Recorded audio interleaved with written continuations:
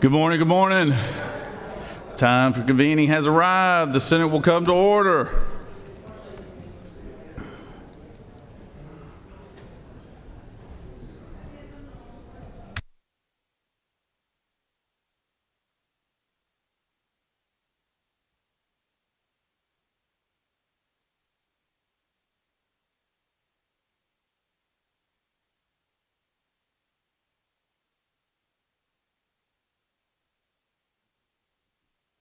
Senator from 6, whenever you're ready.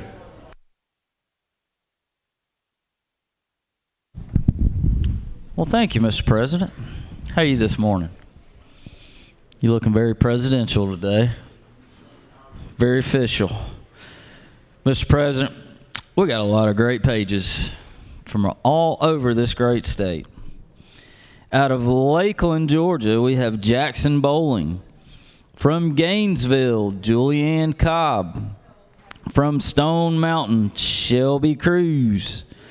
From Canton, Emily Dean. From Smyrna, Mimi Dennis. From Lawrenceville, Morgan Godfrey. From Monticello, we have the Hamlin sisters and Annalie, Christina, and Leanne.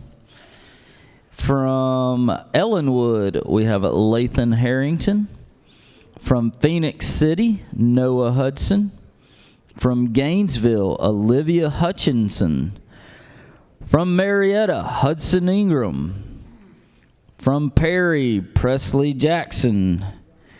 From Ellenwood, Omari Johnson. From Alpharetta, Arjun Madhawk.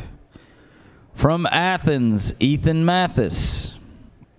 From Marietta, Eva O'Neill. From Athens, Caitlin Page, who is the daughter of your very own Franco. From Perry, we have Philip Rigdon. From Brunswick, Lillian Roberts. From Covington, Kelsey Rouse. From Mount Vernon, we have brother and sister Wyatt and Abigail Vassey. Y'all give these pages a big round of applause. We appreciate you being here to serve the great people of the great state of Georgia. Mr. President, the journal is thick, but it has been read and it has been found to be correct. So I'd like to move that we dispense with the reading of the journal. All right, Senator, thank you, and thank all those good-looking pages that we have here today. Sounds like they're from all over the state, so we appreciate them very much. And thank you, Senator, for introducing them all. Is there objection to dispensing of the reading of the journal? Chair hears none. The reading of the journal is dispensed with. Is there objection to confirmation of the journal?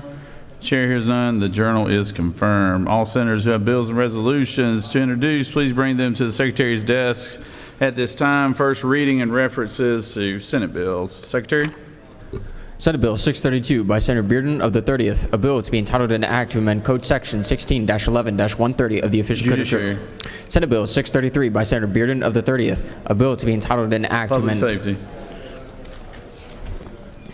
Senate Resolution 1048 by Senator Still of the 48th and others, a resolution creating the Senate Mileage-Based User-Free Fee Study Committee and for other purposes. Rules.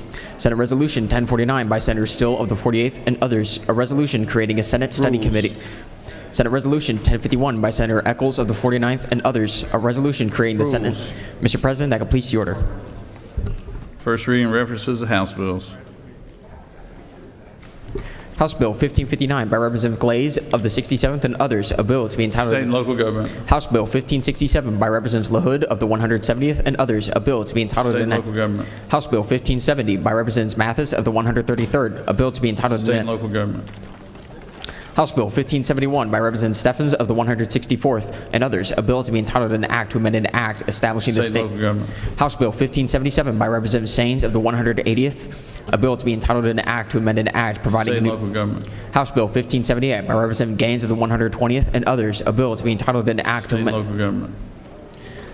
House Bill 1580 by Representatives Hawley of the 116th and others, a bill to be entitled an act to State and amend local government. House Bill 1586 by Representatives Gaines of the 120th, a bill to be entitled an State act. and local government. Mr. President, that completes the order.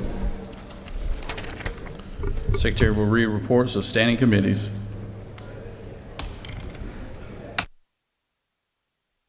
Mr. President, the Senate Committee on Agriculture and Consumer Affairs has had under consideration the following legislation and has instructed me to report the same back to the Senate with the following recommendation. House Bill 563, do pass by substitute. Respectfully submitted, Senator Goodman of the 8th District Chairman.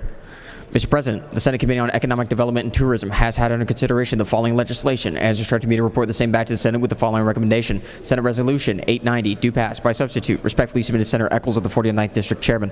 Mr. President, the Senate Committee on Education and Youth has had under consideration the following legislation and has instructed me to report the same back to the Senate with the following recommendation. Senate Resolution 545, do pass by substitute. Senate Resolution 553, do pass by substitute. Senate Resolution 952, do pass. House Bill 1259, do pass by substitute. House Bill 629, do pass by substitute. House Bill 419, do pass by substitute. Respectfully submitted, Senator Hickman of the 4th District Chairman. Mr. President, the Senate Committee on Finance has had under consideration the following legislation and has instructed me to report the same back to the Senate with the following recommendation. House Bill 52, do pass by substitute. House Bill 1116, do pass by substitute. House Bill 1132, do pass. House Bill 1209, do pass. Respectfully submitted, Senator Huffstetler, the 52nd District Chairman. Dear Mr. Secretary, pursuant to Senate Rule 2-1.6, I hereby give notice that I will introduce a minority report to be read along with the majority report of House Bill 1116, which passed out of the Senate Committee on Finance on March 25th, 2026. Sincerely, Senator Orrock of the 36th District. Mr. President, the Senate Committee on Finance has had under consideration the following legislation as instructed me to report the same back to the Senate with the following recommendation. House Bill 186, do pass by substitute. House Bill 248, do pass by substitute. Respectfully submitted, Senator Huffstetler, the 52nd District Chairman. Mr. President, the Senate Committee on Government Oversight has had under consideration the following legislation as instructed me to report the same back to the Senate with the following recommendation. House Bill 792, do pass by substitute. Respectfully submitted, Senator Bearden, the 30th District Chairman. Mr. President, the Senate Committee on Health and Human Services has had under consideration the following legislation as instructed me to report the same back to the Senate with the following recommendation.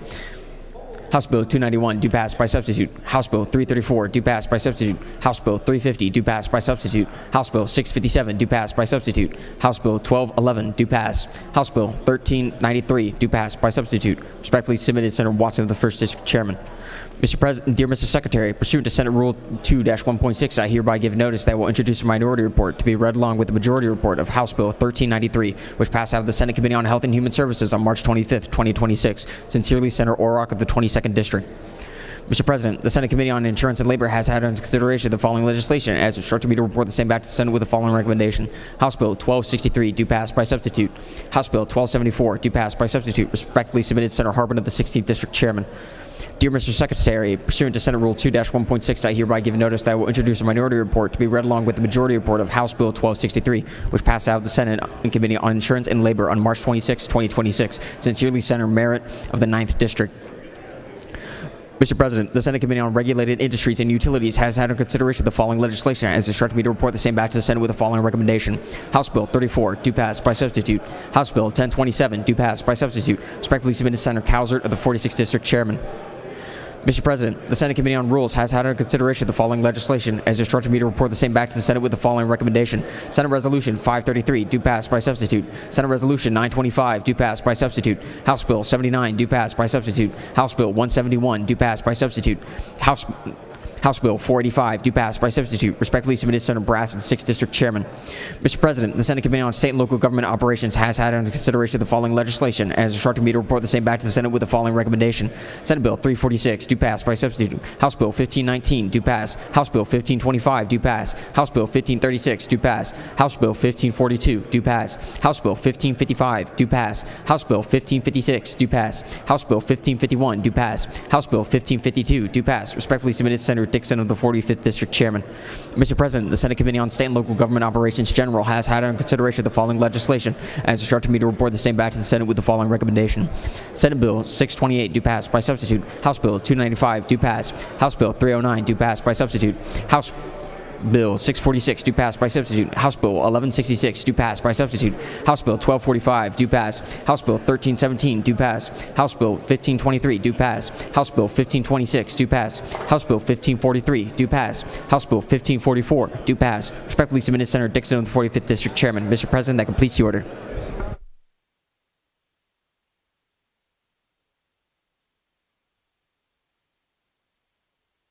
Secretary will read bills and resolutions for the second time. Senate Bill 628 by Senator Burns of the 23rd. Richmond County and City of Augusta, Council Manager form of government, provide. Senate Resolution 533 by Senator James of the 28th. Senate Study Committee on Enhancing Public Safety and Civic Health, create. Senate Resolution 545 by Senator Kemp of the 38th and others. Senate Paid Student Teaching Study Committee, create. Senate Resolution 553 by Senator Halpern of the 39th and others. Senate Study Committee on Funding for Charter School Capital Improvements, create.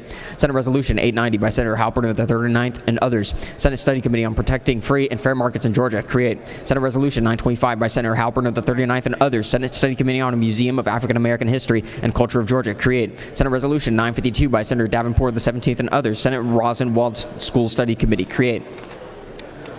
House Bill 248 by Representatives Jasper of the 11th and others, income tax credit for certain expenses incurred by taxpayers for certain geothermal machinery installations at residential dwellings, provide.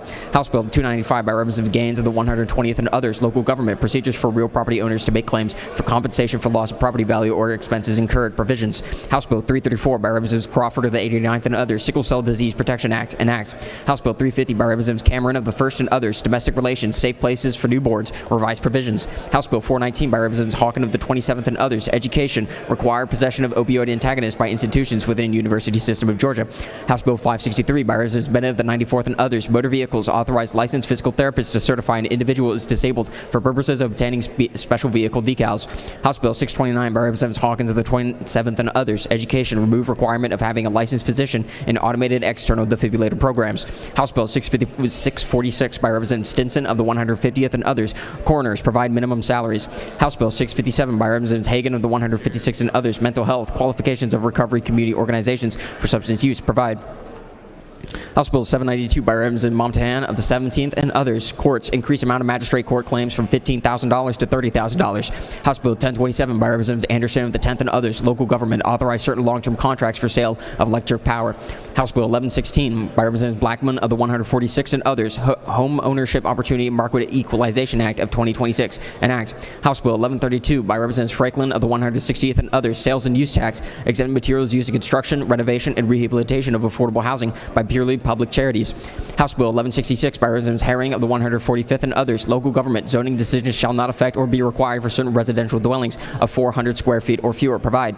House Bill 1209 by Representative Steffens of the 164th and others, sales and use tax, purchases of tangible property and construction materials used for or in the construction and furnishing of certain buildings, provide exemption.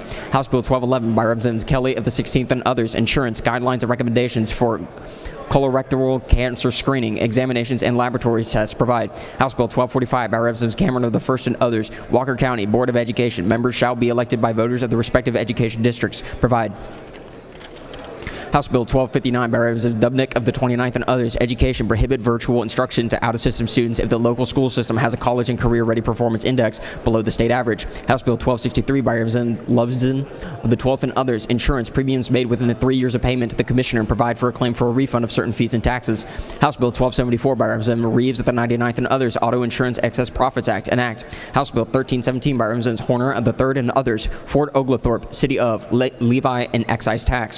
House Bill 1393 by Representative Werkheiser of the 157th and others, hospitals, allow rural hospitals to join together to allow further purchasing power with third-party payers but retain their independence. House Bill 1523 by Representatives Chokas of the 151st and others, Sumter County Public Facilities Authority, create. House Bill 1526 by Representatives Green of the 154th, Early County, repeal a former local constitutional amendment. House Bill 1543 by Representative Lumsden of the 12th, Chattooga County School District ad valorem tax, homestead exemption, increase income cap. House Bill 1544 by Representative Lumsden of the 12th, Chattooga County ad valorem tax, county purposes, provide a homestead exemption. Mr. President, that completes the order.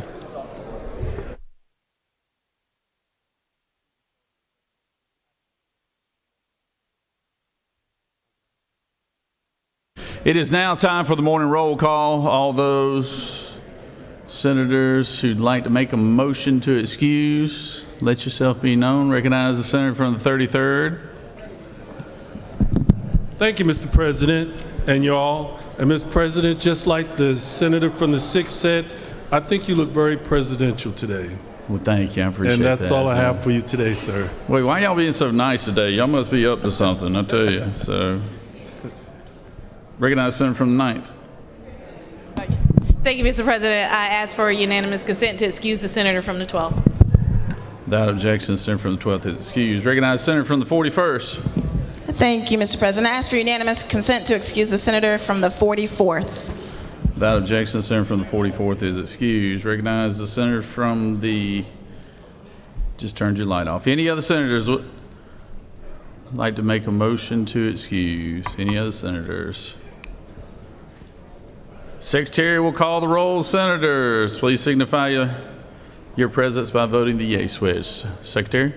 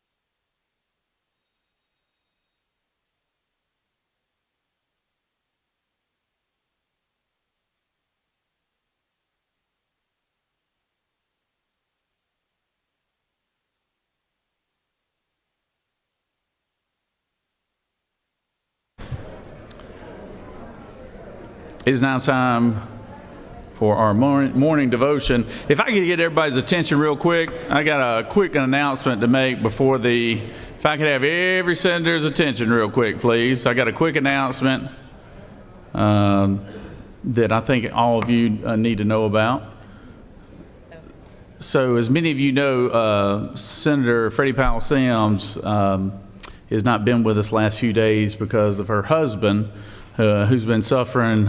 Norman Powell Sims has been suffering with Alzheimer's and dementia for several years, and earlier this week he was put into hospice, and last night he went to be with our Lord and Savior. So if we could all stand and give a moment of silence for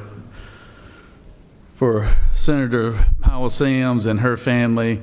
Norman was a good man, a long-time educator and coach. And if you ever went to Albany, Georgia, you would run into many young and old people who had been touched by Norman through his days as an educator. So just join with me in a moment of silence.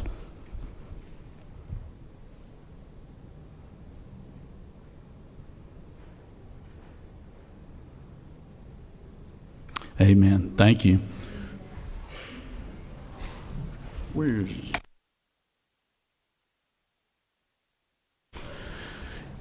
It is now time for a morning devotion. All senators, please take your seats and cease all conversation. I would ask that the doorkeepers secure the chamber at this time. I now recognize the senator from the 41st to introduce our pastor today and lead us in our pledge.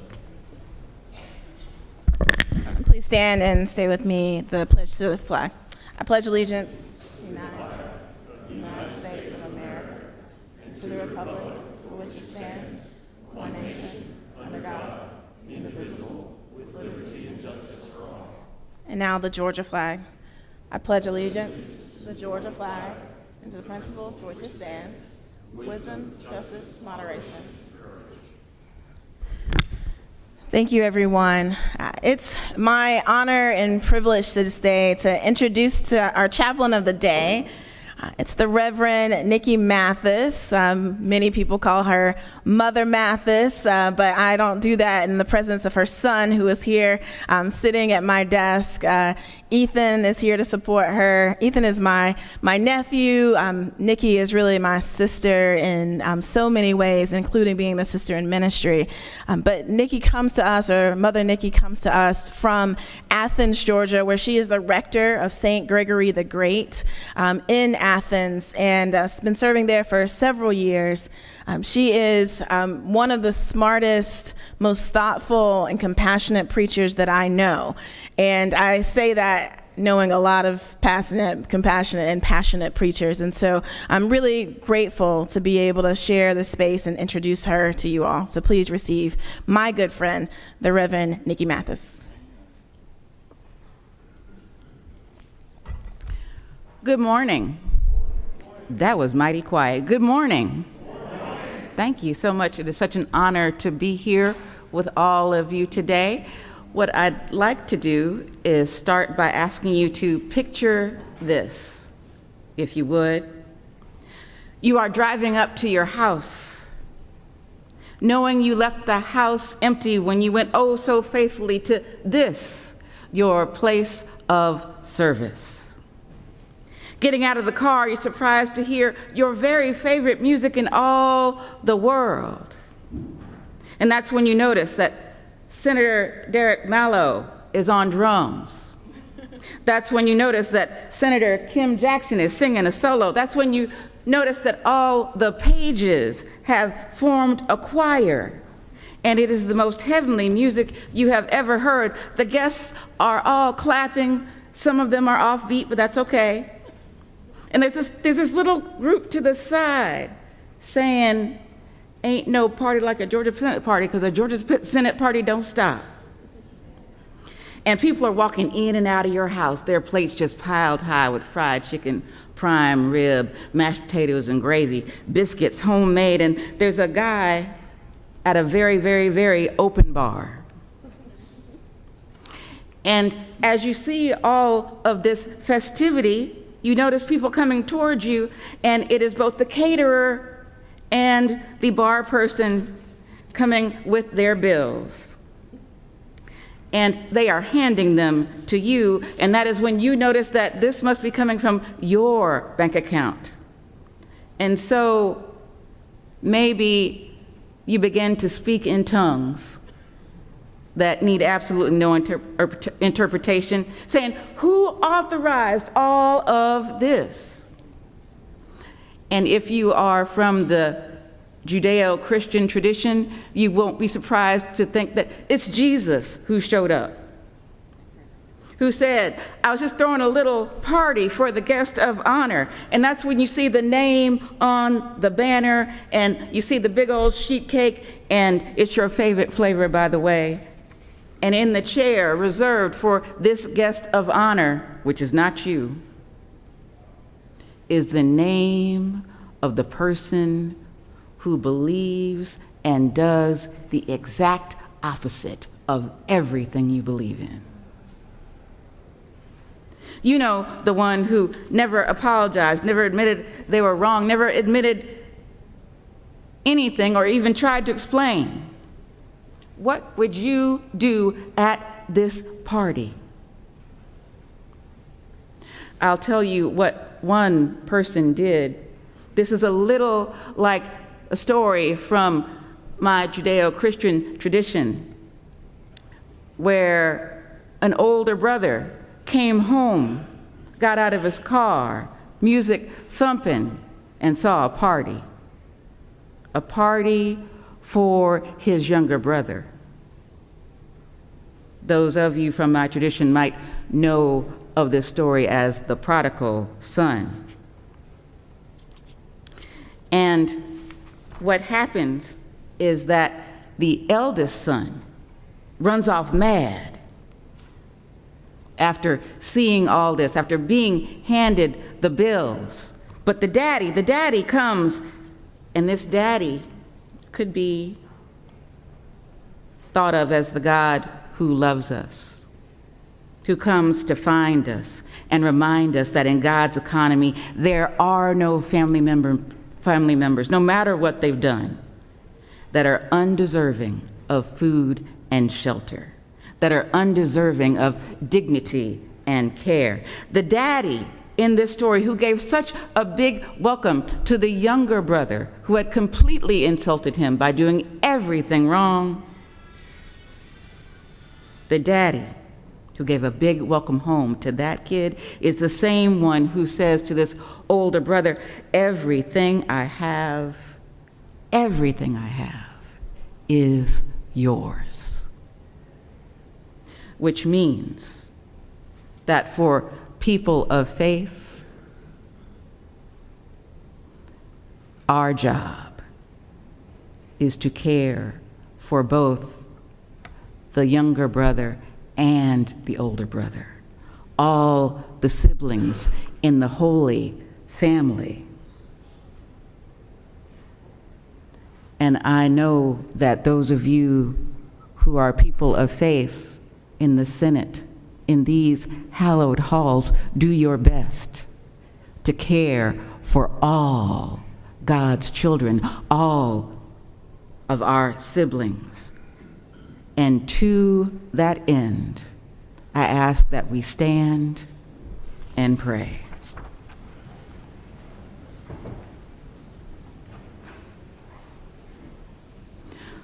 Oh God, bless all of us with this comfort at easy answers, half-truths, and superficial relationships so that we may live deep within our hearts. Oh God, bless us with anger at injustice, oppression, and exploitation of people so that everyone in this room may work for justice and freedom and peace. Oh God, bless us with tears to shed for those who suffer from pain, rejection, starvation, and war so that we may reach out with your hand to comfort them and turn their pain to joy. And may God bless us with just enough foolishness to believe that when we do the right thing, we can make a difference in this world, that we can claim that what others say cannot be done, absolutely and positively can. In your name we pray, amen.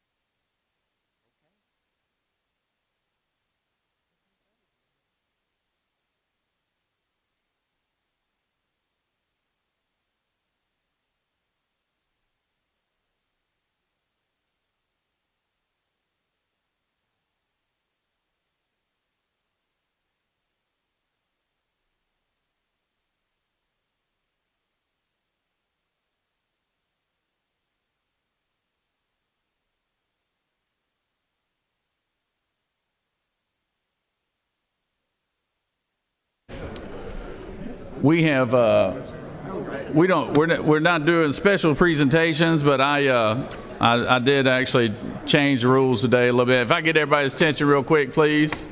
I can have everybody's attention. I wanted to recognize some good law enforcement guys from down in South Georgia, Emmanuel County to be exact. And Secretary, read the caption, please. A proclamation recognizing Middle Judicial Circuit District Attorney's Office and the Emmanuel County Sheriff's Office, whereas Middle Judicial Circuit District Attorney's Office and the Emmanuel County Sheriff's Office collaborated to arrest and federally indict 4 individuals on child sex trafficking charges, and whereas Middle Judicial Circuit District Attorney's Office specifically recognized District Attorney Tripp Fitzner and Chief Investigator Rocky Davis, and whereas the Emmanuel County Sheriff's Office specifically recognized Sheriff Jeffrey Brewer and Investigator Michael Reddish for their roles, and whereas the Middle Judicial Circuit District Attorney's Office and the Emmanuel County Sheriff's Office conducted a week-long investigation into a child sex trafficking operation in November 2025, and whereas District Attorney Tripp Fitzner and Sheriff Jeffrey Brewer combined offices and resources, thereby following the case from Emmanuel County to Savannah and Atlanta, and whereas authorities arrested 4 local individuals connected to the trafficking and exploitation of 5 minor victims, and whereas the Middle Judicial Circuit District Attorney's Office and the Emmanuel County Sheriff's Office were recognized by U.S. Attorney General Pam Bondi for their outstanding work in this case. Now therefore be it resolved by the President of the Senate that the District Attorney Tripp Fitzner and Chief Investigator Rocky Davis of the Middle Judicial Circuit District Attorney's Office and Sheriff Jeffrey Brewer and Investigator Michael Reddish of the Emmanuel County Sheriff's Office receive the highest commendations from Lieutenant Governor and President of the Senate Burt Jones, set forth on this 27th day of March in the year of our Lord 2026 in Atlanta, Georgia. Burt Jones, President of the Senate. Mr. President, that completes the order. Is there objection to the resolution? Hearing none, the resolution is adopted. If I get everybody's attention real quick, I'd like to recognize these heroes behind me. As we well know, unfortunately, in this day and time, we have a real problem in society, and it is under the heading of human trafficking. And it's happening to people both young and old, white and black. It doesn't matter. It doesn't discriminate against who gets put into those terrible situations. And in Emmanuel County, Georgia, small county in South Georgia, our fine Sheriff Brewer and his team here behind me broke up a ring of predators recently that were trafficking 4-year-old children now. 4-year-old children. Just let that sink in for a little bit. It's horrible, horrible situation. But if it can happen in a small town like Emmanuel County, that means it can happen anywhere in this country. So we want to recognize and thank Sheriff Brewer for all his hard work and his team behind me. And let's stand and give them a big round of applause, please.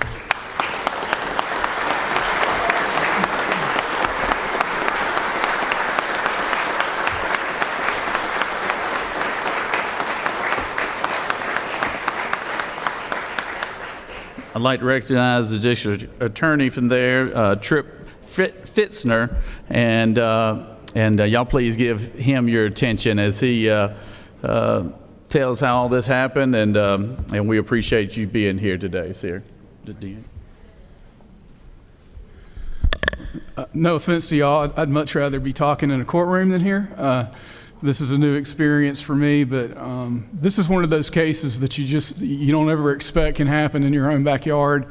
It's certainly nothing that you ever look for, but one of the advantages of living in a small town is that you just know folks. And so we had a case that started as, I hate to say simple, but it just started as an exploitation case. And because we're a small town, we were able to recognize some of the individuals in it. We contacted the sheriff's office and the United States Attorney's Office for the Southern District of Georgia, and it just kind of spider webbed from there. And they have been working in Atlanta, they've been working in Savannah and in Emmanuel County, and it's gotten much larger and it's still ongoing today. But what this case is to me is just an example of what folks can do when they work together and they don't concern themselves about who gets credit. This took a lot of different folks working together, combining resources to keep kids safe, and that is the most fundamental part of our job, is protecting children who are the most vulnerable people in our society. It's why I got into prosecution. We have a great sheriff, and he's here today with his investigator, Michael Reddish, who worked tirelessly. The sheriff's office devoted every resource that they could to working this case. And I'm also very proud to have Rocky Davis, who is my chief investigator here, who also worked tirelessly for this case. And it's just an example of what folks can do by working together and not concerning themselves about who can get credit. But I appreciate the opportunity to speak to y'all today. Thank you very much. All right, good job.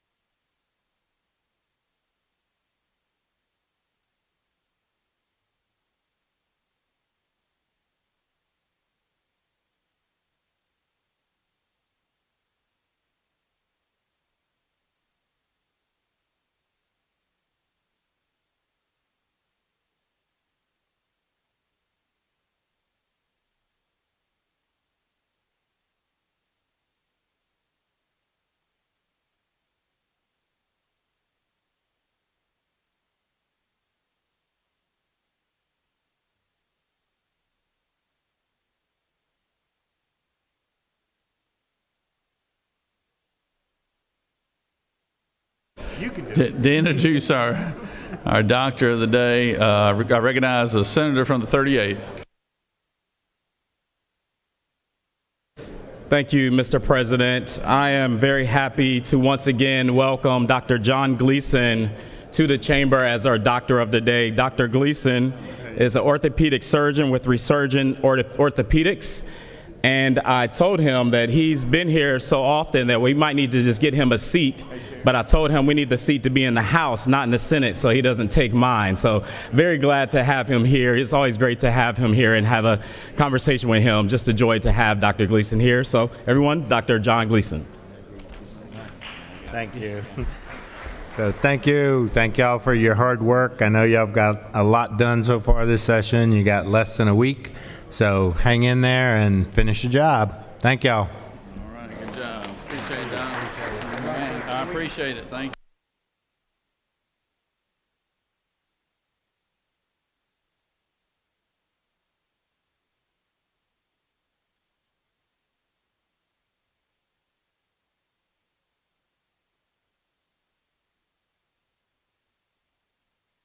you. Are there any unanimous consents?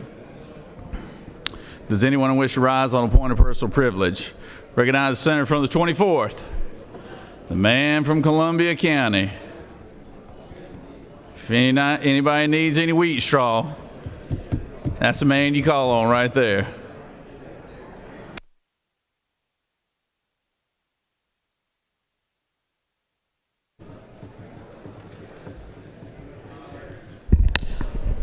Thank you, Mr. President. Colleagues, I want to tell you about an event that happened yesterday. Yesterday, about 3 or 4 months ago, the senator from the 49th and the former senator from the 49th,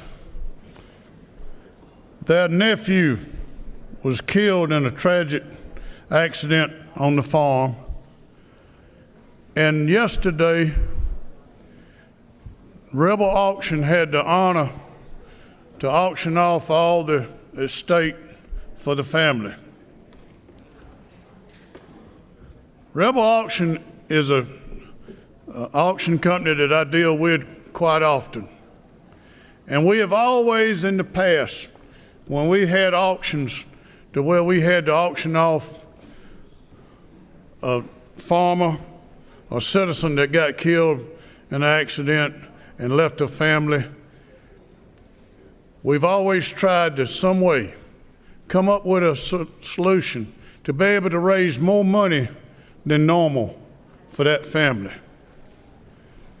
The senator from the 49th nephew was a young man, and he had a young family. He had a family of just 2 small children. Ladies and gentlemen, they was fixing to build a house. I'm here to tell you, yesterday in the middle of the auction, on a beautiful farm in Clarksville, Georgia, in the mountains, in the hills, in the middle of the auction, they have a cabin right there on the farm and a stream behind the cabin. And people can come there and spend the night, and then they can go trout fishing in the morning. Well, as always with Rebel Auction, we always dream up some kind of way to raise money for that family. Ladies and gentlemen, yesterday, we've auctioned off a one-night stay in that cabin and be able to trout fish the next morning with a guide. All you had to do is just come go fishing. I'm going to show you how real farmers and how leaders really come together when it's a true need. The first bidder bid it up to $7,500. He was the high bid. He says, after they bid, he said, guys, I don't even fish. He said, bid it again. Another businessman in the area that had dealt with the family over the years, they bidded $6,500. They said they won't let me go fishing, so bid it again. Rebel Auction actually bid it and got the high bid. They said bid it again. Ladies and gentlemen, this happened for about 15 minutes, back and forth. And I'm here to tell you of a person in this chamber that stepped up to the plate yesterday and showed his true leadership. A man that knows how to lead the great state of Georgia. And I was blessed to be able to bid for him. And I'm here to tell you, our one and only great Lieutenant Governor bidded, and he was a high bid. He gave back to that family. It was a great cause, a much needed cause. And he shows his leadership that he didn't really have to do it, but he did it. And I want all of us to give him a clap ovation, standing ovation for our great Burt Jones, our Lieutenant Governor.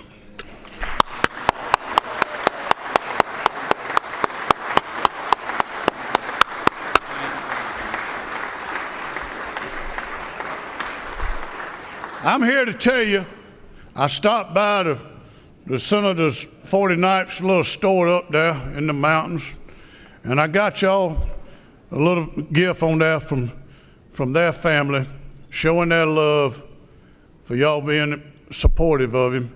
And at that time, yesterday, within 10 to 15 minutes, we was able to raise that family $63,000 for her to be able to build a home that they was going to build. And thank you. And Lieutenant Governor, I just want you to have a little gift from that family. Thank you, man. I appreciate that. Thank you, Senator. Thank you. I yield the will. Thank you, Senator. Thank you. Appreciate that. Yeah, thank you, Senator. I appreciate that. But our hearts go out to that family. That's Senator from the 49th and his wife. That was their nephew, young man, 30 years old, out working on a logging crew, and just a freak accident. Got hit directly in the head by a log, and just tragically killed him instantly. So our thoughts and prayers go out to that family. They he's got two little ones, both under the age of 5 years old, I believe, and that so that was the least we could do, and I appreciate you saying that. But that family is going to have a tough road ahead. So just keep them in your thoughts and prayers, please. So, and Senator from 49th, please know anything you need from us, we'll be there for you and your family. So. Thank you. Recognize Senator from the 10th.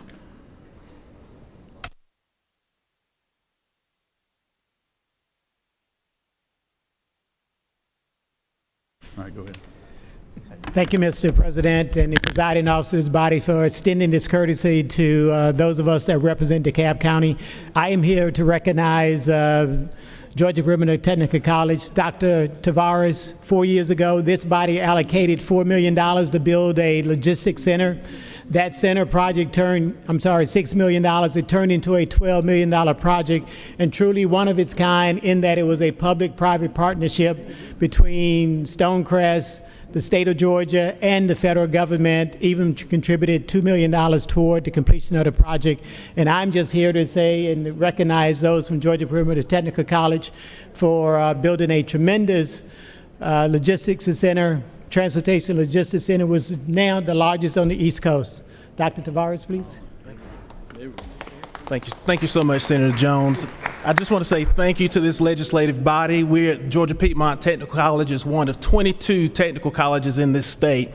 In this body, you have done a great job of supporting the work that we do. We're all about getting people jobs, and we proudly serve DeKalb, Rockdale, and Newton counties.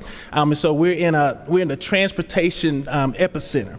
And so this transportation center will serve over 800 people every single semester.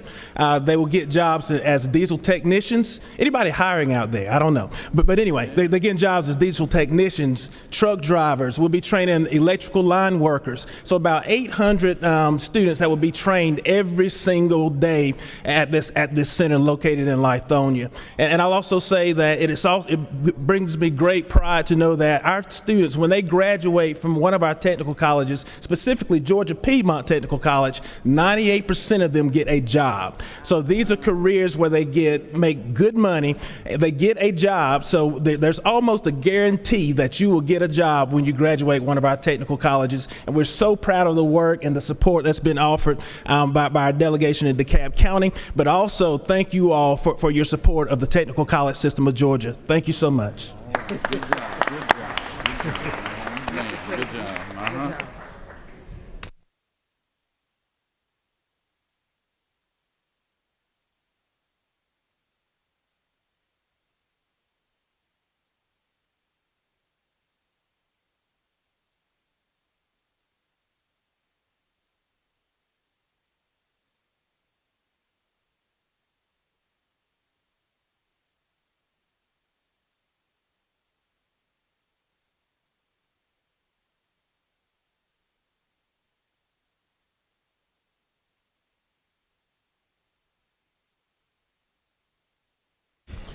Recognize Senator from the 46th.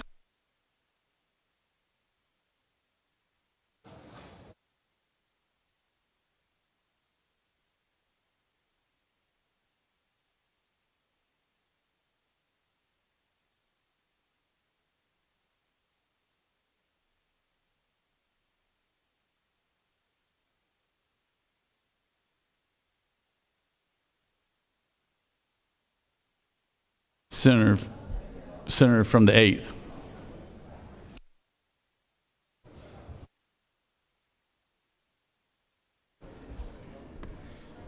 Well, thank you, Mr. President. We have a special birthday today from someone who's a dear friend to all of us. She has represented the grocery industry all of her life. Of course, she always helps us in making sure things are straight in the ante room. She is a great American, and she has been married to Al for all of her life, and Al's a great American as well. She's a great friend of all of us. If y'all will, put your hands together for Miss Kathy Cassava, if y'all don't mind. Miss Kathy, we love you. Happy birthday. Mr. President, I yield the will.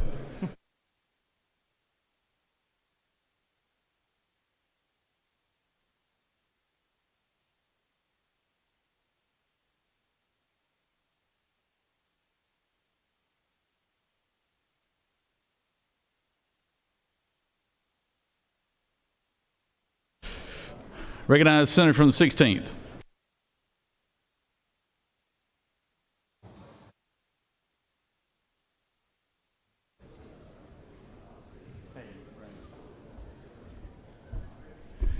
Thank you, Mr. President. I want to recognize a wing of the Civil Air Patrol, if y'all will, up in the balcony there. They are a division of the U.S. Air Force, and they do search and rescue and serve our state when there are disasters and search and rescue missions. And welcome them this morning, if you will, with a round of applause. Thank you, Mr. President.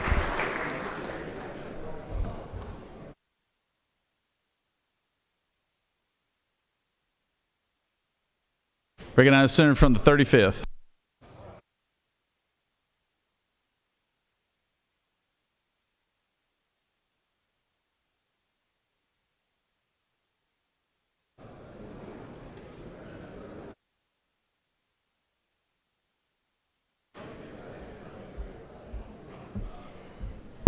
All right, thank you, Mr. President. Just really briefly wanted to share some thoughts that oftentimes two things can both be true. Again, just want to express that oftentimes two things can both be true. Yes, we live in a great country that I love dearly, experiencing some of the best of the Lord's blessings and generosity. Also true is we too often play the role of an ancient Egypt and an ancient Babylon. And I know we like to think of ourselves as the hero, but if we do some self-reflection, too often we are the Babylon caricature. Displaying some of the worst of pride, greed, and arrogance. May we choose to self-reflect and refrain from mocking God in both little and big ways. And we can start right here with this chamber. Thank you, Mr. President. Recognize the senator from the 28th.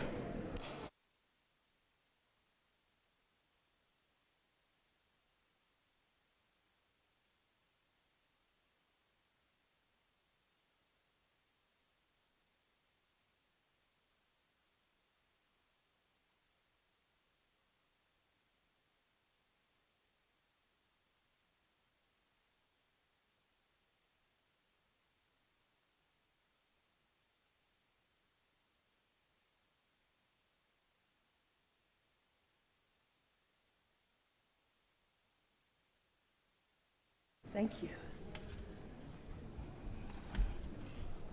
Thank you. Good morning, colleagues. It's countdown time, as you all know. And today we have the honor and privilege of welcoming a person from across the waters, the Honorable Mr. Jermaine Sawa-Olu to the Georgia State Capitol. I'm truly delighted to be one of the folks that host you during your executive visit to Atlanta. Georgia stands as a global hub for commercial, cultural, and innovative areas and industries. And we do deeply value the important work of the Lagos State Office of Diaspora Affairs in strengthening connections between Nigeria and the communities from around the world. Your leadership is very honored here today in the diaspora relations, and it's very impactful and inspiring and strongly resonates with our shared vision here in Georgia. So during your visit, we look forward to meaningful discussions on strengthening the relationships for trade, especially bilateral trade between us and Nigeria, and investments between Lagos State and Georgia, exploring opportunities in technology and urban development, and expanding cultural exchange programs that celebrate the deep-rooted ties between our regions. Again, we are excited about the possibilities ahead and honored to welcome you. And will you please stand and get a warm, oh, you're here. I'm looking up here for you, sorry. Yes. So I see Miss Portia Gordon has done it again. She brings all the diplomats here. Thank you so much. And I didn't mean to mess your name up. The Honorable Jermaine Sanwo-Olu. As many times as I've been to Africa, and especially Nigeria, I should know how to pronounce your name, because I've been about 29 times in the past. And my DNA just told me that I am 70% Nigerian, right? So this is my sisters and brothers, Lieutenant Governor, and I bring them here today. We honor you and we thank you for coming, and I look forward to sharing with you, because I know y'all open for business and Georgia's open for business. So when we talk, good things happen. Thank you very much for welcoming. Will y'all welcome my guests? Thank you. I yield the will. I think.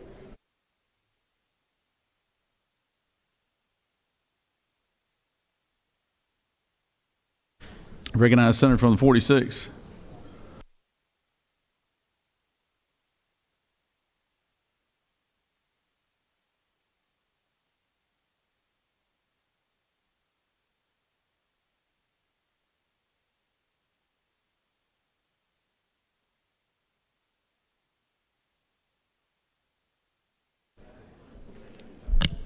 Thank you, Mr. President. I'm happy today to honor the Natural Gas Association of Georgia.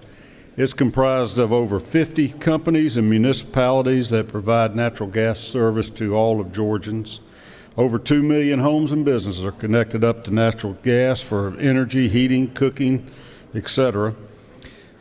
The organization has an Everyday Energy Heroes campaign to spotlight members of the organization that have been a particular benefit or help to the public.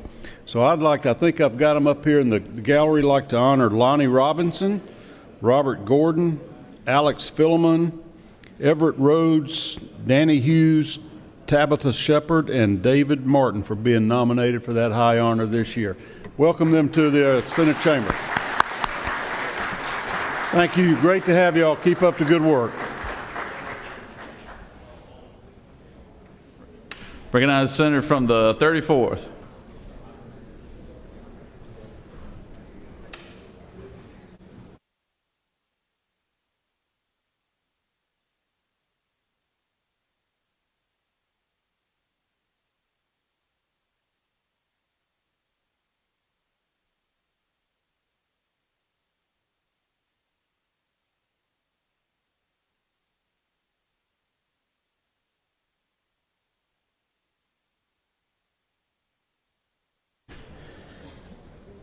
Recognize Senator from the 17th.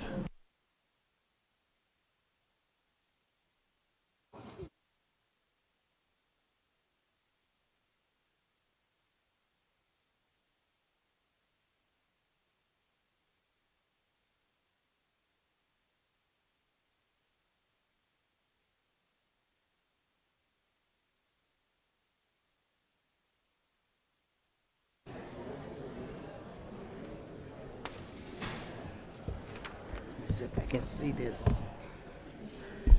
Thank you very much, Mr. President. Senators, I just rise today to recognize the life and legacy of two Georgians. One, Mrs. Clarabelle Dixon Craig, who was aged 90 years old, one of the oldest members of the Dixon clan of Jonesboro, and a family member. And she lived in Riverdale, retired after 30-plus years at the United States Postal Service, and was mother of Zion Hill Baptist Church in Atlanta. Her funeral was this week. The other one is Deacon Willie Finch of the New Pleasant Grove Baptist Church in Forest Park, Georgia. He will be funeralized on tomorrow. He was married to Mrs. Annabelle Pittman Finch, and they had 7 wonderful children in Forest Park, where he lived since 1958, one of still the longest living residents of that area. Let me just say a couple of things about him. He was one of the first of 2 African American women to own a Gulf oil gas station in the state of Georgia, played an integral role in his 11-year-old son, Rodney, becoming the first black athlete to integrate Forest Park athletics in football and baseball, and was the first black man to coach Little League baseball in Forest Park. Mr. Finch opened doors for his community, not only changed the life of countless children in the state of Georgia, but also allowed his son Rodney to be drafted by the Atlanta Braves. He never ran for public office, but he was known as one of the best politicians in Clayton County and offered his support and friendship to many key political figures in the county. We will miss Deacon Finch. He was a community activist and leader in the Clayton County area. So today, I ask that we will please stand and offer a moment of silence for Mrs. Clarabelle Dixon Craig and Deacon Willie Finch. Please allow the senator to have a moment of silence here. We can get everybody quiet down, please.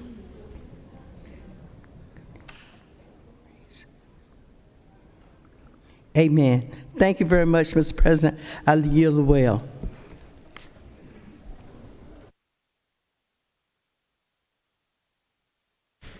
Recognize senator from the 10th.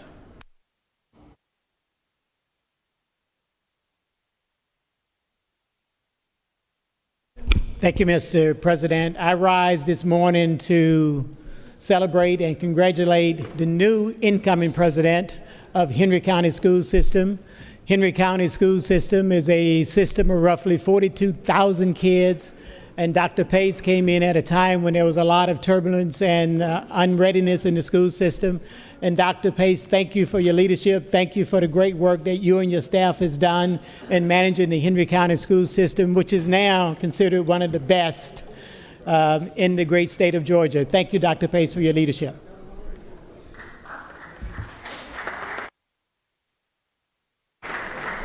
Recognize the senator from the 54.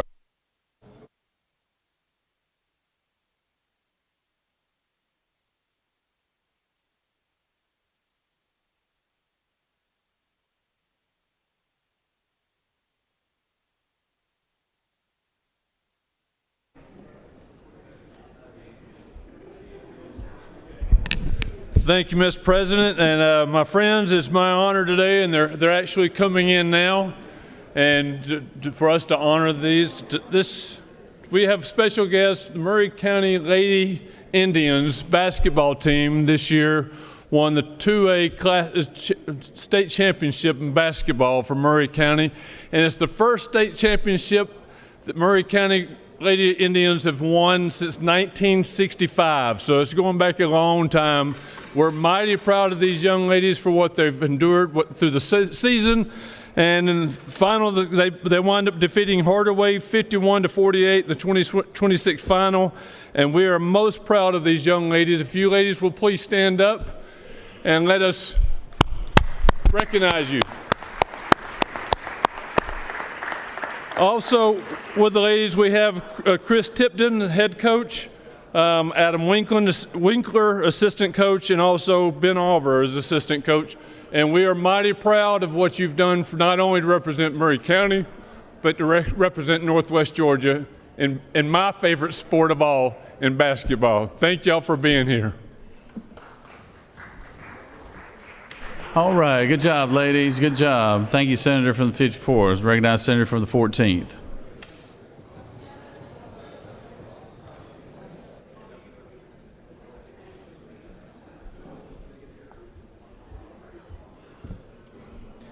Thank you, Mr. President. Today I rise to recognize the families and supporters of Amber Nicole Thurman, Candy Miller, and Adriana Smith, who were joined by reproductive justice advocates for a day of witness and accountability for their preventable deaths, as well as the many others whose names remain unknown. They are gathering and grieving for the material impacts of anti-abortion extremism and the policies they uphold by drawing on the tradition of bearing witness, offering testimony, and taking collective action in the face of injustice. The families and advocates are here today to honor the lives lost, near misses, and criminalization that continue to have devastating impacts on both pregnant Georgians and those who care for them. We know from the findings of recently published research that even when Georgians face medical emergencies, pregnancy loss, or pregnancy as a result of assault, care is being dangerously delayed, denied, and distorted from what providers know is medical best practice. Today, we urge you to hear from the families of Amber Nicole Thurman, Candy Miller, and Adriana Smith, who have directly experienced this harm created by Georgia's abortion ban. Thank you, Mr. President. I yield the will.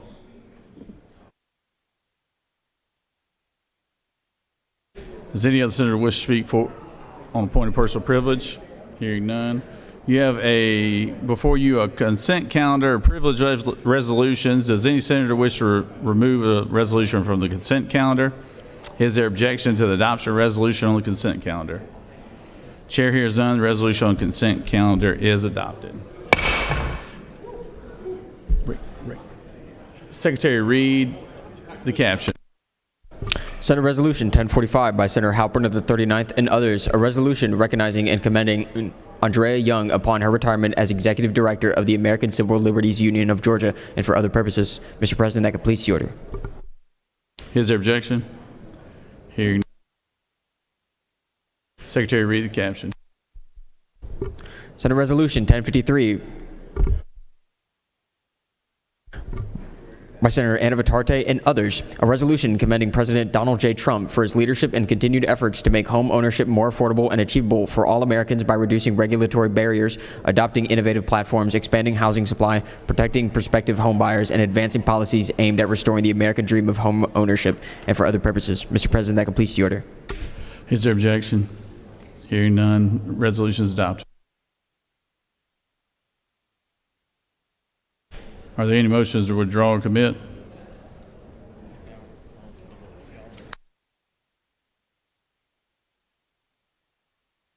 You have before you a consent calendar of local bills. Mr. Secretary, have there any objections been filed?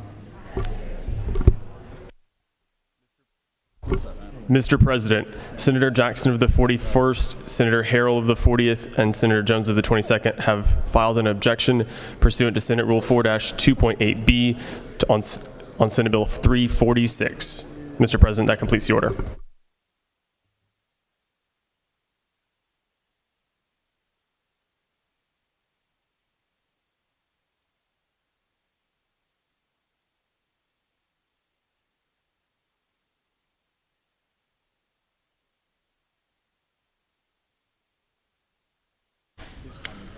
All right, so we'll remove SB 346 from the local consent calendar and we'll take it up by itself. Is there objection to agreeing to the Board Committee on State and Local Governmental Operations, which is favorable to the passage of the bill on the local consent calendar? Chair hears none. The Board Committee is agreed to. Questions on the passage of the bill on the local consent calendar? All those in favor will vote yea. Opposed, nay. Secretary, unlock the machine.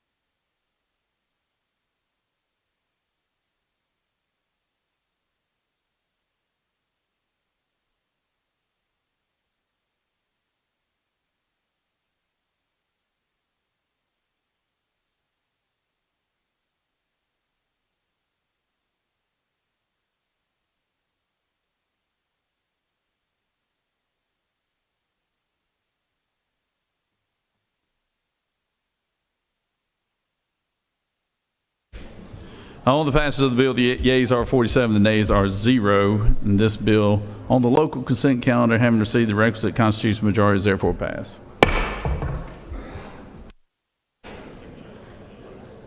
Secretary read Senate Bill 346.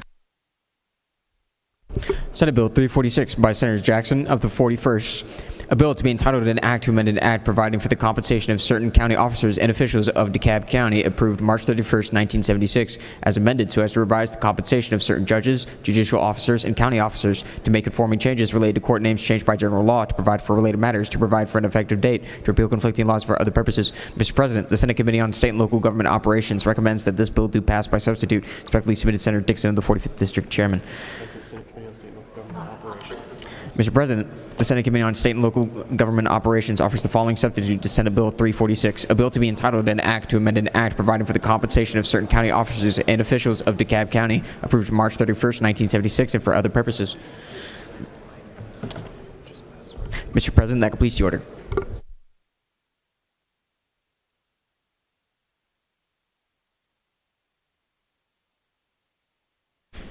Senator from the 41st.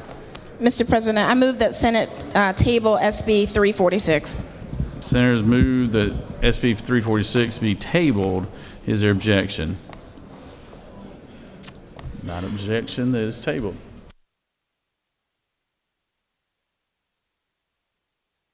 Recognize the Majority Leader. Mr. President, it's unanimous consent that the following bills be engrossed: HB 229, HB 583, HB 960, and House Bill 1070. Read the caption. House Bill 229 by Representatives Neal of the 79th and others, a bill to be entitled an act to amend Code Section 48-8-3 of the Official Code of Georgia annotated relating to exemptions from sales and use taxes, so as to exempt from local taxes the sale or use of materials used in construction of capital outlay projects for educational purposes that were approved and funded through constitutionally authorized education special purpose local options sales tax for other purposes. Mr. President, House Bill 583 by Representatives Glade of the 67th and others, a bill to be entitled an act to amend Code Section 48-2-85 of the Official Code of Georgia annotated relating to license plates for certain veterans so as to increase the number of free license plates issued to certain veterans, to provide for related matters, to repeal conflicting laws for other purposes. House Bill 960 by Representatives Clark of the 108th and others, a bill to be entitled an act to amend Code Section 15-6-2 of the OCGA relating to the number of judges of Superior Court so as to provide for a 12th judge at the Superior Courts of the Gwinnett Judicial Court, to provide for related matters, to provide for ineffective dates, to repeal conflicting laws for other purposes. House Bill 1070 by Representatives Hagan of the 156th and others, a bill to be entitled an act to amend Article 2 of Chapter 7 of Title 48 of the Official Code of Georgia annotated relating to income tax, imposition, rate, computation, exemptions, and credits so as to increase and extend an income tax for expenditures on the maintenance of railroad track owned or leased by Class 3 railroads, to provide for related matters, to repeal conflicting laws for other purposes. Mr. President, that completes the order.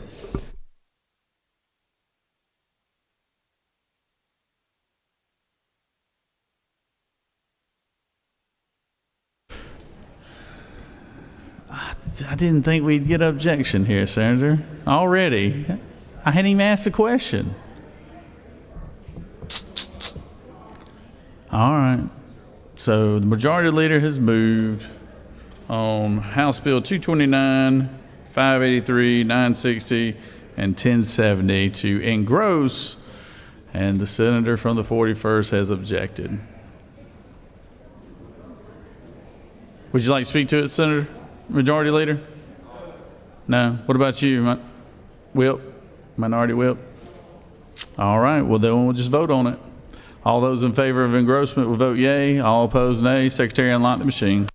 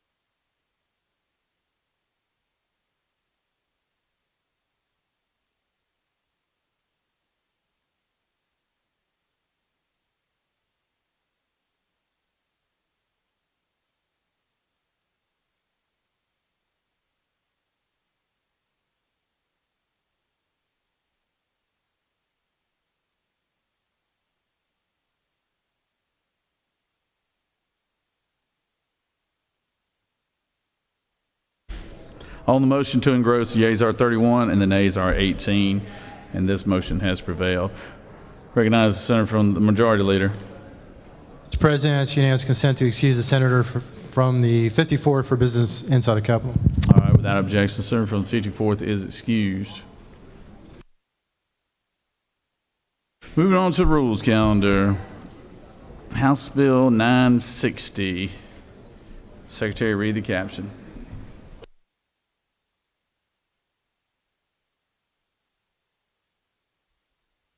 House Bill 960 by Representatives Clark of the 108th and others, a bill to be entitled an act to amend Code Section 15-6-2 of the OCGA relating to the number of judges of Superior Courts so as to provide for a 12th judge of the Superior Courts of the Gwinnett Judicial Circuit, to provide for related matters, to provide for effective dates, to repeal conflicting laws for other purposes. Mr. President, the Committee of the Senate on Ethics recommends that this bill do pass by substitute. Respectfully submitted, Senator Watson, the 11th District Chairman.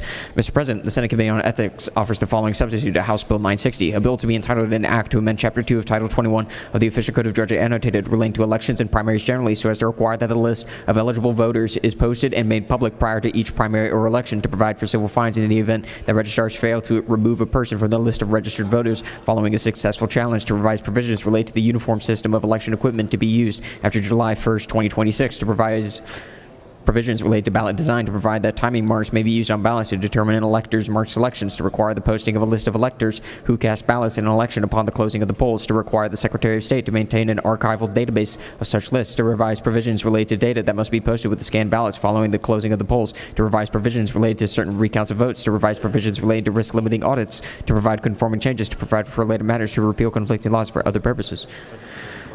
Mr. President, minority report has been attached. Mr. President, that completes the order. Recognize the senator from the 27th.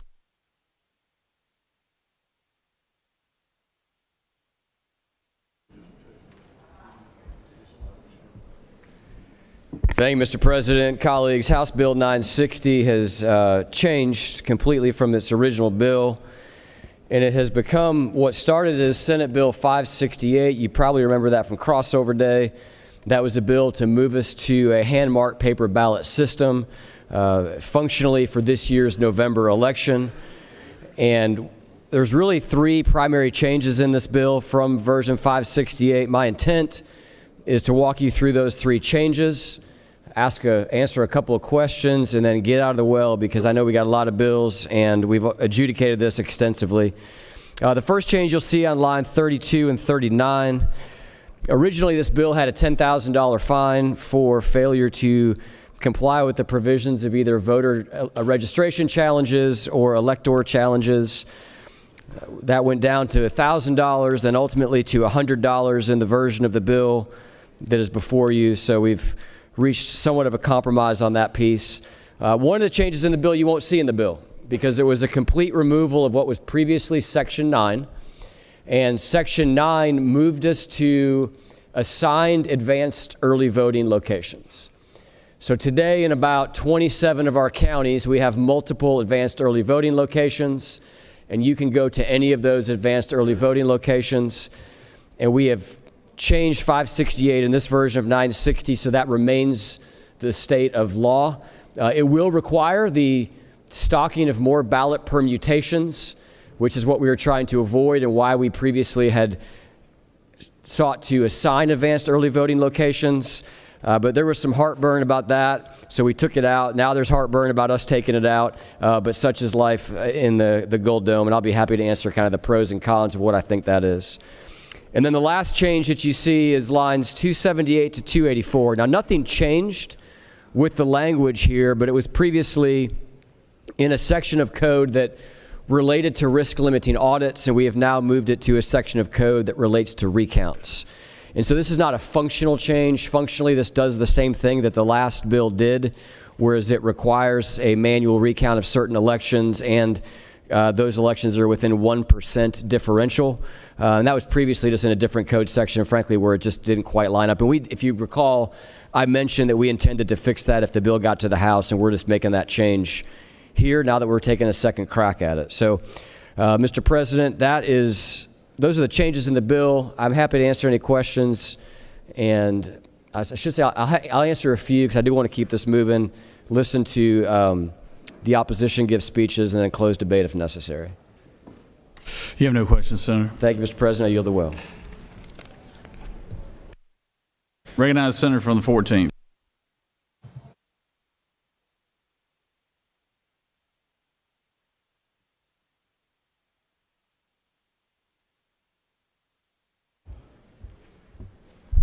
Thank you, Mr. President. I'll spare you the poster board today because we know what it says and you already know what the poster board is all about. That this is yet another bill to try to tickle Donald Trump's very fragile ego and remind him that he's the greatest, the best, whatever. So you guys know that. We have moved into a troubling posture, talking about building politics, of this being the strong arm moment to get done what couldn't get done on crossover day. We had a lot of folks out of the building on crossover day at that late hour. A lot of E's on the board. People had elsewhere to be.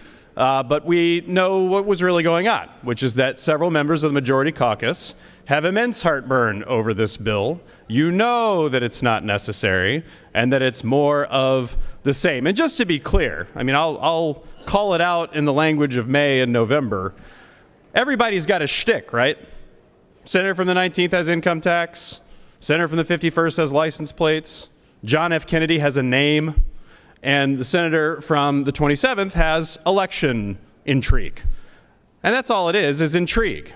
Made up, concocted, smoke and mirrors to cater to primary voters. I mean, it's really quite simple. And let's be very clear about the lies upon which this bill is based. All of the arguments we heard in the previous debate about supposed infirmities in the ballot marking devices.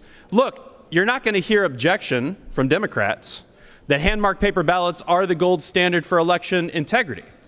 But what's also the gold standard for election integrity is predictable administration that is not on a rushed timeline.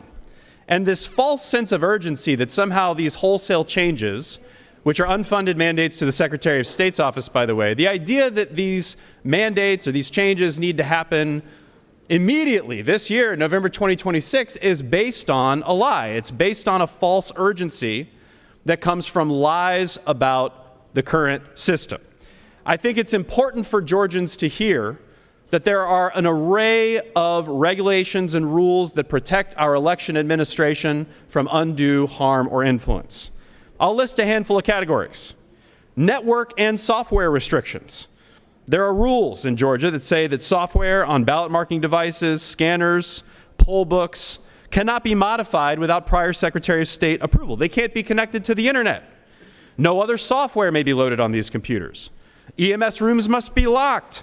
They have to remain password locked when they're not in use. B, physical security, surveillance, seals, and transport controls. There are rules about secured storage and electronic surveillance and protections at storage sites, numbered seals on ballot markers and scanners, secure transport, protection from unauthorized access.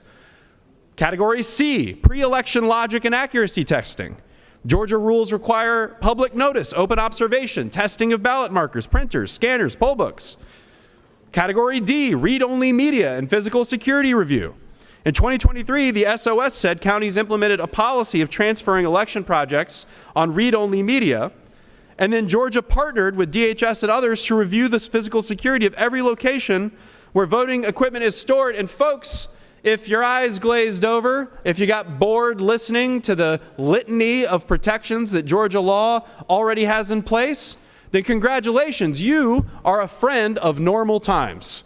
You are a friend of policy that does not pop off the page, break the news cycle, win Republican primary elections. Most people want government to be boring and to just run as it's intended to run. Most voters don't want to have to think about pre-election logic and accuracy testing because we want to trust that good people in government and that experts are running our elections in a fair way. Well, the senator from the 27th is making his political bed by trying to undermine your trust in elections, by trying to disrupt the assumption of regularity that most voters assign to our election administration. And by voting yes on this bill, every member of the majority today is going to co-sign that effort to undermine the public's trust in the integrity of our election systems. And I need not remind you of the irony that comes with graciously accepting your own win come November and saying, yes, the results were correct when they elected me, but casting doubt on the election of every other person that you want to cast doubt on because it's good for your base politics. Folks, I hate to give credence to the Center from the 27th's prediction of we'll listen to opposition speeches today, but this is the cost. This is the cost of bad policy. This is the cost of campaign talking points, is that you invite principled objection in the hallowed halls of the Georgia General Assembly. You invite a cacophony of voices to, with principle and with passion, object to bad policy making made for purely political purposes. That is the price you pay. So I know I hear the groans about how many speeches you're going to give, and folks go to the ante room and they get a milk or they get lunch and they wait for the opposition speeches to be over. But the price you pay for bad policy is to sit through a recitation of the truth. Mr. President, I will yield for questions. You have no questions, Senator. Thank you, Mr. President. Recognize Senator from the second.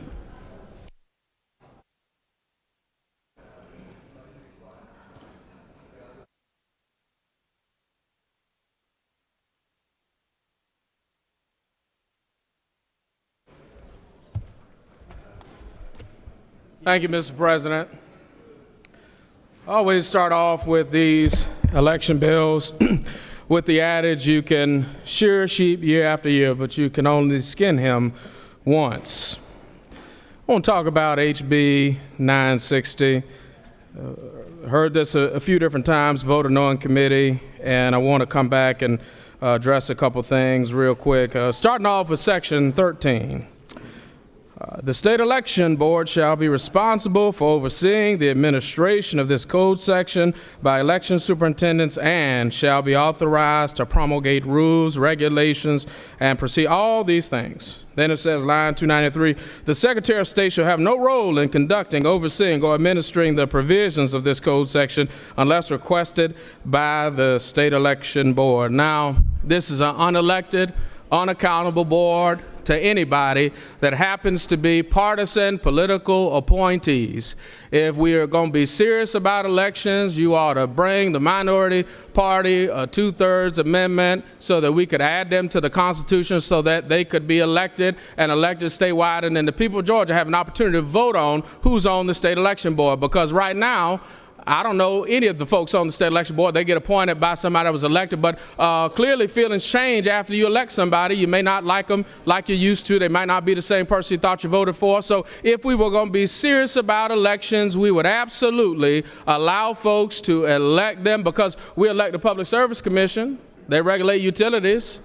And guess what? What did we have an election? And guess what? Two folks lost, and two new folks on the Public Service Commission because folks said the light bills was too high, and they voted to have a little change. And guess what? If we deal with elections, we ought to be electing these folks so they have some accountability to the people for what they do, because they have too much power to be unaccountable and to be unelected. Now, moving back, Mr. President, we go back through Section 12 here, talking about a recount and the provisions for a recount. And we're going to be performing recounts and risk limiting audits on the same election. But I do have a problem with the recount provision because it does not talk about how you balance the hand recount. Humans are known to make mistakes, and we're known to be fallible. We're known to have errors. If that were not so, we would not have a Bureau of Prisons. We would not have a corrections department, because people do make mistakes. So you want us to have a hand recount, and if the hand recount stands, then the machines didn't count right? Well, I have plenty of understanding. If you remember, you used to bubble on the test, and your teacher spent all day trying to grade that test. If you bubbled A, B, C, or D. But I remember when they came out with Scantrons, and you had to have a number 2 pencil. And if you took the test with a pen, guess what? The Scantron machine kick it back out. But I promise you, the Scantron graded more tests for me than that teacher could ever grade. But guess what? That was final. The results were final, because it would read the bubbles that you bubbled. And if you were left-handed like me, sloppy on the paper, it would reject it, and you'd have to come back and fix your error on whatever that particular bubble was. The teacher bring it back to you. You have to re-erase all of those issues. But guess what? We don't talk about how to balance this hand recount. We just say the hand recount, if there's a difference in the votes cast, well, how do we know who's going to be doing the recount? Who's going to get selected to do this labor-intensive recount? And if you just call the names out all day long, well, I was in a recount. I told the senator from the 27th, I was in a recount in 2020 when I first ran for State House, and we got the numbers wrong quite a few times. And the only thing that kept the election the way the voters intended, where we were balancing back to the tabulations of what the machines had, and when there was a difference, my election superintendent would say, well, let's go back and look at it one more time, because this is what the machine counted, this is what the tabulator said it was. I think there's a disagreement here. And we would go back and recount, but then let me tell you what happened. We certified my election. It was down to 20 votes in the House, but then we certified it at 19 because somebody had lost a sheet of paper. There was one vote missing. He said, well, we can go back and recount everything again, or do you want us to certify at 19? I said, no, we've been here long enough. It's cost me a lot of money. Let's certify at 19. Both me and my opponent, we had people in there hand counting the ballots, and it was all day. And you would hear the names back and forth, and people made mistakes. So I've got an issue with that, Mr. President.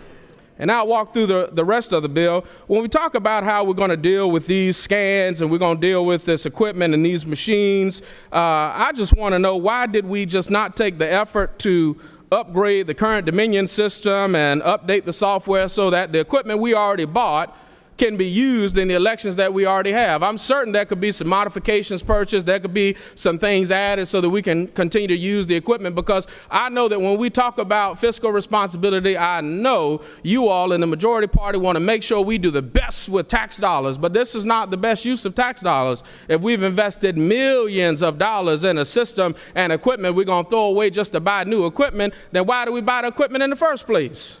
Somebody had to be sleeping at the wheel to do that. So why not use the current scanners we have and update the equipment and update the software so that we can use what we already have? Mr. President, as I move to the front of the bill, draw attention to Section 2.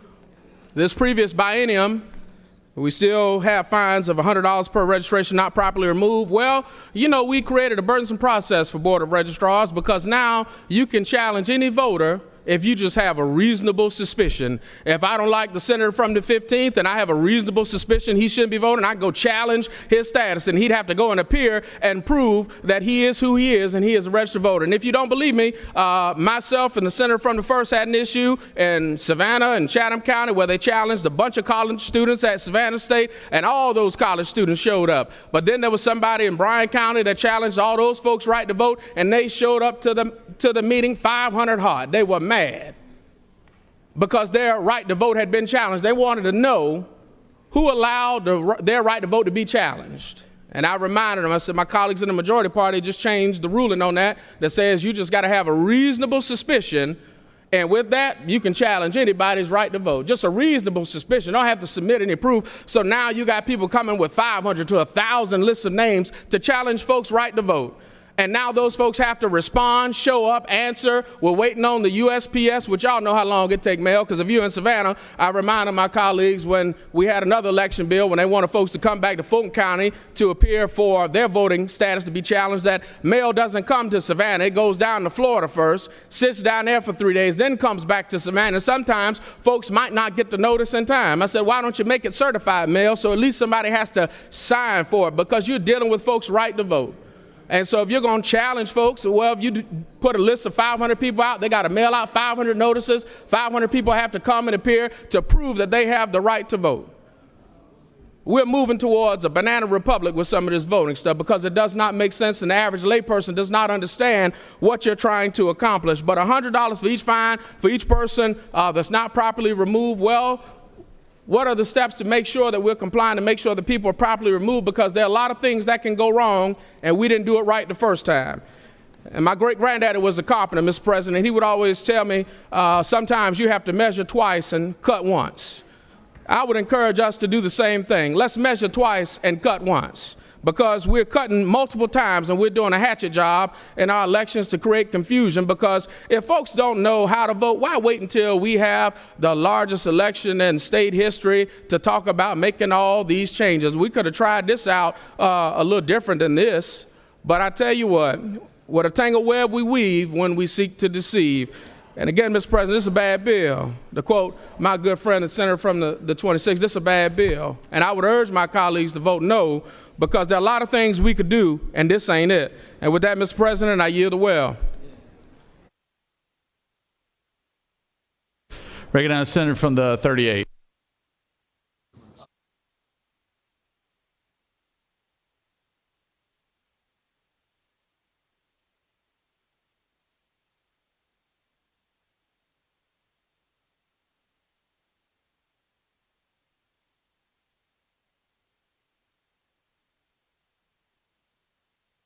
Colleagues, I rise today in strong opposition to House Bill 960 because at its core, this bill is not about improving elections.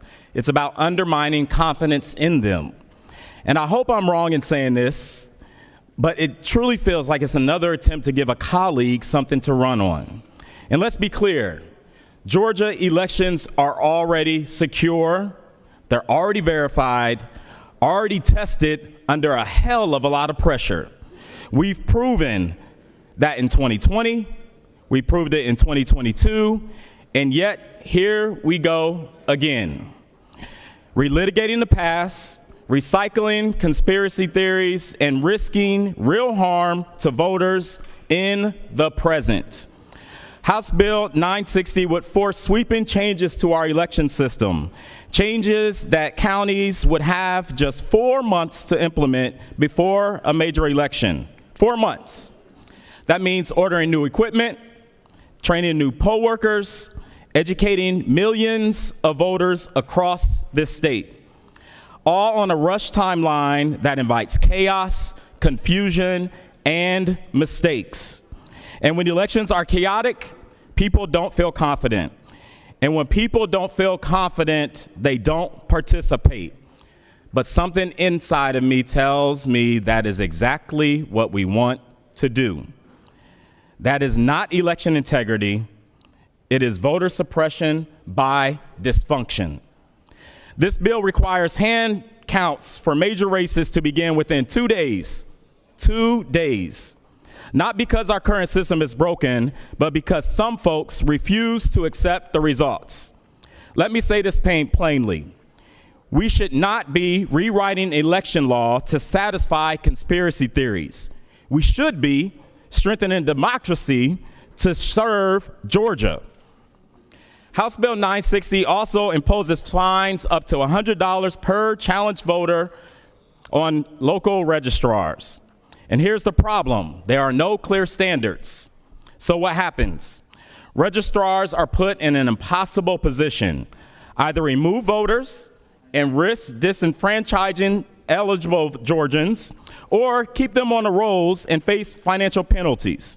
That's not accountability, it's coercion. And when we've seen thousands of voter challenges filed at once, those fines can skyrocket it, creating pressure to purge first and ask questions later. That is not a democracy. That is not how we should function. And then there's voter privacy. This bill exposes voter registration lists in ways that open the door to harassment and intimidation. At a time when threats against election workers are already rising, at a time when voters already feel targeted, we should be protecting people's rights, not putting a spotlight on them. And I want to talk about what this bill will do to the actual administration of elections. It slows down ballot counting, it delays certification, it increases costs for counties that are already stretched thin. All of this months before an election, and this is not reform, it's disruption by design. And I have to say this, while we debate this bill today, my district, which is here in Fulton County, is under attack yet again. We have a federal court case going on right now over seized ballots based on unsubstantiated, half-baked conspiracy theories by an FBI agent. And instead of moving forward, we're doubling down. This bill is a clarion call echoing all the way from the White House to this Senate chamber. Keep going. Keep relitigating 2020. Keep chasing ghosts. Well, Mr. President, Georgia deserves better than ghosts. This bill may have been tweaked to gather a few more votes, but let's not mistake cosmetic changes for meaningful reform. At its core, it remains a dangerous proposal, one that risks disenfranchising voters, overburdening counties, and undermining trust in our elections. So I'll close with this. Democracy is not strengthened by making it harder to vote. It is not strengthened by sowing doubt. It is absolutely not strengthened by rewriting the rules every time someone doesn't like the outcome. Georgia voters deserve stability, they deserve fairness, and they deserve a system that works for everyone. Georgia is better than this, friends. And that is why I urge you to reject this House bill like we have already done so just a few weeks ago. Thank you, Mr. President, and I yield the well.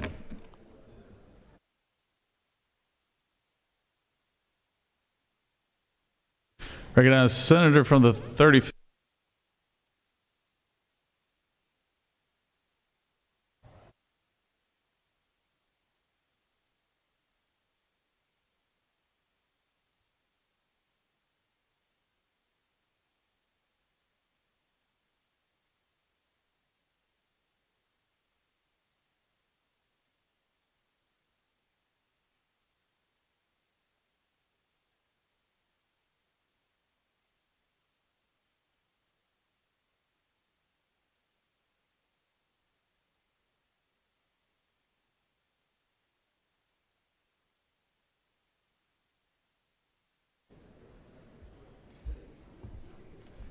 All right. Thank you, Mr. President. Thank you, colleagues. I rise here, and again, strong opposition to the current House Bill 960. Just for the millions watching at home, this is the House bill that passed the House. It's House Bill 960. It used to be a beautiful bill. It was a bill from Representative Clark from the 108th District, and it was providing an extra judge in Gwinnett County. And then about 3 days ago, we had a resurrection of the worst kind, not the kind that we look forward to with Easter season, but a different kind of resurrection. And then we got this substitute bill. It's a new House Bill 960. Yeah, this one is a bill basically for the people watching. They took the same name, so it's still the House Bill 960. And then they took all of the insides of that bill out and then put new insides in. The new insides were it's the bill that got defeated a couple of weeks ago because it was a bad bill. And then now that bad bill got tweaked just a little bit and was now put inside of a new bill called the new House Bill 960. So basically, we have very, very, very important elections happening in 2026, which we all know. But our leaders here in this chamber want us to have a full, major-scale rehaul of our election systems that have to be implemented within a few months. We wouldn't do this for like even a county level or a city level thing, but we want this to be a statewide, like full revamping of our election system, which our whole apparatus would have just a few months to implement. Now, I'm sure that we can all agree, both sides of the aisle, that our election systems probably have room for improvement, and we can have those debates and make things better. But this rush to get it done before the 2026 election, that I can understand why we have some challenges. I can understand why my colleagues think that this is just a let me do right by maybe President Trump will like me effort. I don't know your hearts. You might really believe that our elections are in danger, and that's what's providing the urgency. But I think reasonable, rational people will know that you don't provide statewide, I should say, infrastructure change and think that it's going to happen just like that. As my colleague from the 38th mentioned, it's going to provide more chaos. I don't know if that's the intent. But if it provides more chaos, then maybe voters will have more suspicion of the election results. And from all the polls that I've seen over the last several months, the polls don't look good for my colleagues on the other sides of the aisle. Some of you came into this year very comfortable in your seats looking at demographics in the past, and then the polls have everybody a little extra nervous that maybe I won't be back next year. So maybe if we can just go along with this, hey, you can't really trust the elections anyway theory, maybe that helps you. I don't know your heart, but I can understand why folks are suspicious. At a time where trust in our institutions is at an all-time low, I don't think I'm using hyperbole here. Our trust in our political institutions, medical institutions, is at a low. I think that there is a reasonable debate to say, let's make our elections better. But I think even reasonable people will know that trying to rush this and trying to get it done in just a few months has a very high chance of causing more chaos. This is not what we need. We have a whole lot of Bible readers in this chamber, so I do like to appeal to Scripture. But there is a specific kind of characterization of somebody that uses the art of half-truths. Consistently blending something that's true and then conveniently blending things that are untrue to achieve a goal. It is a theme throughout Scripture. And I just don't want us to get so comfortable being so skilled in half-truths. Do our elections need improvement? Yes. Are there some very sneaky things that happen when you have a bill that died a couple of weeks ago and resurrected a few days ago, and now it just so happens to show up on the floor right before a session is over? That sounds suspicious. Let's do things that build trust. I understand on both sides of the aisle we have probably some shady characters, I'm sure. But I'm appealing to the best of us. None of us are perfect, but I think we should all try. And if we have a lot of half-truths in here, we have hidden agendas, and let's table this whole thing. Let's have a real conversation. Let's implement some improvements to our election systems that both sides of the aisle agree with, and maybe we'll be ready for 2028. I yield the will. Thank you.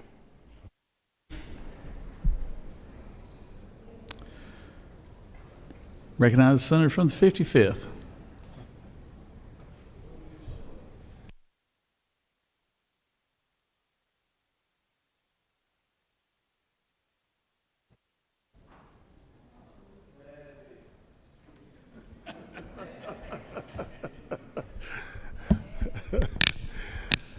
My colleagues, I rise in opposition to House Bill 960. It's like Groundhog Day, over and over and over and over and over again. House Bill 960 is a conspiracy theorist's wish list dressed up as an election legislation. The sad thing about it is we are now taking good bills, like the bill affecting Gwinnett County, where I do represent, for a judge. And the next thing you know, it's now this Christmas tree. Now, we did that the other day on a bill. Was it 369? It was talking about motor vehicles. And then all of a sudden, it's an election law bill. This is really getting out of hand. And why do I focus on this? Because my thing is we are attacking democracy at its heart. We are instilling doubt in the American public. And when we lose faith in our institutions, when we don't believe in democracy, the alternative is not very pretty. The alternative is dressed up in such statistics as a Gallup poll coming out saying that only 39% of Americans trust the Supreme Court of our land. And among those persons who identify as Democrats, only 24%. Can you imagine that? Lady Justice is no longer blind. No, Lady Justice is being characterized as someone who can attack the 5 district attorneys in the metropolitan area and call it colorblind. We are now taking the instruments of justice and turning them on their heads. Georgia's elections must be by July 1st. My colleague said 4 months. No, it's 3 months. April, May, June, July 1st.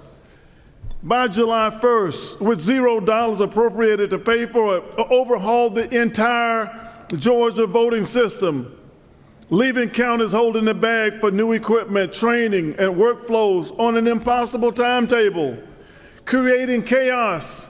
There are some that don't want an election in 2026. Why? Because elections are changing. People are waking up. And I'm saying that we must wake up. We cannot give up this great experiment called America, where anything is possible. It's possible for me to stand in this well when I was down in middle Georgia, running around in the woods barefoot, not having a dream of standing here.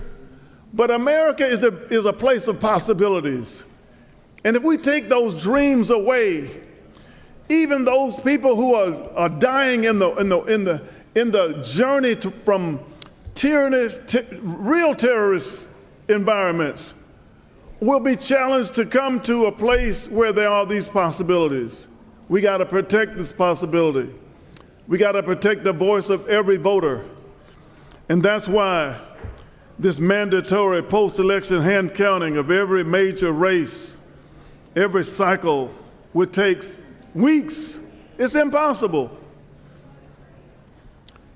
And then the fine has gone from $1,000 to $100. But it's still just bad faith, mass purge campaign targeting the wrong people. Then publishing a full voter roll turnout list by 11:59 on election night, hands real-time targeting data directly to the same networks running voter intimidation and challenging voter operations across swing states. And this is a concerted effort from Washington, D.C., all the way to Georgia. And that's the problem we have. We're attacking democracy at its core. I'm simply asking you to vote no. And I note that democracy is challenged even with bringing this legislation because we cannot bring an amendment.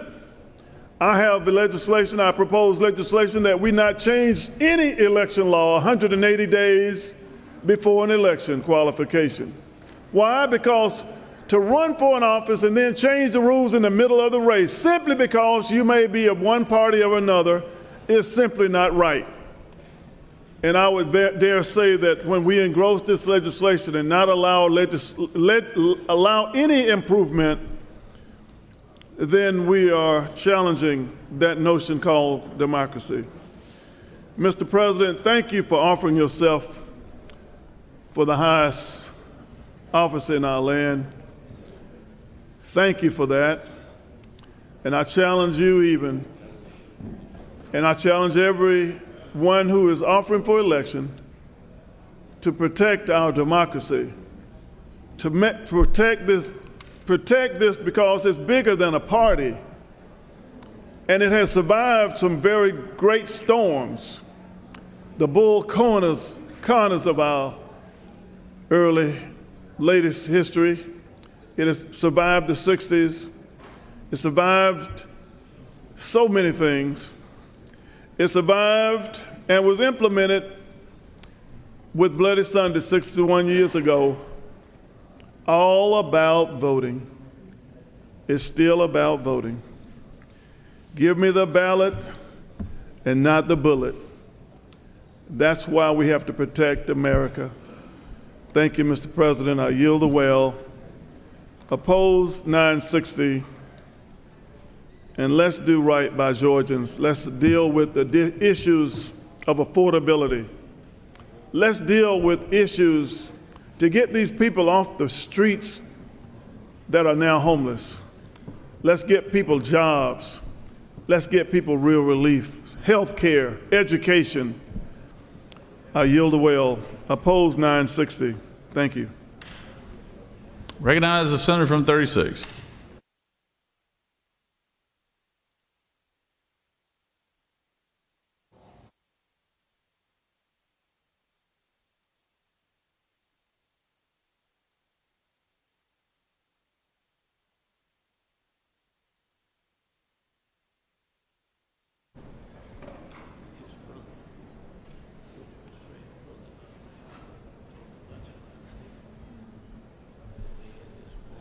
Thank you, Mr. President.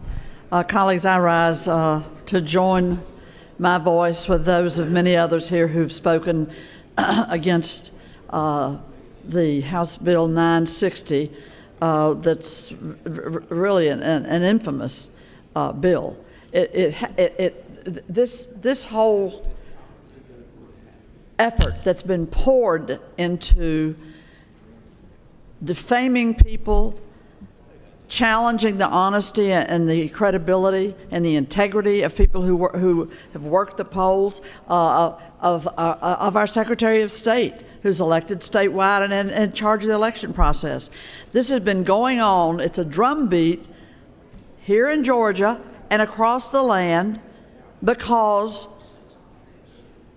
Trump can't accept as the reality that he didn't win that 2020 election. So what does he have to do?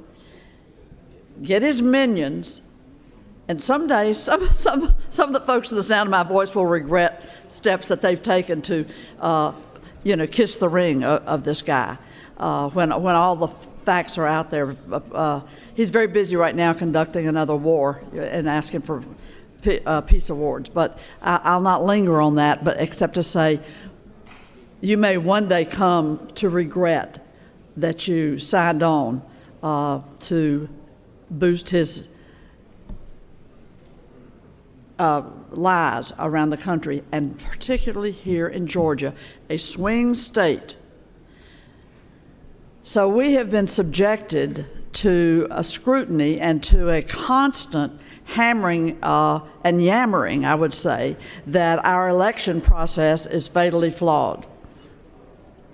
Anything can be improved. There are folks among us on the sound of my voice here in this chamber who've run elections in their counties and know very well the tedious and precise nature of that work, and who have carried out their duties honorably for decades. I will reflect for a minute as this bill is before us on my mother, who worked for between 3 and 4, maybe 5 decades as a poll worker, helping run elections in our hometown. And so I had a front row seat at a very personal experience of understanding what goes on as a poll worker. I saw her firsthand, the dedication, her commitment, the sense of public service, the pride in civic duty that I've seen to be commonplace among those dedicated poll workers that train and retrain and work a very long day, get up before dawn, are there ready at 7 o'clock with everything ready to go, precinct by precinct by precinct, and working a long day that stretches. By the time they're lucky if they get in bed by midnight. And they return to that duty again and again and again, and they do it not asking for blue ribbons and commendations, but simply taking pride in the civic duty of doing that. But we've seen in this state our poll workers attacked, defamed, demeaned, accused. We had Fulton County poll workers who were forced to go into hiding for their physical safety and to take care of their mental health. that was occasioned by the defamation that was spread. And you know, a court ruled that I believe it's $130 million. I'm not sure of the exact figures now, but way up over $100 million of damages. And they ruled that Rudy Giuliani had to come forward and pay. He still hadn't finished that complying with that, as my knowledge. But people like my mother, who showed up, did the work because they believe in voting, they believe in the civic responsibility to vote, and they are ready to roll up their sleeves and help people vote by running a decent operation. So people who came before the Ethics Committee were brushed aside. They took a poll of the folks that run these elections in county after county. They took a poll, and way over 3/4 of them felt that this was a disastrous step to take. What they've predicted, and I've talked personally, not just to poll workers in Fulton County, where I live, but who come from across the state and reached out to us and are massively concerned.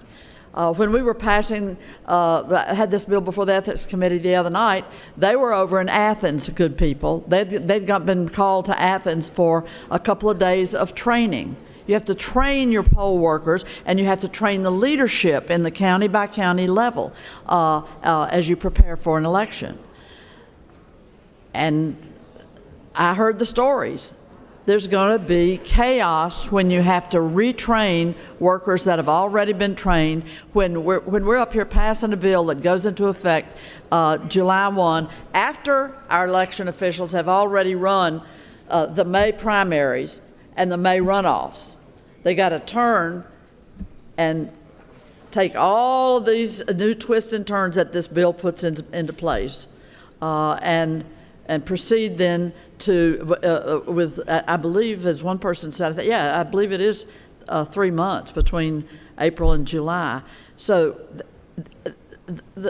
to me, it's just common sense that this is no way to run an election system.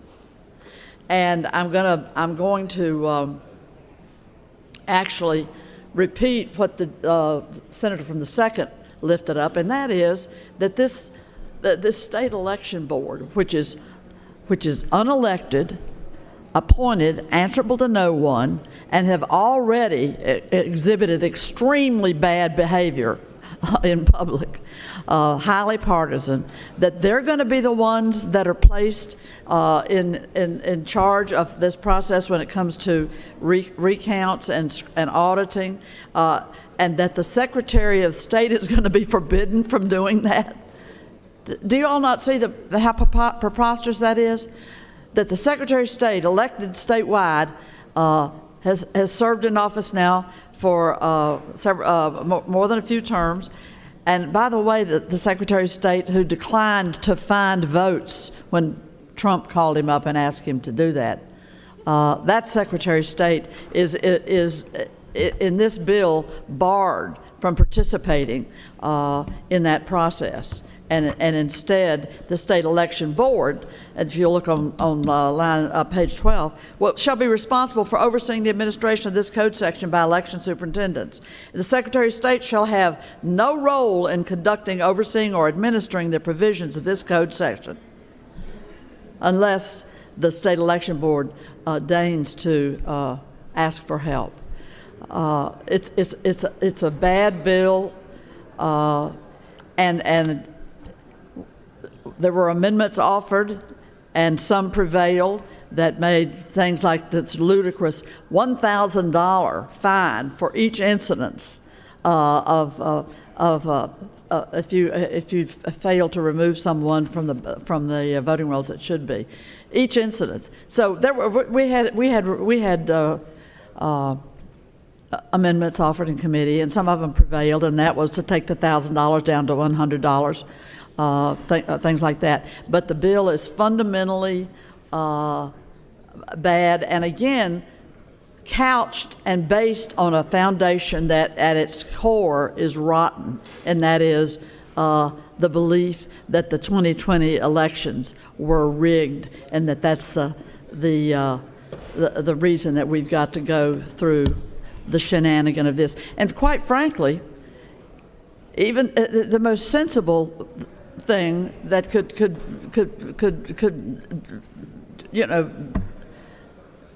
be the approach that anybody would view as common sense, and that is that you put changes like this in place with a year of lead time, and not in July 1st of this very year where we're having massive statewide elections.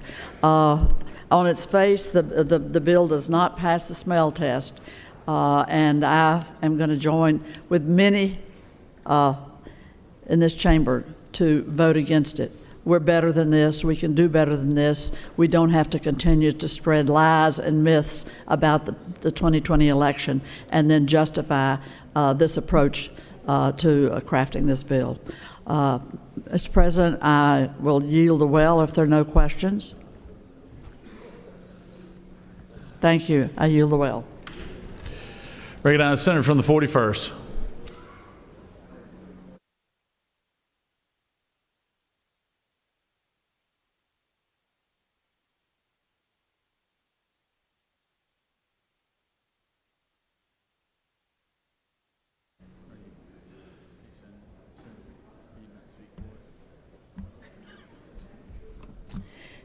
Thank you, Mr. President. Like many of my colleagues, I rise in opposition to HB 960, but I think my colleagues have done a great job of talking about some of the bigger picture issues with this legislation, but I'd just like to talk a little bit brass tacks, how this functions and some problems that I think we have. And first, I'll begin with how we got here. I think the premise that brought us to this place is that there is something wrong with our election system as it exists. The author of the bill talked about there are vulnerabilities that have been proven to exist within our current voting machines. Well, that is true. Vulnerabilities have been proven, but some of those vulnerabilities equate to the equivalent of the same thing of if someone went to my car windshield with a sledgehammer, broke that windshield, and then wrote and said there was a vulnerability in the windshield, and that's somehow a problem when the problem was that somebody took a sledgehammer to my windshield. That's really what we're talking about, because many of the vulnerabilities that were found in these machines require people to be able to access the physical machine, get inside of it, and manipulate it. And there are enough mitigating protocols in place that prevent someone from ever getting a sledgehammer to the machine, to use my analogy. So I just want to say I actually fundamentally disagree with the premise that there's something wrong with the system in the first place. We have protocols in place to mitigate and to make sure that our machines are fair and continue to be secure. And that brings me actually to my major problem with this bill.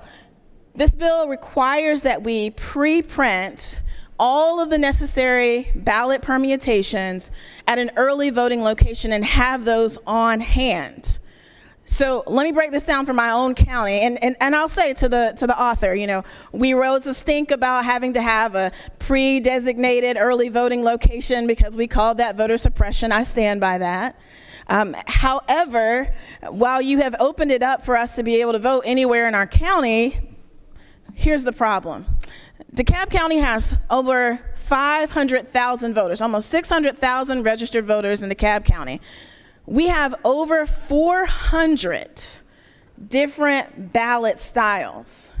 So what this bill requires DeKalb County to do, with no funding to help with that by the way, is to make sure that all 432 permutations of our ballots are on location at every single early voting location. You're talking about thousands and thousands and thousands of reams of pre-printed ballots that are going to be sitting in somebody's fellowship hall. And for a smaller church, it's just going to be in the sanctuary. pre-printed ballots. And then I understand, I think the thought process is saying, you know what, we need to make sure that all the ballots are the exact same color. We need to stipulate by law what color is. The one thing that maybe could help us figure out if you have the right ballot permutation by changing the colors of them so you can easily, as an election worker, see like, okay, this is for DeKalb County District 41 and CD4. Instead of making those different colors, no, they're all the same color. They're all in the same fellowship hall, and while they have some long digital number, you're talking about humans who have to go in and make sure that me, the one DeKalb citizen who decided to go and vote way down south, that I get the exact right ballot amongst the 432 permutations.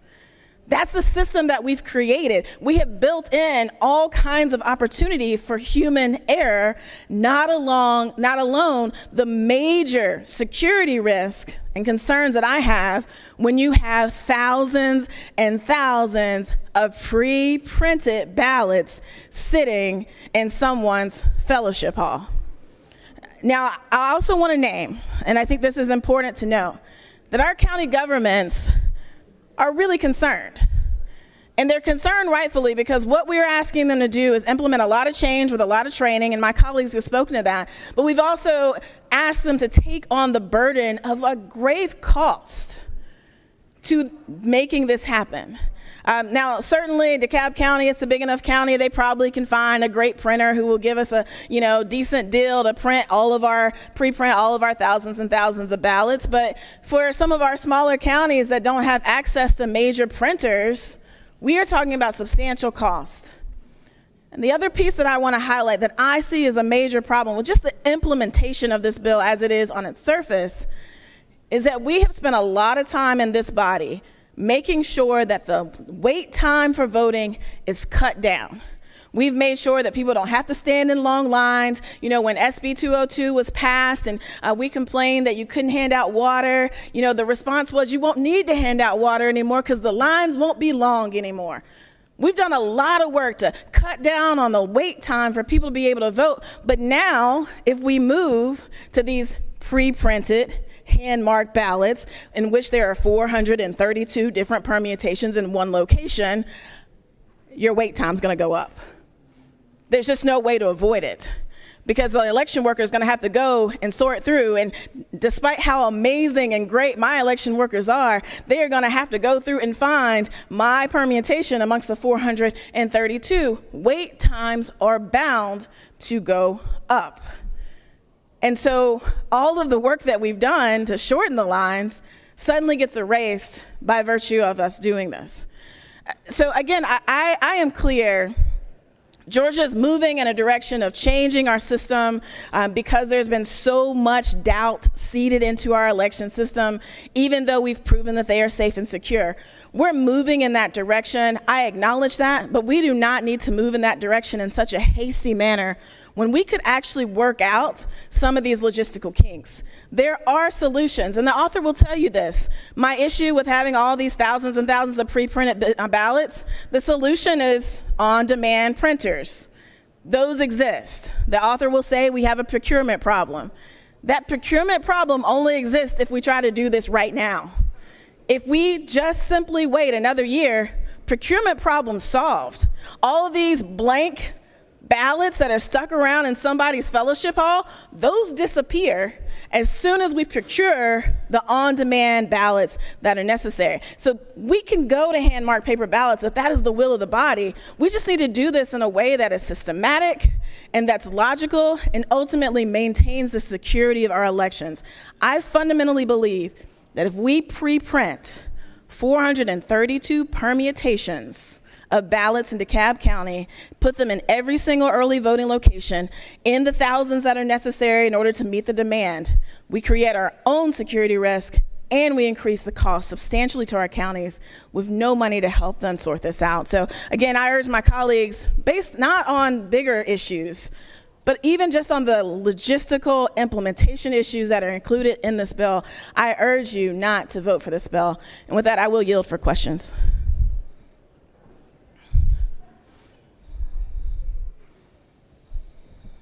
All right, Senator. Recognize the leader for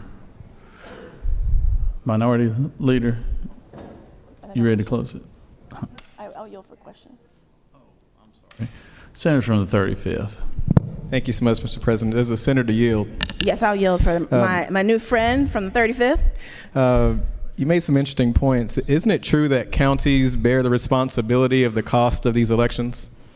That's right. Counties, not only do they bear the responsibility and the brunt of the cost of these elections, they've also been blocked out. They are no longer allowed to apply for grants for outside agencies or outside places to help defer the cost. So they really do take on the full brunt and weight of the cost of these elections. And isn't it also true that counties have had to deal with a series of special elections due to the number of folks leaving their seat, seeking higher office, different unique things that have been happening over the last 24 months in our counties? Yes, that's right. I mean, even in my own county, we've had multiple special elections. I have a city that I represent that's going to have a special election. So absolutely, counties are having to bear the brunt of a lot of election costs. Does the senator yield? I will further yield for you.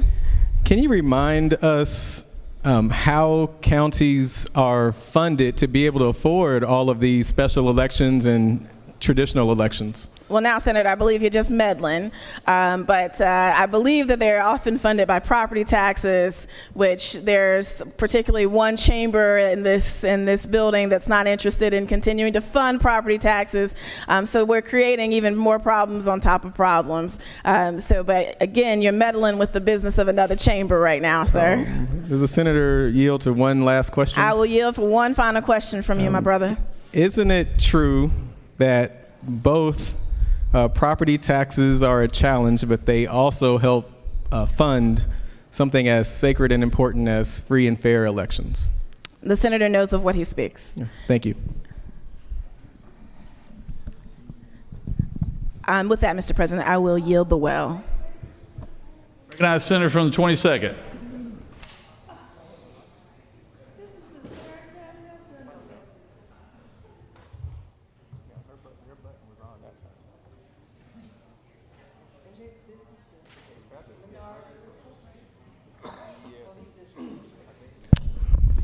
Thank you, Mr. President. I'll be brief.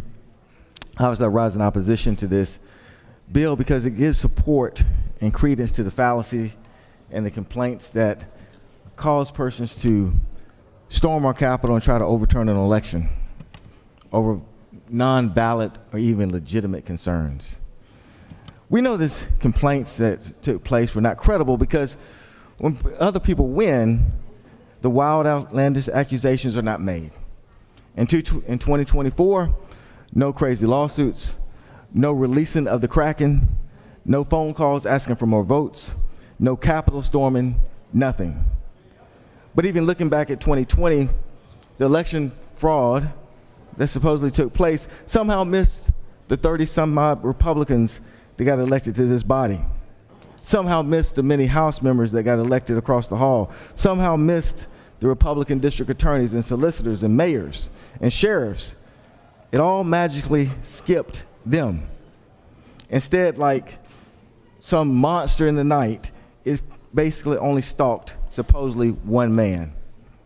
But it's ironic that today, a judge right here would decide aspects of the Fulton County case dealing with search warrants, dealing with the theft of ballots that occurred in Fulton County, dealing with the force of the federal government backed up by guns and search warrants. So it is ironic that we are debating a bill based on the same debunked theories that caused the federal government to use brute force coupled with the force of law to illegally steal election ballots. To vote for this bill gives legitimacy to the unfounded arguments being made right now to justify stealing those ballots. Just take two arguments that have been used, that the federal government used to justify their theft. One was concerning missing ballot images. They used that as a reason within their search warrant, forgetting about the fact that it is the ballots that are counted, not the images. All of this already known to the federal government when they filled out their warrant. Another reason was the warrant was based on supposed double counting. Yet the federal government, in their own expert, says even if double counting took place, it was meant to align the recount, not to change the outcome. But it goes further. Even if their own expert says that even if double counting took place, it actually would have benefited President Trump. And that fact was actually concurred with by the Secretary of State after their own investigation. All of this known by the federal government, but still put those reasons down to issue a search warrant and forcefully walk into an election center with guns and badges. And we could go on and on about everything listed in those warrants that has been debunked. And not to mention, as has been mentioned, the huge unfunded mandates that are now being placed onto counties. But you have to understand, none of that matters. Logic does not matter. Facts do not matter, because it's all about keeping power. And every time the other side loses, this will keep occurring. Understand, this is not about election integrity. It is about the desire to control our state and our nation. It is about trying to move our state and our nation backwards. All of this is about a fear of change, the fear that those who have historically been discriminated against and dispossessed, that they now will have access to the levers of government. It is this fear that explains why we change how we vote for certain election office holders. It is this fear that causes bills to be filed to dictate how communities can vote for their officials. It is this fear that causes this body to continually keep getting involved in local communities, to where local control now means in the General Assembly what the General Assembly says local control means. And you can't reason with this fear. You can't provide logic. You can't argue with it. You can't amend it. So to the people of Georgia, if you want to defeat this fear, in 220 days, you must go out and win. If you want to stop this retreat backwards, in 220 days, you have to go win. If you want to end all of this in 220 days, you have to go win.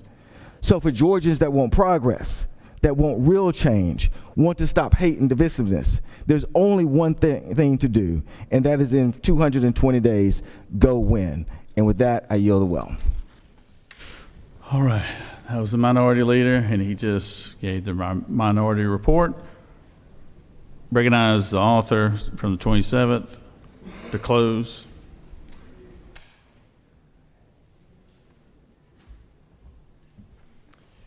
Thank you, Mr. President. You know, there's a real dichotomy in the logic here, and that is the Democrats will tell you on one hand we should move to paper ballots. It's the gold standard. That's what we wanted to do in the first place. But now that we're trying to do it, it's a threat to democracy. Sunday, Bloody Sunday, voter suppression, Donald Trump. Well, when we took the vote on Senate Bill 189 2 years ago, every Democrat in this chamber voted no. But now they come and tell you this is too fast and all we need is 1 year. Well, we voted on a bill that was 2 years, and every Democrat voted no. So it gets a little tiring to listen to the recitation of some of which I'm pretty sure was AI-generated content that was presented to you. We talked about a false sense of urgency, and this is all being done because of an election season. Mr. President, you and I, when you were in the chamber, co-signed a bill to move to paper ballots back in 2021. I did it again in 2023. I did it again in 2024, and now here I am in 2025. There was reference to the ludicrous fines that we might have if counties refuse to remove people who are illegally registered to vote from their voter rolls. And the senator from the 36th who made that claim of a ludicrous fine is not in the chamber at the moment, but all that she's got to do is open up her office window and look outside, and she will see something that I think is actually ludicrous. And that is a building across the street where hundreds of individuals are registered to vote illegally. And you could take a walk in any direction around this Capitol, you wouldn't have to go 5 minutes on your feet, and you'd find another location, probably dozens of locations, where people are registered to vote in violation of Georgia law. Mr. President, that is ludicrous. And to those of you watching at home, I chuckled, Senator from the 35th, you said, I think millions watching at home. To the millions watching at home, all that we're asking is for Georgians to become green, to vote the way that the vast majority of people in America vote. 67% of Americans vote on a hand-marked paper ballot. We're an outlier, Mr. President. Not are we one of the 2 states that is all yellow, but we're the only state that is using statewide software that was identified back in June of 2023 by the Department of Homeland Security's CISA department. I don't think Donald Trump was president. I'm sorry, 2022. Don't think Donald Trump was president back there. That identified 9 vulnerabilities, 9 ways in which our system is known to have the capacity to be compromised. And the very first suggestion, or I should say very first mitigation, is to contact Dominion Voting Systems to determine which software and or firmware updates need to be applied. Well, every other state that does use the software has followed that first mitigation, but Georgia hasn't.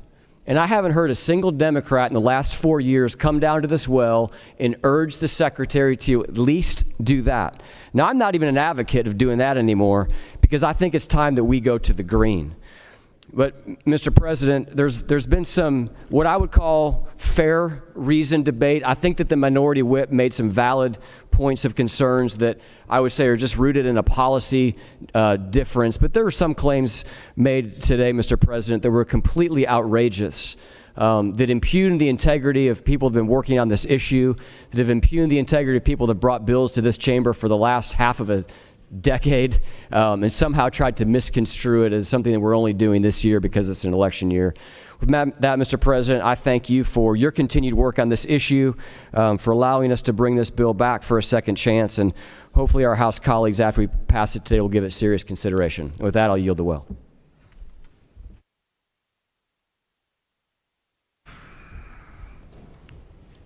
All right, that was the closing statement.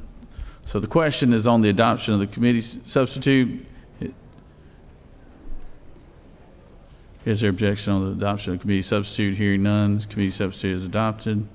Is there objection agreeing to the report of the committee which is favorable to the passage of the bill? Chair hears none, the report of the committee is agreed to. Is there objection to the main question being ordered? Chair hears none, the main question is ordered. Questions on the passage of the bill by substitute.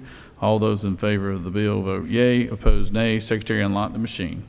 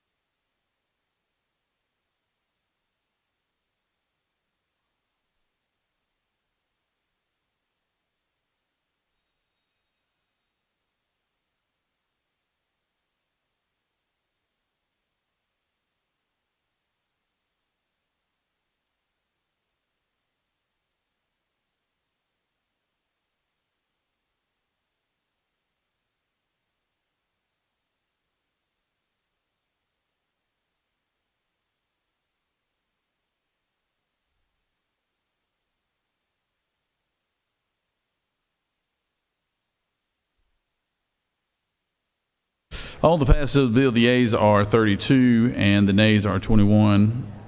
And this bill, having received requisite constitutional majority, is therefore passed by substitute.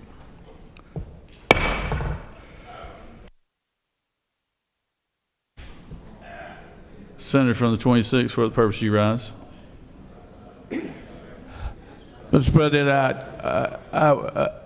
I would like to serve notice that at the proper time I would ask for House Bill 960 for us to vote on it again. And giving it a constitutional majority, I serve notice. Is the time right now? No better time than the present.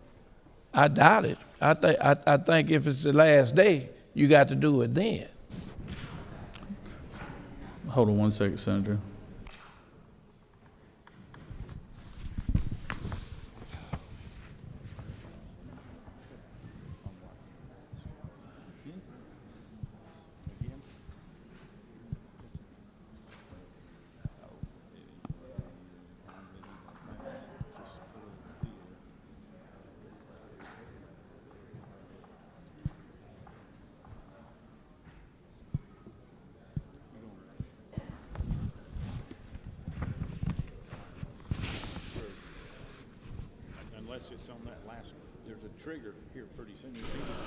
So on the motion to reconsider, we'll put it up on the board here. Motion to reconsider. Parliamentary inquiry. State your inquiry. Mr. Governor, when have we put a motion for reconsider on the board to be voted on whether or not you can do it? These are not the last 2 days of the session. And in the last 2 days, you have to immediately reconsider. That's what we're doing, Senator.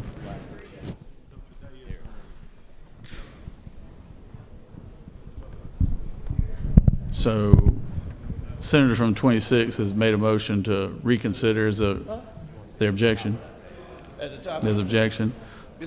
All those in favor of the reconsideration, all those in favor of reconsideration will vote yay. All opposed, nay. Secretary, unlock the machine.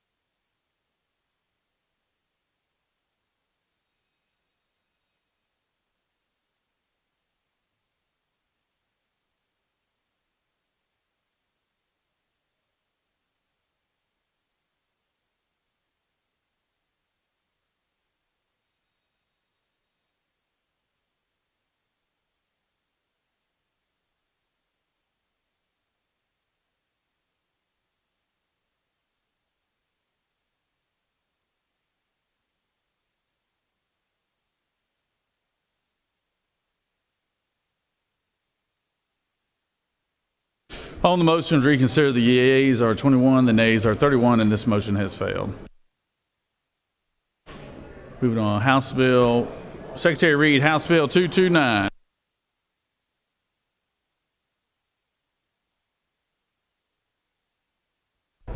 House Bill 229 by Representatives Neal of the 79th and others, a bill to be entitled an act to amend Code Section 48-8-3 of the Official Code of Georgia annotated relating to exemptions from sales and use taxes so as to exempt from local taxes the sale or use of materials used in construction of capital outlay projects for educational purposes that were approved and funded through constitutionally authorized education and special purpose local option sales tax, to provide for conditions, limitations, and dates of applicability, to provide for related matters, to repeal conflicting laws, and for other purposes. Mr. President, the Committee of the Senate on Finance recommends that this bill do pass by substitute. Respectfully submitted, Senator Huffstetler of the 52nd District Chairman. Mr. President, the Senate Committee on Finance offers the following substitute to House Bill 229, a bill to be entitled an act to amend Chapter 7 of Title 48 of the Official Code of Georgia annotated relating to income taxes so as to exclude tips and overtime compensation from taxation, to provide for reporting by employers, to provide for rules and regulations, to provide for related matters, to repeal conflicting laws, and for other purposes. Mr. President, that completes the order.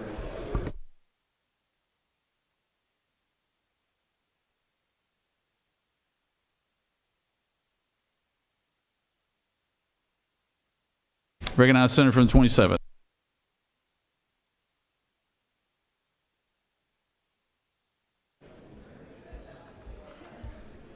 Mr. President, House Bill 229, Senator from the 35th, this is another one that has been changed as part of the process.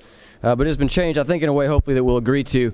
Senators, y'all voted for this bill already in the IRC language, where we voted to comply with the no tax on tips and no tax on oversection portion of the IRC. That was then taken out, and so we have essentially encapsulated the language. We did not put this in the IRC, but we spelled out the provisions of the no tax on tips and no tax on overtime that are part of the one big beautiful bill, and that is what this bill is. Mr. President, I'll take any questions. If there are none, I will yield the well.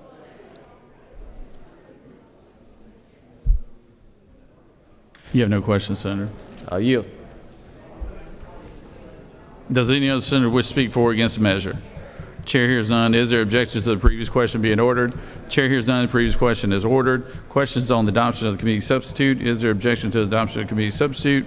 Hearing none, the committee substitute is adopted. Is there objection to agreeing to the report of committee which is favorable to the passage of the bill? Chair hears none. The report of committee is agreed to. Is there objection to the main question being ordered?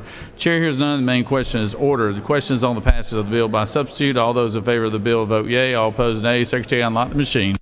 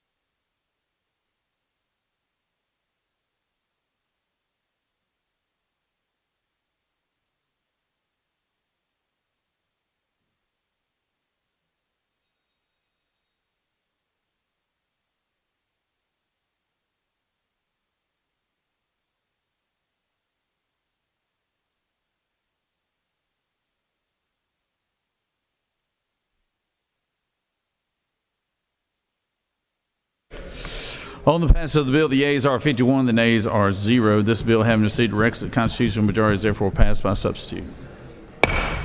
Secretary read House Bill 974. House Bill 974 by Representatives Burns of the 159th and others, a bill to be entitled an act to make and provide appropriations for the state fiscal year beginning July 1st, 2026 and ending June 30th, 2027, to make and provide such appropriations for the operation of the state government and its departments, boards, bureaus, commissions, institutions, and other agencies, for the university system, common schools, counties, municipalities, and political subdivisions, for all other governmental activities, projects, and undertakings authorized by law, and for all leases, contracts, agreements, and grants authorized by law, to provide for the control and administration of funds, to provide an effective date, to repeal conflicting laws for other purposes. Mr. President, the Committee of the Senate on Appropriations recommends that this bill do pass by substitute. Respectfully submitted, Senator Tillery of the 19th District Chairman. Mr. President, the Senate Appropriations Committee offers the following substitute to House Bill 974, a bill to be entitled an act to make and provide appropriations for the state fiscal year beginning July 1st, 2026 and ending June 30th, 2027, to make and provide such appropriations for the operation of the state government and its departments, boards, bureaus, commissions, institutions, and other agencies, for the university system, common schools, counties, municipalities, and political subdivisions, for all other governmental activities, projects, and undertakings authorized by law, and for all leases, contracts, agreements, and grants authorized by law, to provide for the control and administration of funds, to provide an effective date, to repeal conflicting laws, and for other purposes. Mr. President, that completes the order.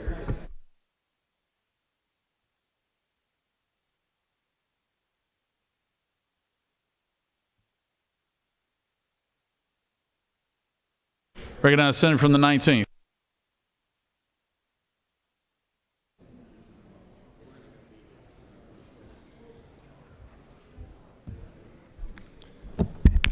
Thank you, Mr. President.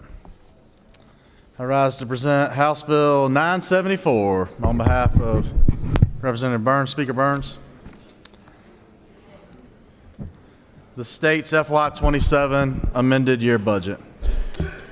First, let me tell you thank you so much for allowing me to chair this committee for the past 7 years. It's my 13th budget and final, as you know, and it has just been an honor, and I appreciate the opportunity, the pleasure you all have given me to serve in this role for this committee. The FY27 budget is roughly $38.5 billion, about 4% over the budget that we saw, $400 million or so over the budget that we saw for last fiscal year. The Senate's budget on your desk invests in the futures of our people and our state. We, through investments, use these to accelerate and create positive tomorrows in the lives of young people, uplifting livelihoods and promising our workers salaries, and in some cases you'll see in this budget, our former workers, a little bit of inflation relief. We invest in education. We invest in public safety. We invest in health care and health care rates to our providers. We also continue our state's fight against maternal fetal mortality. We invest in transportation. And we invest in other areas that in the past we may have somewhat skipped over. The budget is laid out by departments, and you may or may not know the first departments in the budget is going to be, as you open the first page, it takes you straight to the State Senate. then takes you to the House, and then takes you to the judicial branch. And after that, it runs alphabetically through every single department of the executive branch till it ends up at workers' compensation. There are over 265 pages in the budget on your desk, and each line matters not just to the employees who work at that agency, but to the citizens across our state who receive benefits, assistance, help, aid, just an answer to a question at each one of those departments. Let me take a second now and begin peeling back that onion and walking through those different departments. Under the legislature at the Department of Audits, you'll see a 2% salary adjustment. That's mainly related to some new duties that we're going to require audits to do. In the past, you may have heard we've had an issue, particularly at Dublin City Schools. It has accelerated even today and this week. And what we found out is that the Department of Education was not either reading, accepting, or noticing they were accepting the audits from different school systems. Those have left Dublin City Schools and the people in Dublin in quite a predicament. Now they face a potential issue of insolvency. We are not going to allow that to happen in other school systems, and so you will see an increase in the Department of Audits related to the new duties there. At DOAS, the Department of Administrative Services, the Senate's budget is going to support funding for the state's new Enterprise Resource Program. We've been funding that for several years. We're going to continue that. And we do it for several reasons. One, though, that shouldn't be overlooked is that we as the legislature need greater visibility and accountability into these programs. Right now, if you were to ask me certain questions about the Department of Transportation, I simply can't tell you, even though you have allowed me to chair the Appropriations Committee. And as a bill's already passed this body to move to zero-based budgeting, that greater visibility and accountability is going to be absolutely necessary. In the judicial branch, we stuck with a House position related to judge pay, and we've also supported the House position of setting a state pay salary of $175,000 for each district attorney. We have created 3 judgeships almost every year that I've been chair. I think we might have taken a break during the COVID years where we were taking 15% out of the budget. But we want to look in the Senate side at that judicial formula a little more. The formula is set up where it will always show you need a new judgeship each year. We're not necessarily certain that's where we need to move forward in the future. So while we're evaluating this judgeship creation formula, we've also taken and added $300,000 to the Senate budget for senior judge days. We hope that this helps bridge over that program as we look at whether or not we should be creating additional judgeships. Moving now into the executive branch, the Department of Ag. There's no change to funding for consumer protection, but we do take and separate out the law enforcement program just for better efficiency and clarity. The Senate's budget also supports a House increase at the new agriculture lab that's requested by the Commissioner. That's $30.4 million. The Senate's budget also supports multiple line items of agricultural research.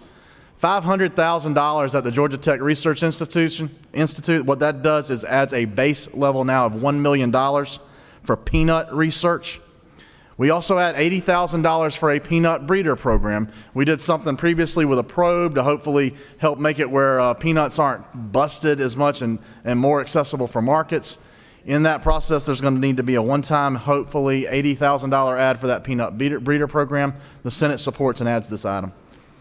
We also take and move money that was set for a cotton breeder and move it instead to a pepper weevil program. The peppers of our state and those who aren't doing row crops or doing more produce are seeing that this weevil is causing quite a considerable amount of blight among our peppers. And at the suggestion of the subcommittee chair, we've moved $80,000 into pepper weevil research. The Department of Human Resources and Developmental Disabilities. If you remember in the amended budget, the biggest move from the Senate was to add over $400 million to create the state's first mental health hospital since the 1960s. That was on the trail of us being allowed out of the Olmstead decision, which related only for the purposes, though, of not developmental disability, as to behavioral health. We still reside underneath that Olmstead decision on developmental disabilities. We want to make the same strides to come out from underneath Olmstead on developmental disabilities as we did on behavioral health, and so you're going to hear a couple of line items here that work towards that. SAGs, special appointed attorneys general who work for the Department of Behavioral Health and Developmental Disabilities, and those at Department of Human Resources. The Senate's budget is going to support increases to their pay to help us move forward on some of these decisions we've been working on.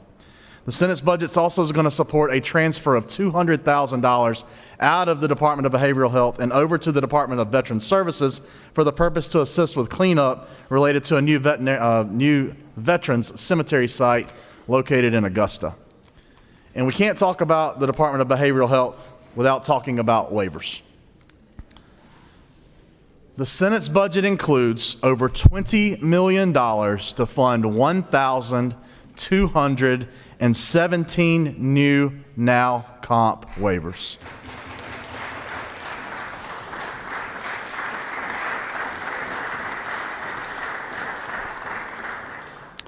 When combined with expected attrition, these fund all 1,678 individuals on the planning list identified by the Department of Behavioral Health and Developmental Disabilities as having urgent needs, effectively serving 100% of that population. This also represents over 1/3 of all eligible individuals currently on this list. And to support implementation of this, we know we're also going to have to create some management positions at the Department of Behavioral Health. The Senate's budget includes funding for 26 such positions. These roles are intended to support eligibility processing, service coordination, and oversight. It's to help ensure that these waivers we've created actually get operationalized effectively and efficiently and translate into meaningful reductions in the planning list while improving access to services for individuals and their families in community settings. When we talk about waivers, I want to explain to you this as well. There is a chance we have overfunded this item. I want to lean into that. What we have heard is that even though we fund this item at the level we've been at, that there are not enough providers in Georgia to actually accomplish this purpose. And that may be so. But the reason that these families will wait, we wish for that to be because of a lack of providers, not because of a lack of funding. This investment is targeted. It prioritizes individuals in the intellectual disabilities community with the most urgent needs, and it supports families who rely on these waiver services and ensures Georgians can receive services in their communities rather than in an institutional setting. I stated before that we want to move just as ardently to get out from underneath the Olmstead decision on developmental disabilities as we have for the past few years to come out from underneath the Olmstead decision on behavioral health. These next few items aren't necessarily at the Department of Behavioral Health, but they relate to opioid funding, and that is usually centralized at behavioral health, so I want to talk about it here. The Senate's budget uses opioid funding to fund our RSATs and also to account for population growth among our accountability courts. At the Department of Community Affairs, I mentioned in committee, and I want to bring it up again, there's been an issue with Lake Lanier. The smell of the water has led many to ask if there are other things that are happening there that maybe we need to look into a little bit further. Some have asked if it's caused by agricultural runoff. Some have asked if it's caused by other environmental features, and quite frankly, that remains to be determined. But what we do know is that 40% of all Georgians get their drinking water from Lake Lanier. It's an issue that we need to address on the front end, not on the back end. So the Senate's budget, at the urging of the subcommittee chair, includes $2 million to be combined with local funding to complete a water study, potentially with the Army Corps of Engineers, to address the issues that we see with smell, possibly other things related to Lake Lanier. At the Department of Community Health, the Senate's budget supports rate increases in Medicaid. Some of those are primary code increases, bringing those primary codes from Medicaid, current Medicaid rates up to the Medicare level. We also support a 20% increase in dental codes at our Medicaid code process. That's a substantial increase, but what we've seen is that many of our dental providers, the rates are so low that they simply will not provide the service, leaving many who are in our foster care and also on Medicaid at a position where they cannot receive dental care. The Senate's budget also fully funds ABA in-clinic codes related to autism at the same rate as in-home care rates. That was a request by almost every senator in this body, and the increase ends up bringing total state funds to over $17 million. The Senate's budget also supports a $6.8 million increase in the FRV formula related to skilled nursing facilities for what we believe will be one-time adjustments. We also add $1 million in our GME programs to a family medicine residency in Riverdale, and we restore funding for the Senate's Slots for Docs program in hopes and preparations that we can soon see the state plan amendment move forward there. The Senate's budget also supports various increases that the House added for graduate medical education, understanding that the doctor shortage in Georgia is real and that we need to not only train more, we need to make sure we have residency positions open so that once those students are trained in medical school, they can complete their residency here in Georgia. The Senate's budget has several true-ups, some may call them deductions, they're really just true-ups, related to the Rural Health Transformation Program. You know, Georgia was the recipient of a very massive federal grant related to rural health transformation that tied into the Big Beautiful Bill.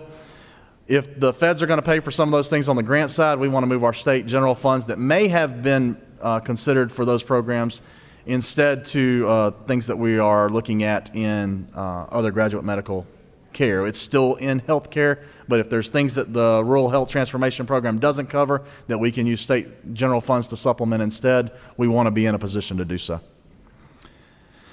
The Morehouse and Mercer Medicine programs are absolutely critical to our state for providing medical training and residence. The Senate does support these programs, but we support them at a slightly less amount than the House did. The House had a $4 million increase. The Senate instead supports both of these programs at a $2 million increase. And we also support home and community-based care services with a $1.3 million increase. At the Department of Corrections, the Senate recognizes that we have made substantial gains on our correction officer retention, thanks in no small part to the senator from the 29th and the senator from the 56th. The Senate's budget wants to go further and suggests and recommends a supplement to correctional pay of an additional $2,000 and also work within that formula to alleviate further compression. We know that these jobs are among the hardest in the state. The turnover at one point in time was the highest in the state there in the Department of Juvenile Justice.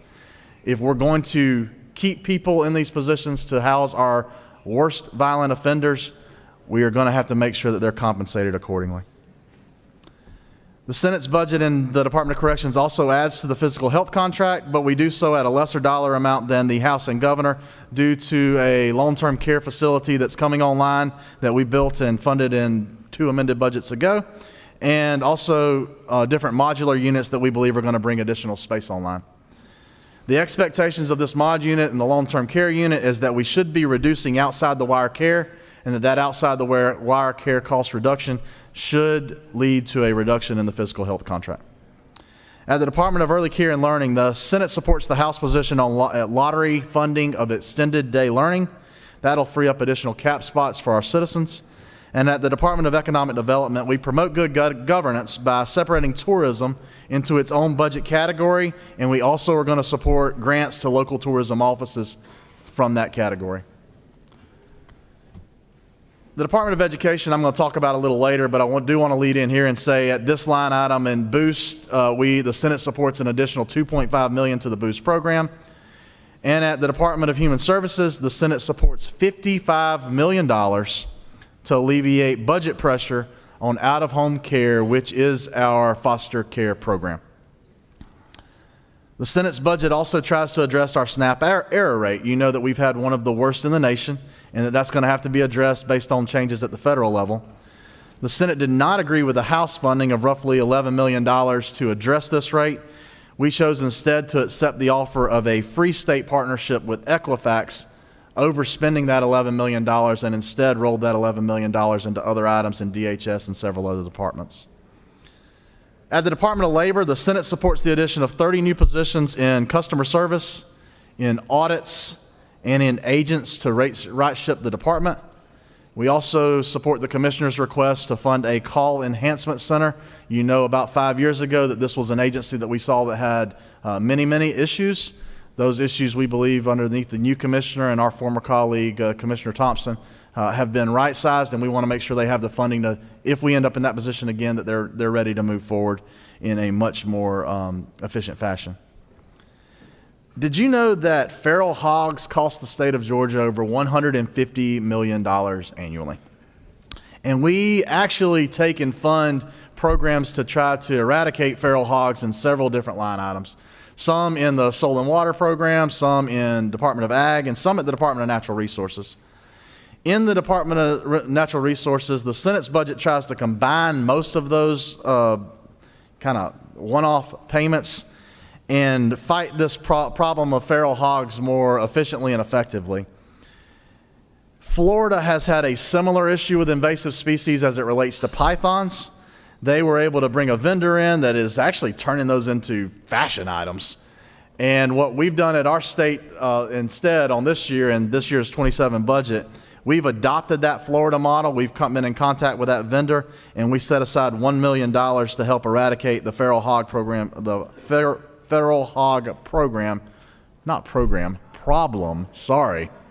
here in Georgia, which we do hope that will lead to something that very rarely happens, that then we will be able to eradicate the feral hog program once the feral hog problem is eradicated.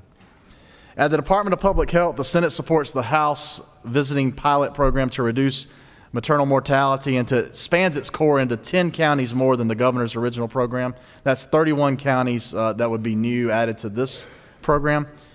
And we also talk about navigable items, navigable waters and navigable careers. The Senate supports both. And we support the Navigable Career and the Navigable Waters program at $3 million and $2 across two items. The Navigable Waters, I believe you find in DNR, and the Navigable Careers, or maybe it's at DCA, sorry, and the Navigable Careers at $3 million at the Governor's Office of Student Achievement. The Senate's budget fully funds the Augusta Technical College building under the TCSG program, and we restore funding to the Dual Achievement program. And we fund that by using funds that the House had used for adult education. We also fund the Senate's half of the Central Georgia Tech Healthcare High School, which is located in Houston County. The House had already put half of the funding in for that item. At the University System of Georgia, there are quite a number of adds. We fund $8 million in additions for research at the Cancer Center in Augusta. We also fund $42.8 million for a building that we previously had planned for at Savannah State University. And we reject the House proposal to reduce funding for the Center for Civic Thought and instead restore it to its original request. Through the Georgia Research Alliance, the Senate supports the move of Georgia Southern University and Kennesaw State University into R1 research institutions. And then, as you may have heard, we take a hard look at online classes.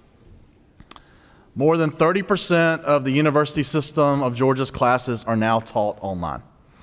And I don't think that's a bad thing. But it should be less expensive to offer a class online than it is in person. The building costs, the utility costs, the security costs, all either remain one time or they should be less online. The Senate's budget alters the funding formula by making 1.1 hours offered online equivalent to 1.0 hours of in-person instruction. This is not a drastic move. It simply requires 10% more online hours to earn the same pay for a credit hour as an hour in person.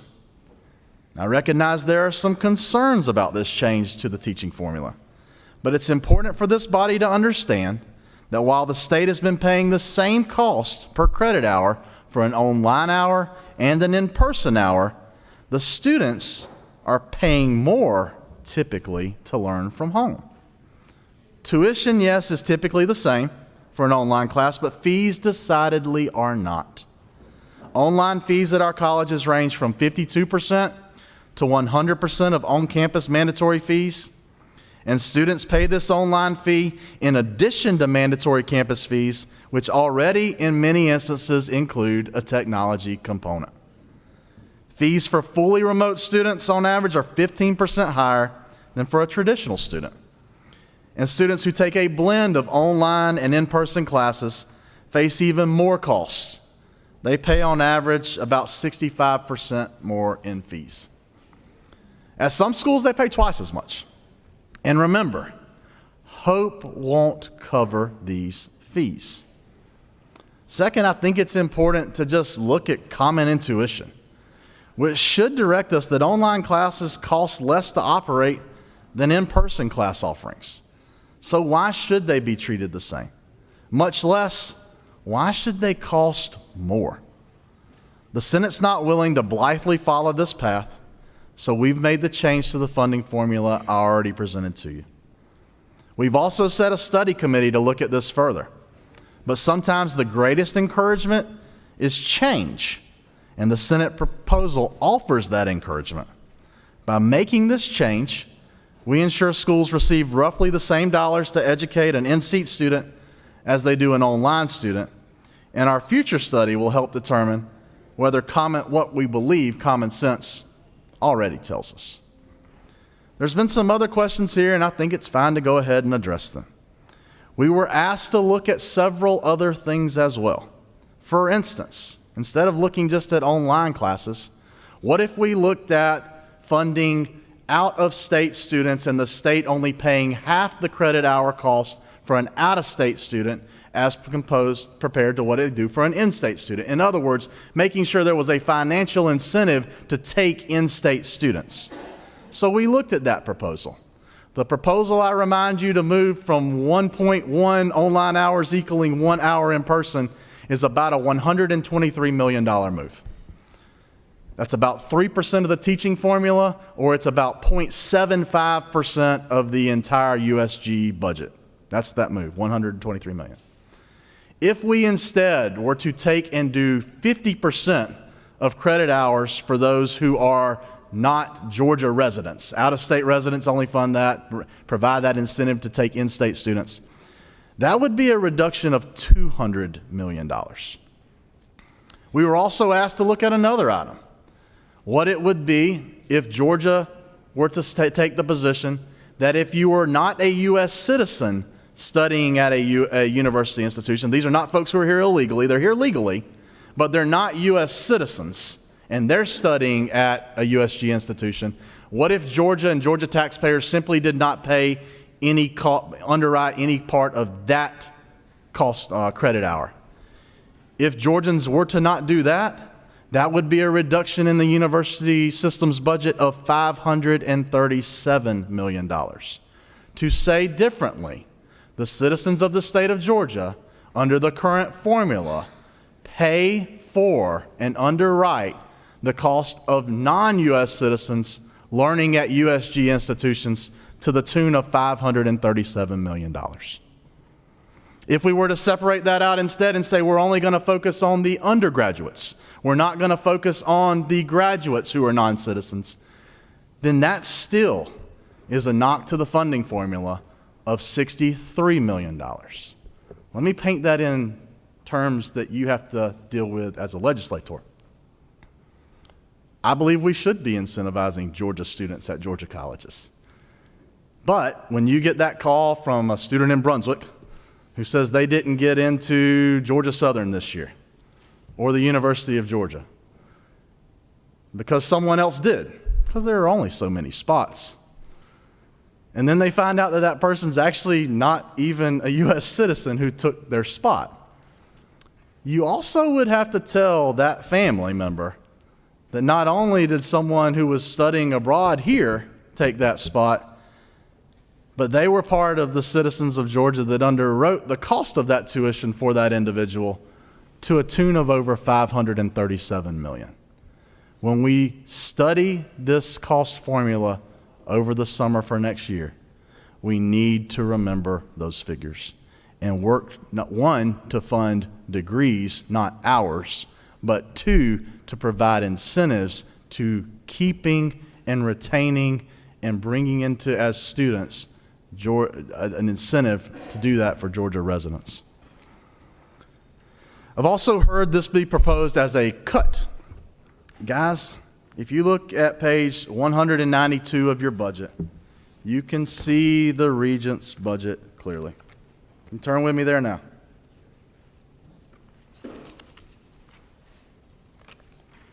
The bottom, section 41, teach y'all how to read this on my last time.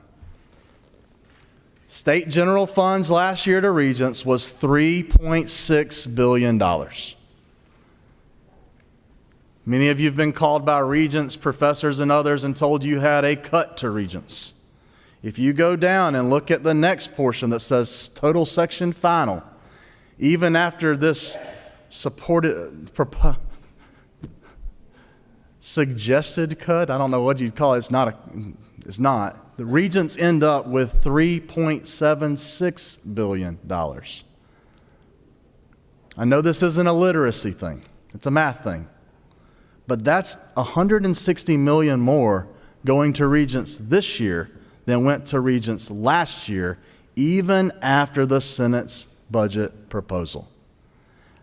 Only in government could an agency get more money next year than it had the year before, and that somehow equate to a cut.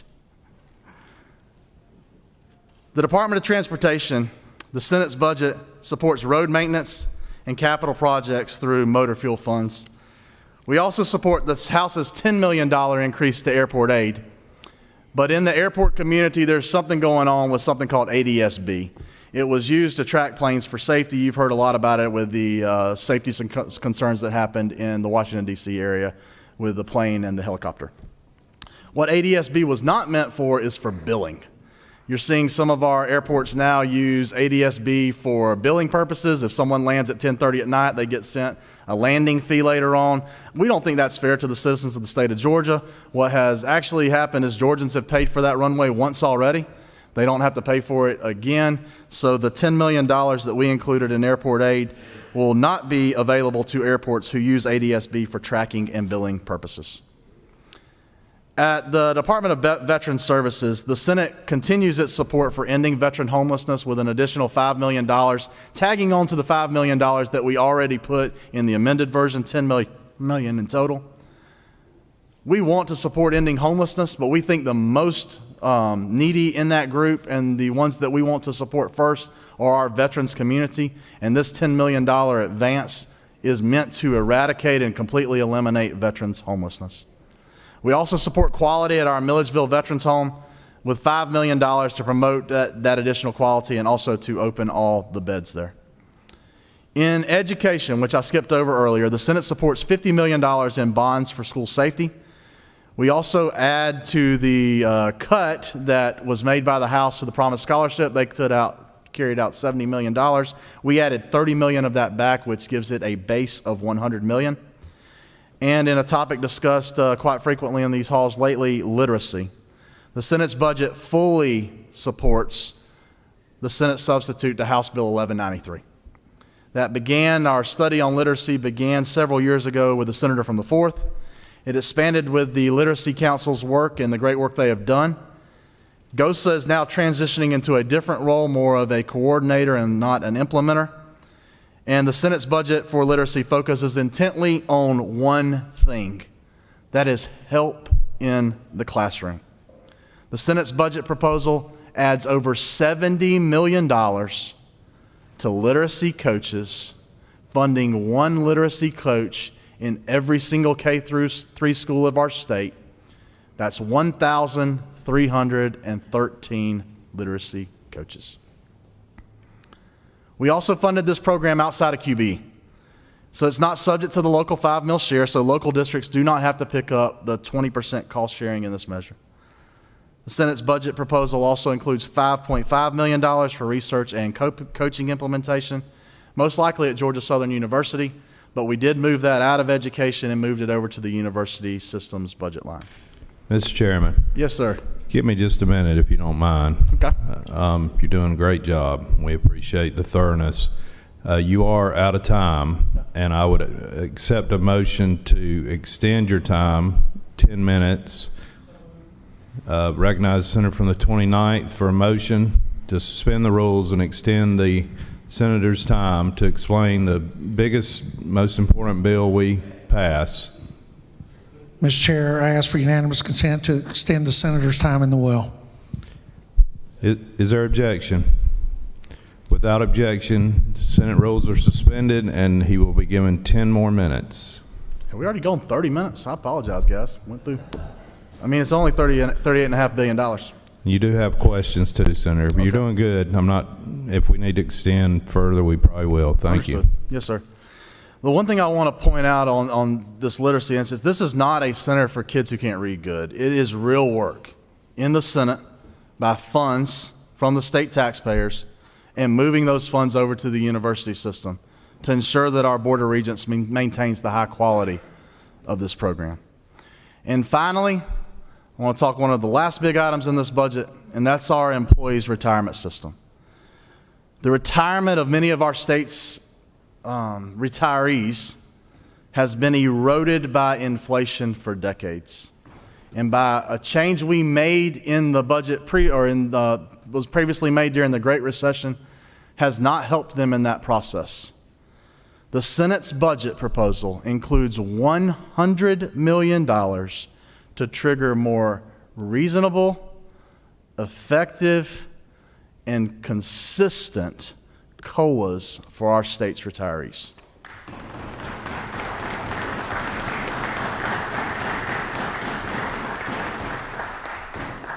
I believe this is one of the most important lines in this budget. It is one that many of you have fought for years. We have added up now to where we're over 80% funded on this formula. And by putting $100 million into the base, we hope that we build this consistently for many, many years to come so that those who have seen their retirement eroded by inflation will finally see some end at the light of the tunnel. What you don't see at this budget is a lot of frivolous spending. We made clear our principal investments and we invested there. We wanted to make sure we funded things that we felt bent the arc of outcomes so that Georgians of the future see a brighter day than we see even now. And we've done that in literacy, in public safety, in waivers, and in employees' retirement, just to name a few. It has been my honor to present this budget to you now for the final time, the 13th budget, 7 years. And I do wish to say one thing specifically. You'll see some folks standing around the wall here. Brent, Austin, Sam, Caroline, Jennifer, Emma, Angela there at the very back, Courtney, Beckett, Emily, Winona, Virginia, and Lindsay. If there are things that are wrong in this budget, if there are things over the past 7 years that have been mistaken, it is because of me. But if there is anything that was right over these past 7 years, it is truly and exclusively because of them. Thank you.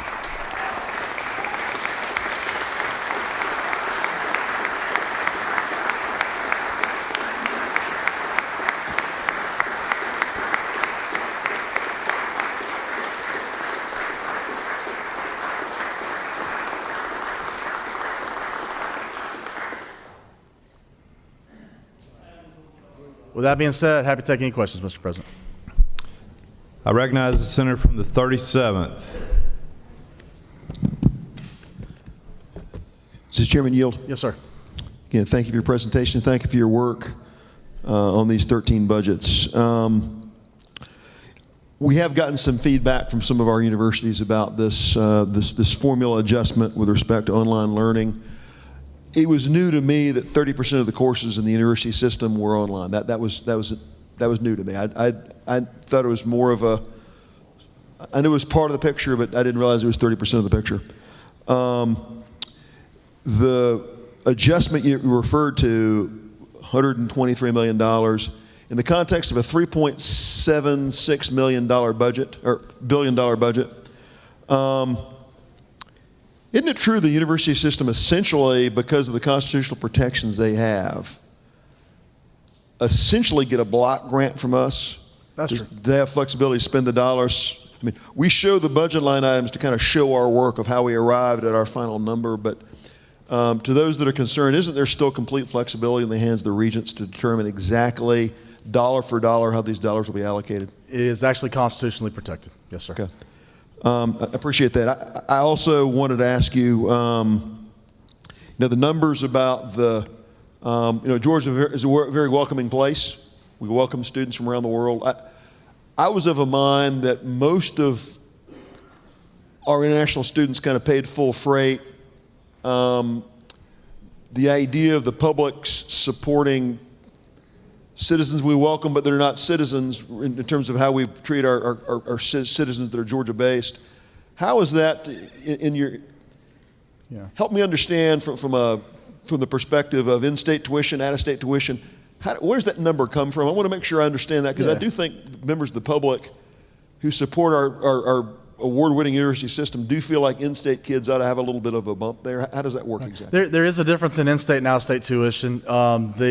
There are a lot of out-of-state tuition waivers. I'll tell you that too, and that's something that I hope that the study committee looks at over this year.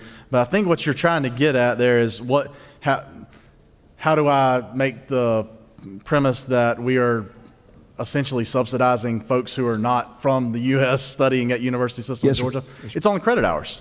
We fund right now based on credit hours. If you take the total number of credit hours of people who they're here legally. I don't want that to make the people think they're not here legally. They're here legally. They're students. But they're studying here in Georgia. They're from Brazil. They're from Germany. They're from Venezuela. They're from China, wherever you pick. And you add all of those credit hours. The state's paying for those credit hours in a funding formula to the university system as well. And if we take all of those credit hours for all of those students and put it together, part of this funding formula, it's $537 million that the state taxpayer subsidizes the education of someone who's a non-citizen but studying here in Georgia. Legally, by the way. Does Senator further yield? Sure. And I just appreciate that clarification, because again, we're a welcoming place. We've got global research institutions, but I do think from a funding perspective, I do think our state citizens do expect there to be some advantage to being in Georgia. Thank you for that.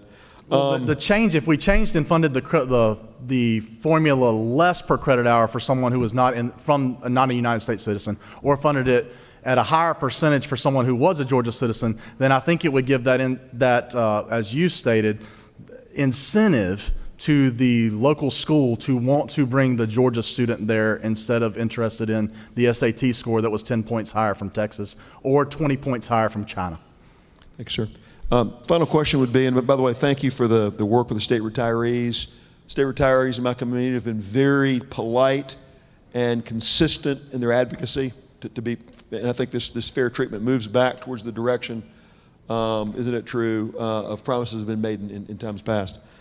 My last question to the senator was about the now comp waivers. I mean, these are the most fragile of all Georgians. I know it's not cheap to grant these. These are very costly. But 1,217 slots. Could you speak to that in terms of the balance in this budget, with the dollars tied to that, and kind of show the commitment that you and the Senate have made to these most fragile Georgians? Based on attrition, that would be a little over 1,600 waivers for the entire state. The cost in this year's budget is $20 million. So let me go ahead and prepare you. You fund it half this year. You fund the second half last year. It'll be an additional $20 million next year. And it is meant to remove every single person who's on the urgent needs list, every single family who's waiting for that call for their loved one, for their child. It moves every single one of them off of the urgent needs list based on funding. Again, caveat, as long as there are enough providers. But it will not be, because this body did not fund it. Mr. Chairman, on behalf of those who really struggle to advocate for themselves and are in greatest need, I appreciate your support of that program. Thank you. I recognize the senator from the 31st, the majority leader. Will the senator from Toombs County yield? Senator, I just want to make more of a comment statement. I just want to say, personally, on behalf of me and my colleagues in this chamber, I just want to say thank you for chairing this committee for so many years. This work is not easy. I think The citizens of the state know this work is not easy.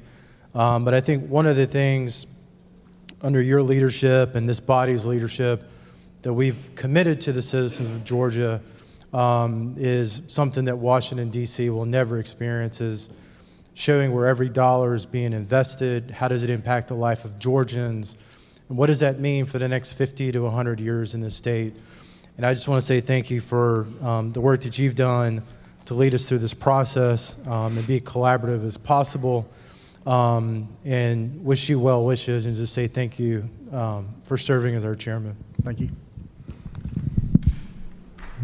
Recognize the senator from the 52nd. Thank you, Mr. President. Will the senator yield? Yes, sir. First of all, I want to say how much I've enjoyed watching you grow into this position over the last 7 years and the wisdom that's there. On a personal note, your dad, Michael Tillery, who I went to high school with and elementary school, if he's watching, I'm pretty sure he is equally proud. But my question is, my math's pretty good too, I think. On page 192, the amount we talked about from 3.77 billion to 3.6 billion, if my math's right, that's a 4.77% increase in the Regent's budget. I had people call me saying their budget was cut, but I think that's almost a 5% increase if my math's right. I think you're right, Senator. In fact, if I had to explain it in simple terms, making it even easier, if the Regents were to have gotten $100 last year, they're now getting $104 or $105. The only cut they could possibly say is because when the bill came out of the House, they thought they were getting $107. 104 is still more than 100. Well, thank you again for your service to the State Senate and the state of Georgia. Thank you. Senator from the 11th, you recognized. Thank you, Mr. President. Does the senator yield? Yes, sir.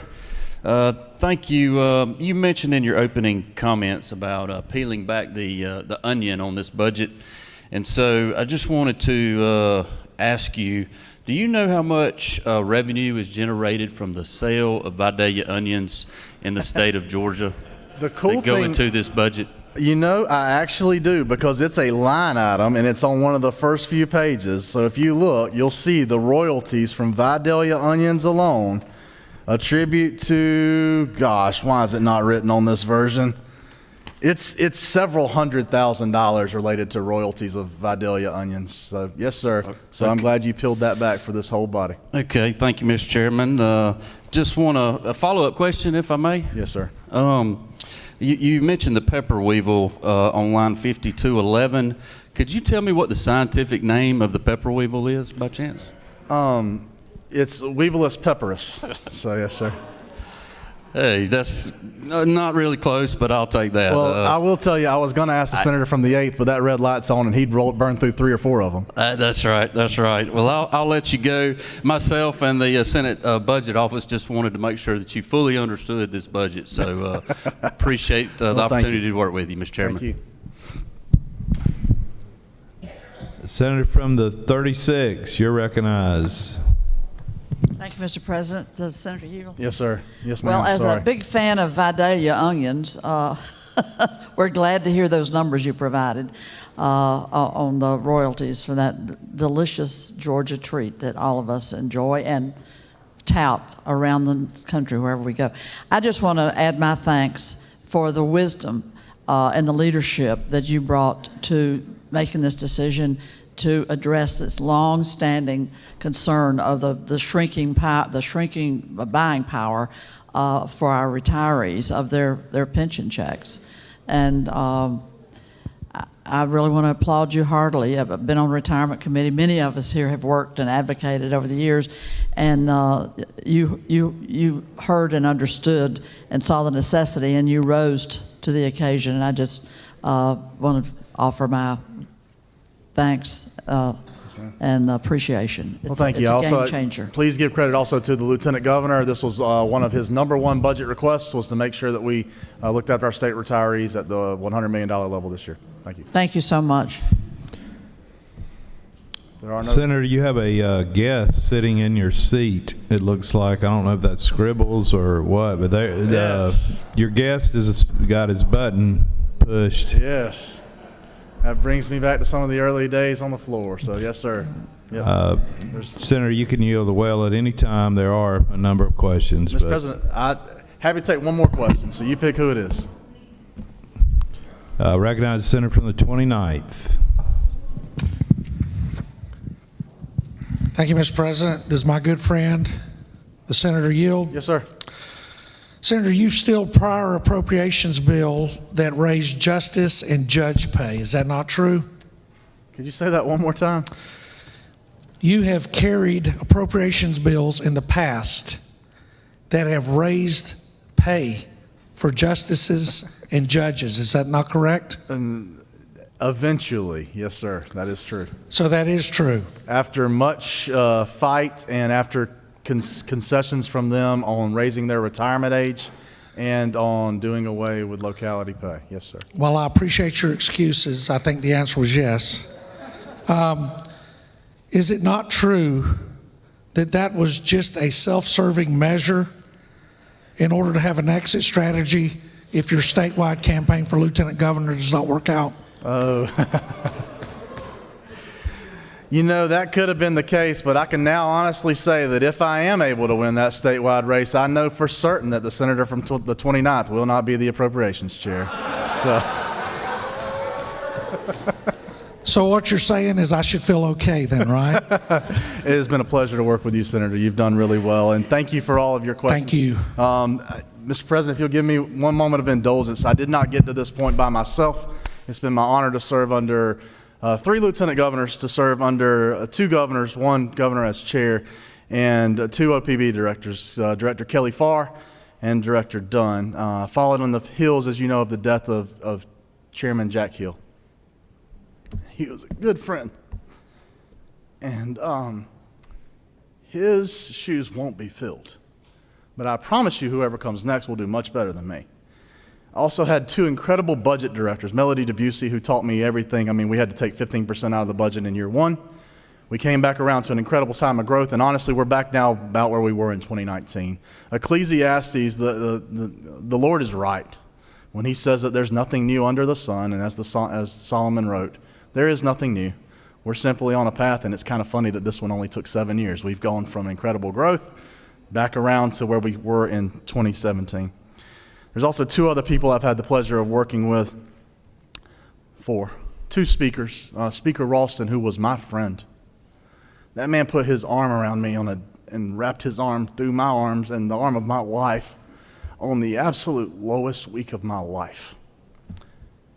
And I miss him. And Speaker Burns, who has maintained a close friendship, even though sometimes I think folks in the media want us to fight a lot, you just can't fight him. He's too nice. He's too likable.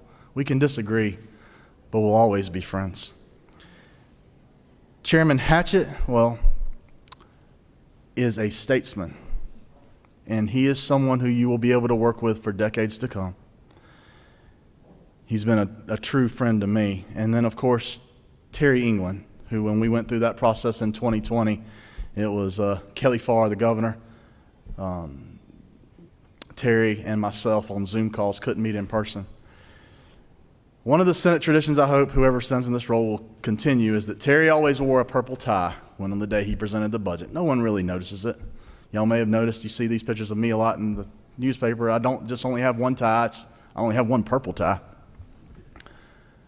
It's because of the dementia and issues that he had with his mother, and he does it to remember her. So I hope that this is just a small reminder that the budget that we pass actually affects people. It's not a game. It's not a token. We're literally looking and affecting lives. And I hope whoever carries on after me will consider to do something like this as well, as just a small reminder that the budget that passes this body is not the budget of the Senate. It's not the budget of the legislature. It's not the budget of the folks in the hall. And in fact, many times they don't have anyone arguing for them. You have to be the one who stands up oftentimes and says no, because it's never your money that you're spending. It is always their money that you're spending. Thank you so much again for the pleasure of presenting this budget. Mr. Chairman, I yield the will.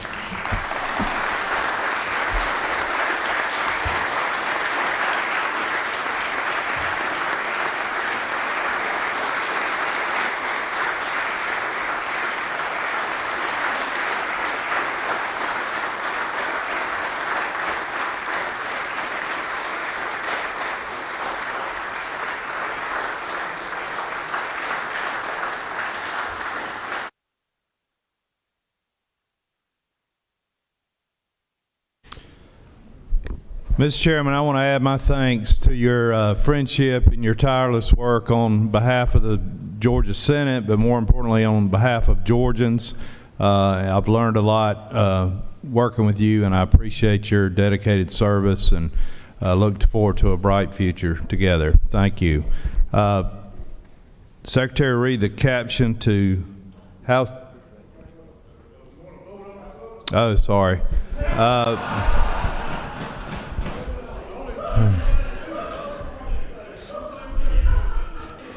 I got one job. Kind of got caught up in the moment there. Question is on the adoption of the committee substitute. Is there objection to the adoption of the committee substitute? Hearing none, the committee substitute is adopted. Is there objection to agreeing to the report of the committee, which is favorable to the passage of the bill? The chair hears none. The report of the committee is agreed to. Is there objection to the main question being ordered? The chair hears none, and the main question is ordered. Question is on the passage of the bill by substitute. All those in favor of the bill will vote yea. Opposed, nay. The secretary will unlock the machine.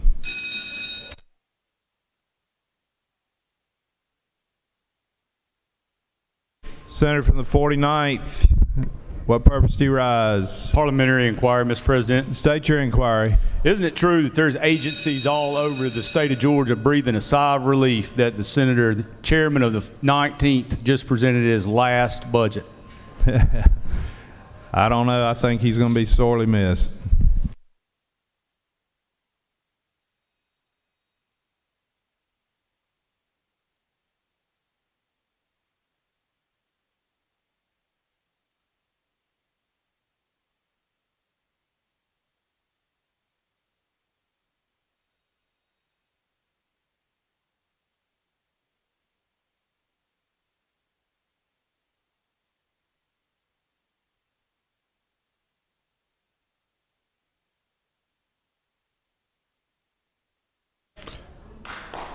On the pass of the bill, the yeas are 52 and the nays are 0.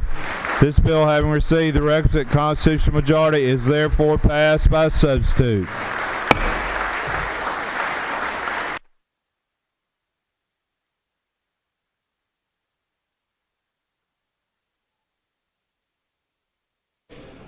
Now, the secretary will read the caption of House Bill 451.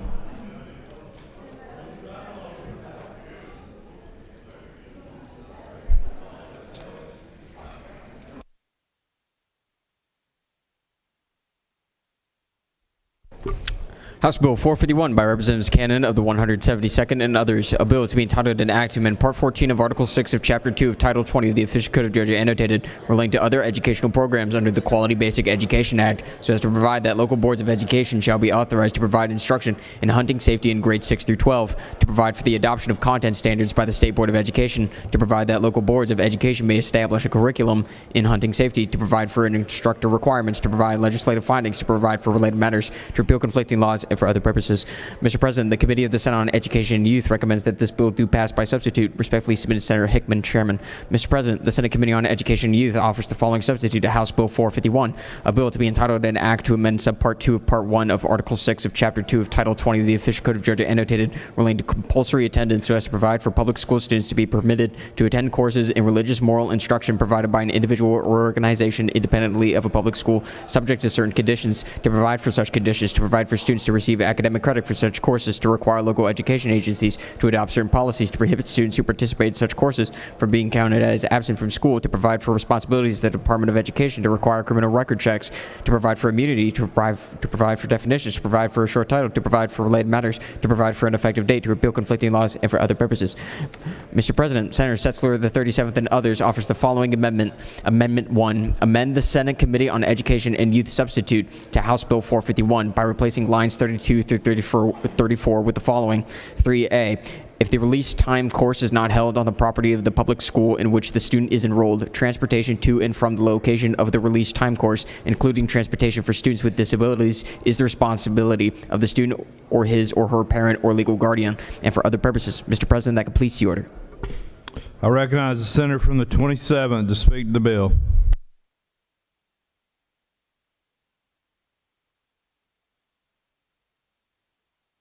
Mr. President, I'm going to speak fast in hopes that we complete our fourth bill by 2 p.m.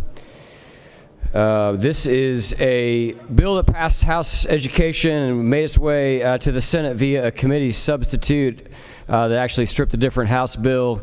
And this is a release time education bill. And the meat of the bill really is on the definition of release time course. Means a course in religious moral instruction provided by an individual or organization independent of a public school. This is rooted in a Supreme Court case that allows this type of teaching to take place. And I really should have said the meat of the bill is in lines 24 through 26, where we just require local education agencies to adopt policies by which these courses can be taken. You'll see a number of things in here, such as criminal background checks, rules around transportation, the option for academic credit to be applied. This bill passed out of the House Education Committee with unanimous bipartisan support. I'd be happy to answer any questions. I know there's an amendment as well. Do you or do? Recognize the senator from the 41st. Thank you, Mr. President. Senator Yield. I do. Senator, is there a reason why students can't get this type of education on a Saturday or a Sunday in our local mosques, synagogues, and churches and civic clubs? Is there a reason why we need to take them out of class to do this? I do, Senator, believe that there is certainly the option for them to do that on a weekend or after school or before school. The reason that we're allowing this release time education is there is obviously value in moral instruction, and the Supreme Court has recognized that fact, and so we're just putting some rules and regs here around how that can happen in the state of Georgia. And I think that what the amendment is doing as well is, at least the first part of it, not both parts of it, is seeking to really meet that floor that the Supreme Court has given us. The Senator further yield? Yes. You use the language of can, so that so school systems can allow, but isn't it true that your amendment says shall create policies? The bill says shall, yes. I forget where I said can. I may have referenced can if it wasn't to answer your question. I don't recall. The may language is on line 54 as it relates to course credit, but in terms of having policies to allow it, yes, ma'am, that is a shall.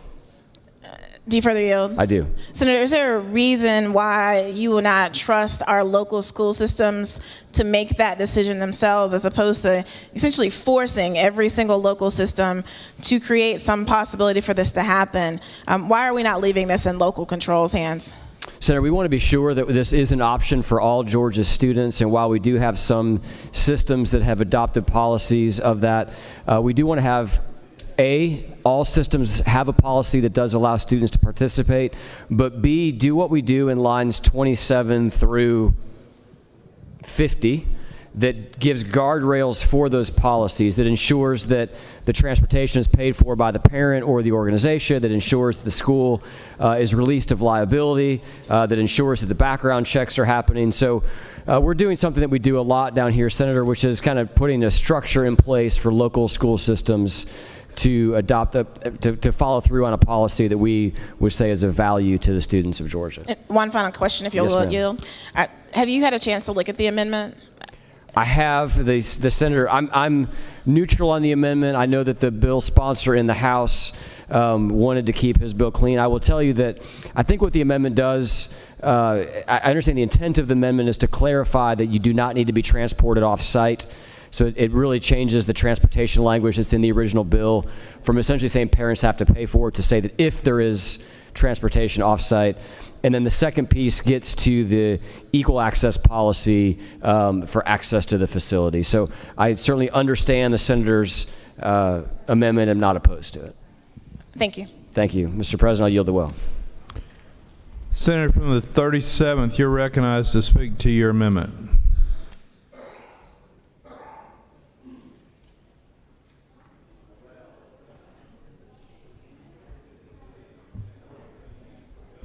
Thank you, Mr. President. Ladies and gentlemen of the Senate, I do rise to speak to the amendment. Appreciate the support of the Majority Leader and others and this clarification. The Supreme Court ruled that the release time is always available to kids. The bill that was crafted in the House tries to recognize that. The amendment is really a clarification of what the underlying bill says, but clarifies, I think, in an important way. On lines 47 through 49, those lines say that children may be released off campus for release time education, as the Supreme Court's ruled is a requirement. The way, however, line 47 reads, it's stated the negative. It says release time are not to be held on school property unless they're permitted under a neutral policy of equal access, which means they may be, as long as the policy is equal to all groups, a Christian group, Jewish group, Muslim group, other group. What the amendment simply clarifies, and this was something we were going to offer in Education Committee, but I didn't want to offer it on the fly. I wanted to make sure we could be thoughtful, sit down with Legislative Counsel and state it very clearly. It states the same essence, but it says the local education agency may permit release time to be held on public school property as long as it's under a neutral policy. What this does is it makes sure that the floor set by the Supreme Court, that we are not inadvertently coming along and making it more restrictive than it needs to be, but we're making it as permissive. If there's a school that says, you know what, we've got extra space, it's being available to all kids, there's no need to take your kids off campus. If we have space on the school campus that could be available at no substantial cost to the school district, kids would be allowed to stay on campus. The underlying bill states that. The amendment just states it more clearly so as not to confuse legal counsel with school boards in ways that would inadvertently seek to restrict what the Supreme Court has already ruled. Glad to take questions.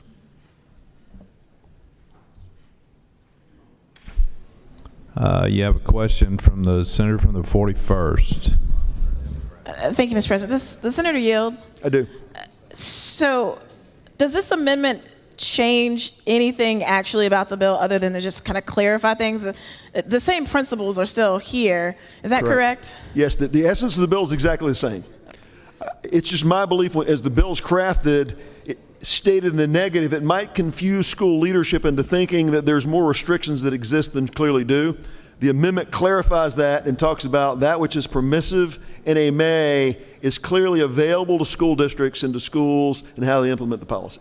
The senator for the yield. Yes, ma'am.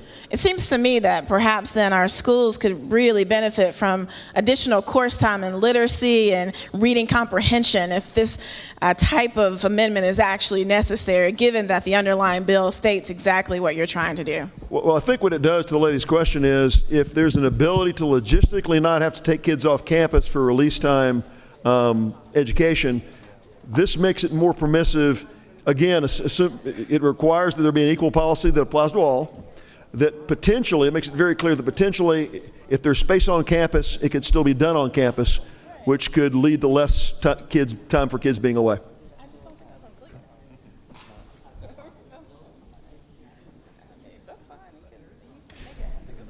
I don't see any other questions, Senator. Thank you, Mr. President. Just again, urge your support of Amendment Number 1, which provides an important clarification to schools. Senator from the 36th, you're recognized to speak to the bill or the amendment or both.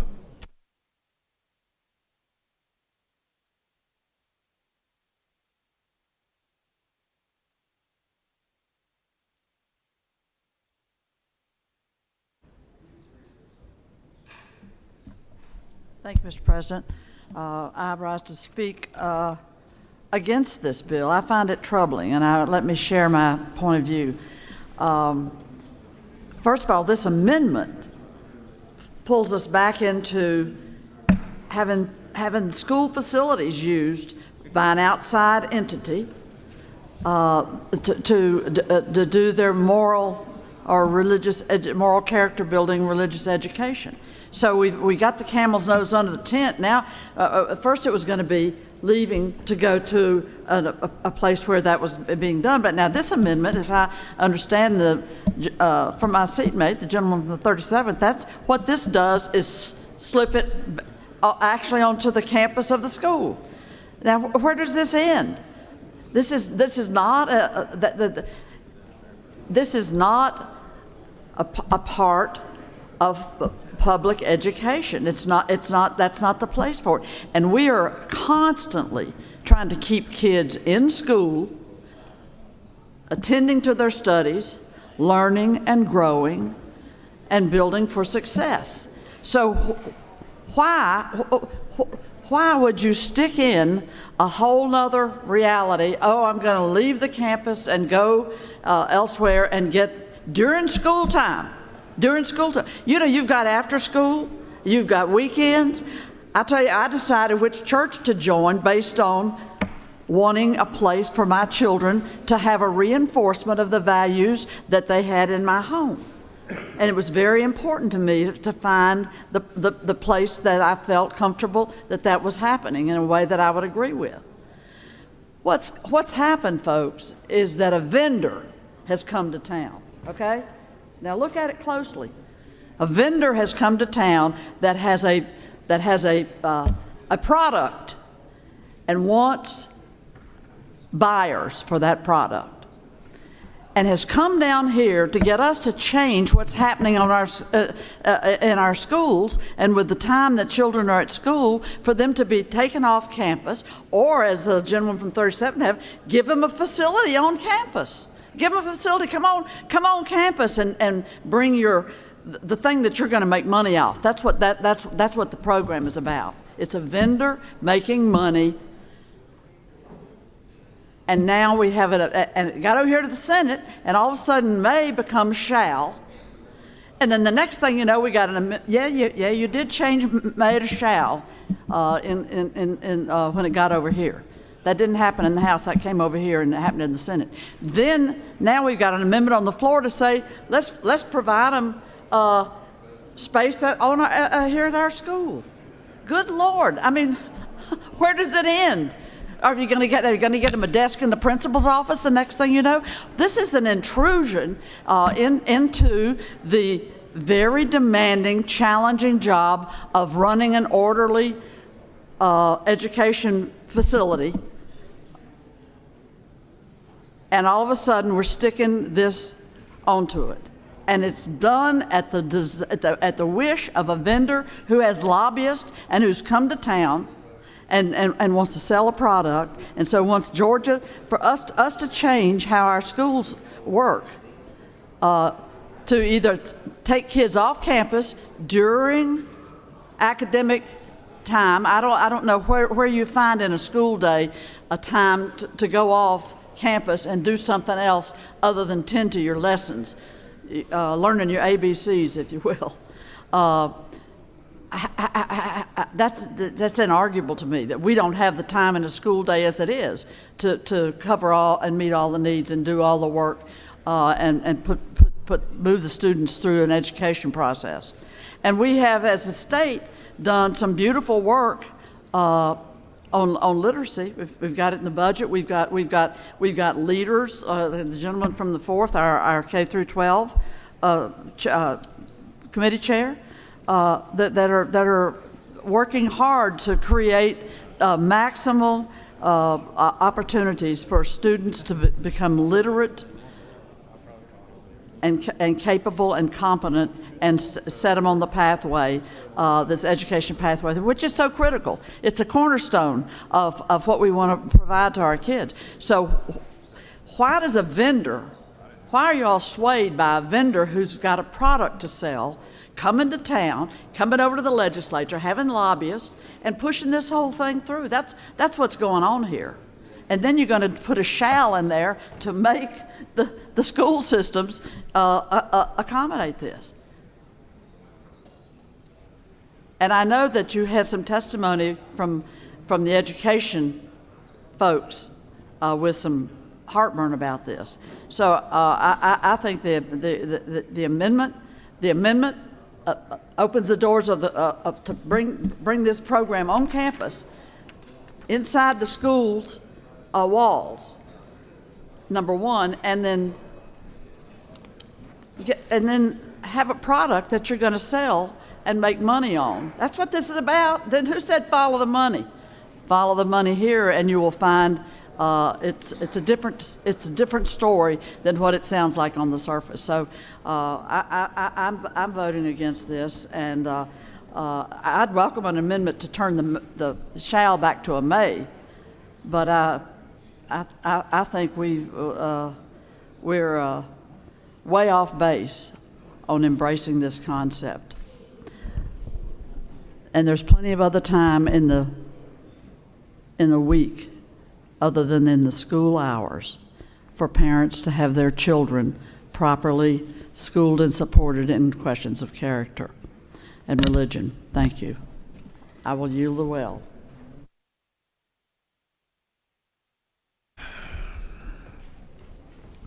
All right. Recognize the senator from the 29th. Y'all got a lot done while I was gone. A whole bill later. An hour and a half and a whole bill later. Thank you, Mr. President. I'd like to point out we have spent billions of dollars while you have been gone. It's a rare day that I would stand up here and say I agree with the senator from the 36th, but I do. I'm going to vote for this legislation. I'm going to vote for the amendment. But what I would like to do is next year, I would like for us to sit down and study in every club, every association, and every group in school. Let's move them to the evenings and the weekends. And let's focus on education. The only other thing is we have sports and we have physical education from kindergarten through 12th grade mandated.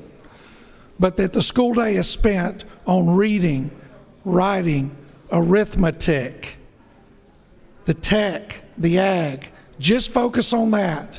Let's get all of these other distractions out of there. All of these clubs, associations, all of this. And let's go back to letting school be school.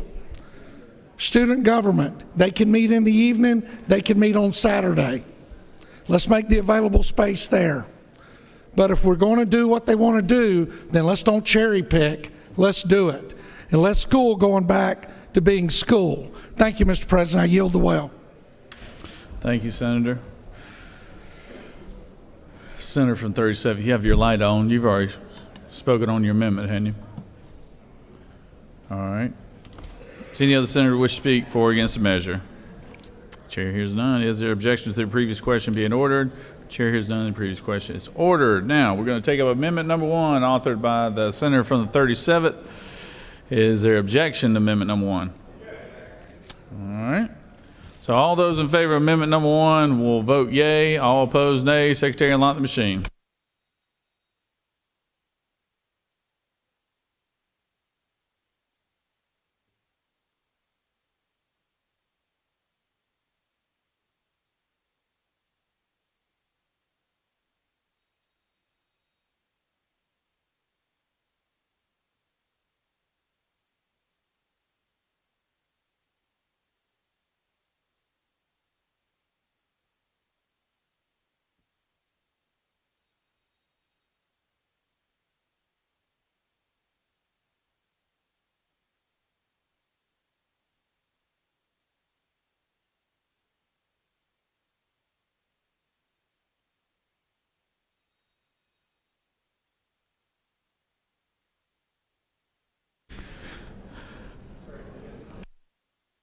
Senator from the 27th, where is he? Senator from the 27th. Senators from the 27th. Do you have any more bills today? On the adoption of amendment, the yeas are 32, the nays are 18, and this amendment has been adopted. Questions on the adoption of adoption of the committee substitute as amended. Is there objection to the adoption of the committee substitute as amended?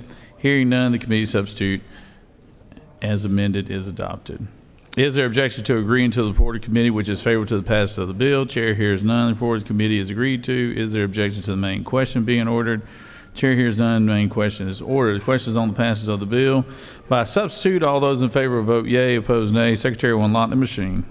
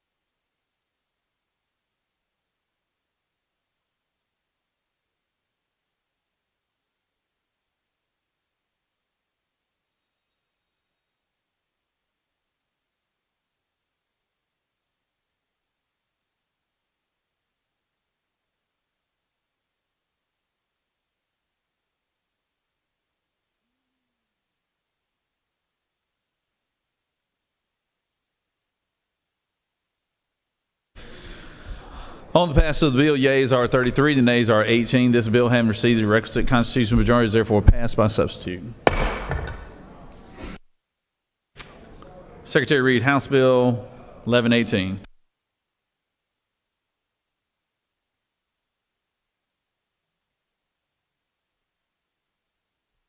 House Bill 1118 by Representatives Donna Tucci of the 105th and others, a bill to be entitled an act to amend Article 1 of Chapter 20 of Title 45 of the Official Code of Georgia annotated relating to general provisions relative to personnel and administration so as to provide 80 hours of maternal birth leave, to provide for definitions, to provide rules, to provide for penalties, to provide notice, to provide for related matters, to repeal conflicting laws, and for other purposes. Mr. President, the Committee of the Senate on Children and Families recommends that this bill do pass. Respectfully submitted, Senator Kirkpatrick, Chairman. Mr. President, that completes the order. Recognize Senator from the 42nd.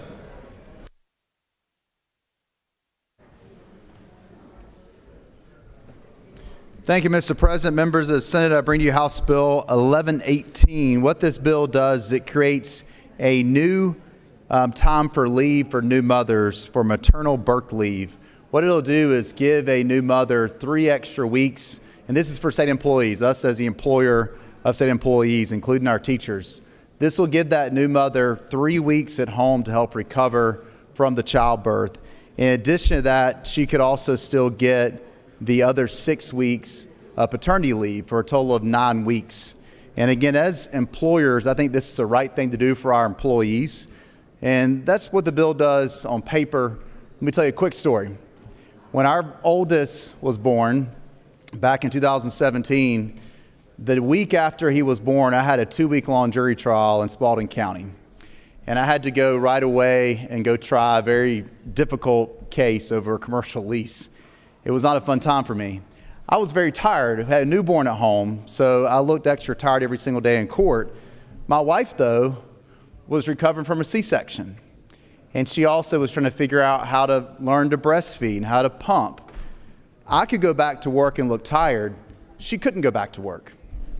There is a difference biologically and also as a society in how a birth affects a man versus a woman.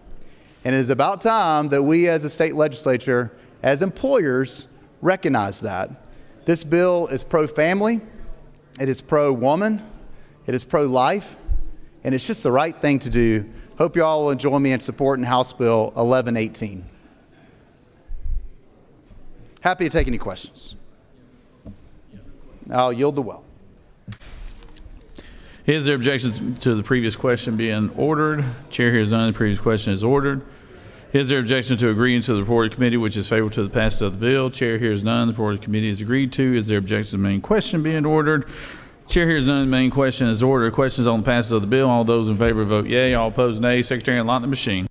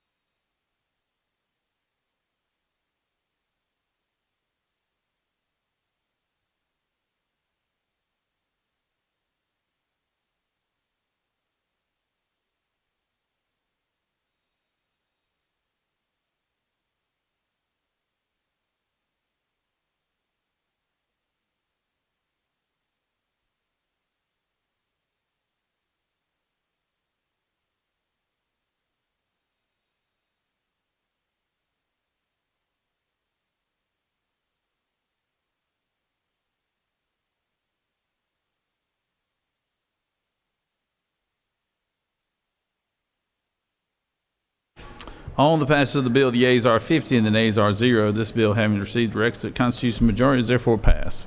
All right, we're going to do this last one before we break for just have a little break. So I'm going to let the senator from the 50th go. Let's see how brief he can be. Secretary Reed, 1208.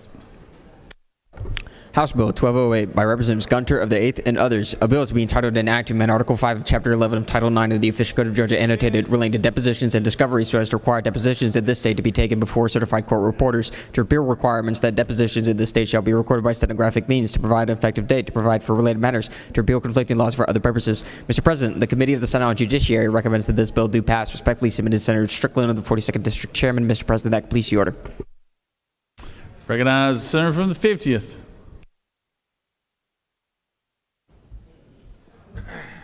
Thank you, Mr. President. House Bill 1208 simply updates the Civil Practice Act to reflect that depositions taken under the Civil Practice Act are taken by a certified court reporter utilizing any means recognized by the Georgia Board of Court Reporting. This is a consensus bill by all entities involved, and I ask for your favorable consideration. Recognize the senator from the 14th. Thank you, Mr. President. Senator Yield. I do. Senator, isn't it true that court reporters are trained to do a lot more than just transcription, and they're a critical part of making sure that a deposition and other court proceedings go smoothly? Is that not true? That is true.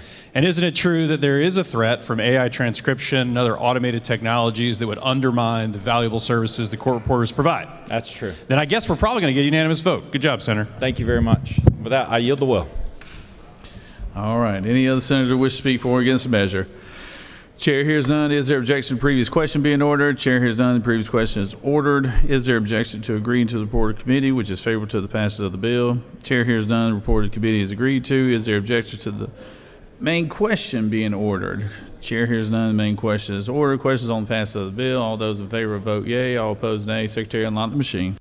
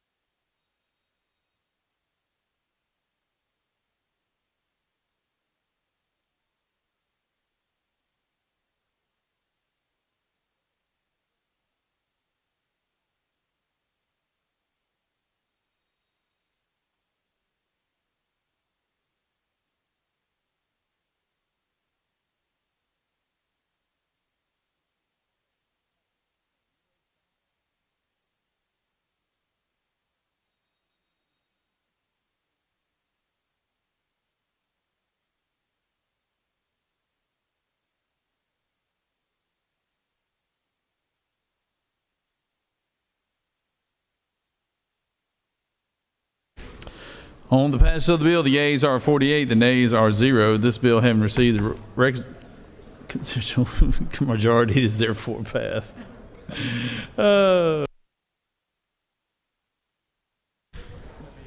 Recognize the majority leader. Mr. President, I move the Senate table the remaining legislation on the Senate rules calendar. All right.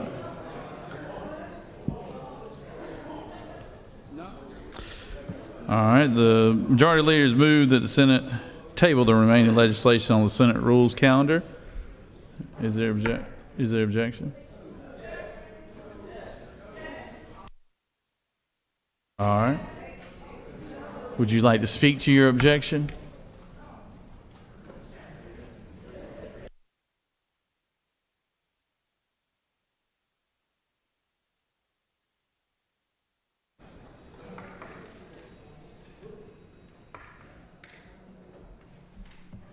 Thank you, Mr. President. We object to this because we believe that His Eminence, the Rules Chairman, and his divine wisdom and great sense put together a rules calendar that we should stand by and stand in order with. So that's why we object. You bring up a good point there, Senator. You bring up a great point. So I'm going to let these folks right here have a lunch break, and when we come back, we'll take up that motion. How about that? So, no, I'm just kidding. Let's take it up right now. You still objecting? All right, so they object. So all those in favor of the majority leader's motion will vote yea. All opposed, nay. Secretary, unlock the machine.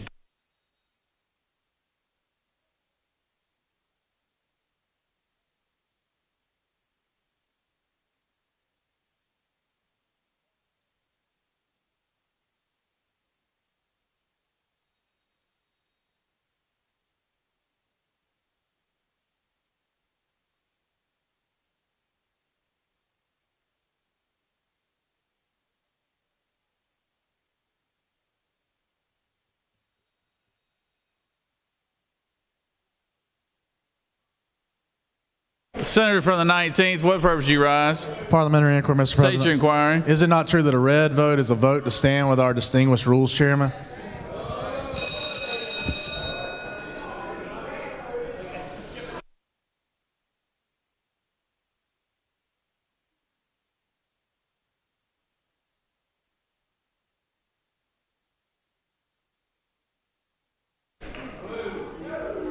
Oh, Todd. Team Brass. He is a great rules chairman, though, isn't he? He's strong as oak.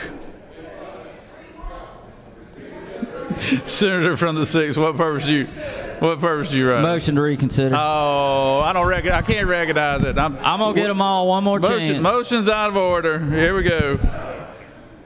On the vote, the yeas are 26 and nays are 22, and this motion from the majority leader has passed. Y'all go take a lunch break. We'll reconvene here in about, 30, 40, 45 minutes. Maybe an hour. We'll reconvene when we reconvene. How about that? Stay around. Bye.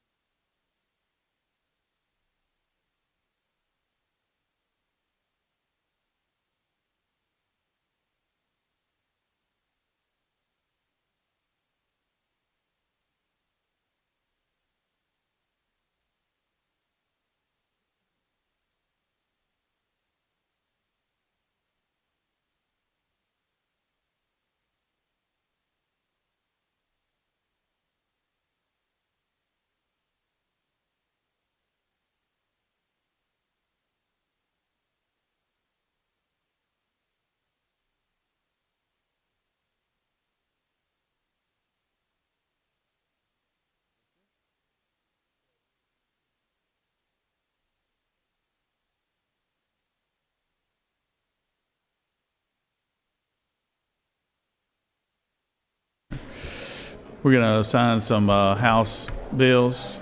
So, Secretary? Mr. President, the following message was received from the House through Mr. Riley, the clerk thereof. Mr. President, the House has passed by the requisite constitutional majority. State and local government. House Bill 1404 by Representative Steffens of the 164th and others, a bill to be entitled an act to State and local government. House Bill 1558 by Representative Glaze of the 67th and others, a bill to be entitled an act to provide a homestead exemption from City of Palomento ad valorem taxes for municipal purposes in the State and amount. local government. House Bill 1560 by Representative Burns of the 159th and others, a bill to be entitled an act to authorize the City of Springfield, Georgia to exercise all State and local government.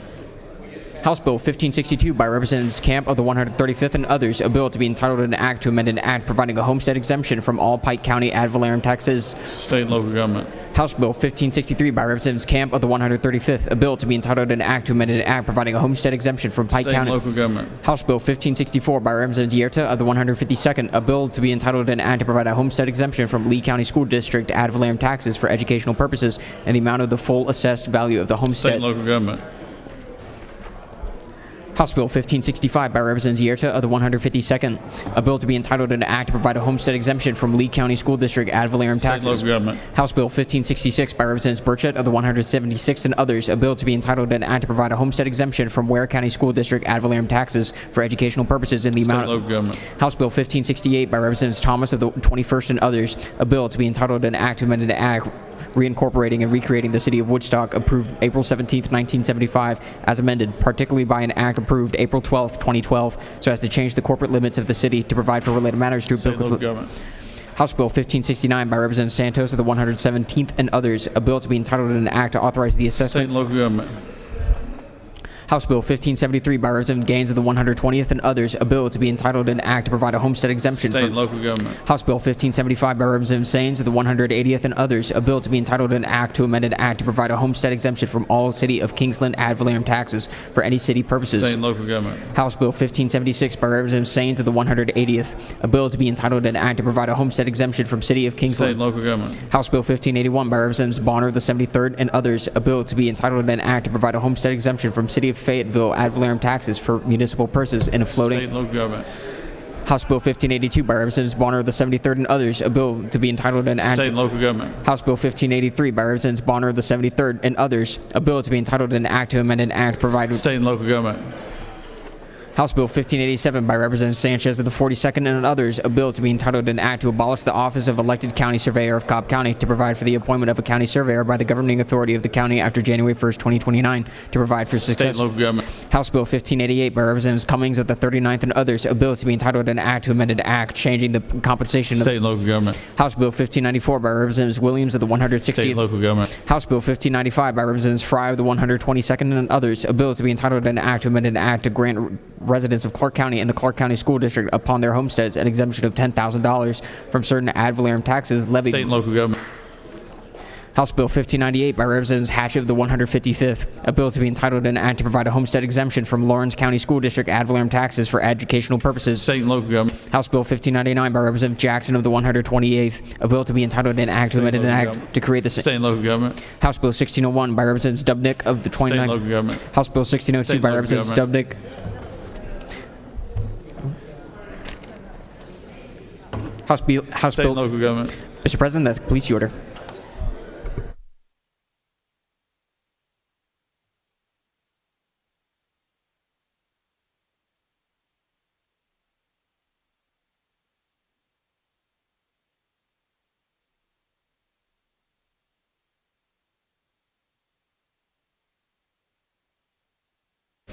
Secretary, read the caption. Mr. President, the following message was received from the House through Mr. Riley, the clerk thereof. Mr. President, the House has disagreed to the Senate substitute to the following bill of the House. House Bill 974 by Representatives Burns of the 159th and others, a bill to be entitled an act to make and provide appropriations for the state fiscal year beginning July 1st, 2026 and ending June 30th, 2027, to make and provide such appropriations for the operation of the state and for other purposes. Mr. President, that completes the order. Recognize Appropriations Chair. Thank you, Mr. President. Mr. President, I move that the Senate insists on its position to the substitute, the House Bill 974. All right. I need to speak? Chairman, would you like to speak to the House's shortcomings about not wanting to follow exactly what we do in the budget? Thank you, Mr. President. Members of the Senate, here we are again. After your hard work and over 30 minutes of presentation earlier today, where we extolled the virtues of the House, their previous speaker, their current speaker, their previous appropriations chair, their current appropriations chair, all of that praise was for naught. Instead, they have now rejected our substitute to House Bill 974. So we stand in a predicament. What shall we do? Shall the members of this body cave? No. Shall the members of this body stand? Yeah. Mr. President, I ask that we insist on the Senate's position to House Bill 974.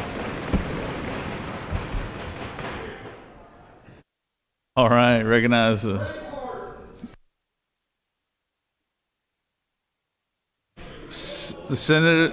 chairman has moved that the Senate insists on a substitute to HB 974. Any objections? No objections. We'll let the senator fight on for the Senate.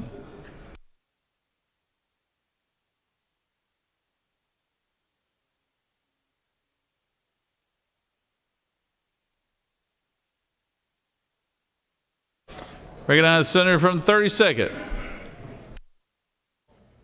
Recognize Senator from the 32nd. Recognize Senator from the 32nd.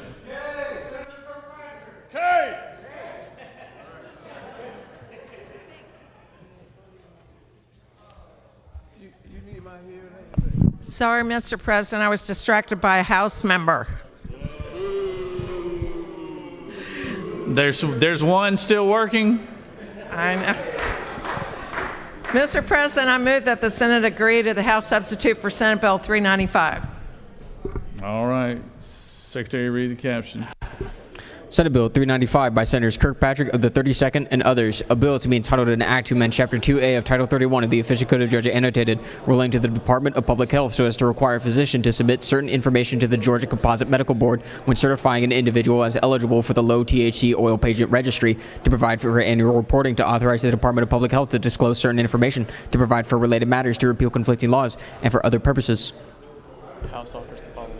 Mr. President, the House offers the following substitute to Senate Bill 395, a bill to be entitled an act to amend Chapter 2A of Title 31 of the Official Code of Georgia annotated relating to the Department of Public Health so as to authorize the Department of Public Health to disclose certain information regarding the low THC oil patient registry to the Georgia Composite Medical Board for certain purposes, to provide for annual reports by physicians, to restrict the use of such reports, to amend Chapter 11 of Title 31 of the Official Code of Georgia annotated relating to emergency medical services, to designate ambulance services as an essential service in the state, to provide for statutory construction, to provide for the EMS Interstate Compact, to provide for related matters and for other purposes. Mr. President, that completes the order.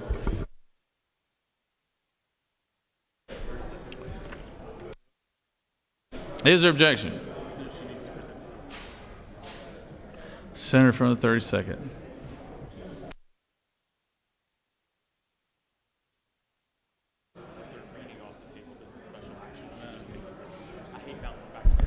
Thank you, Mr. President. This bill has changed slightly since we passed it, and you probably remember it addresses the disconnection and communication between the Department of Public Health and the Medical Board as it relates to medical cannabis. This allows the Department of Public Health to share information with the Medical Board.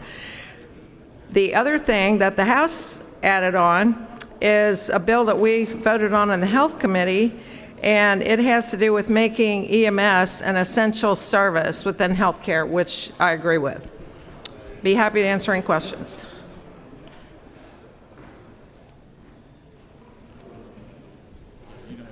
Thank you.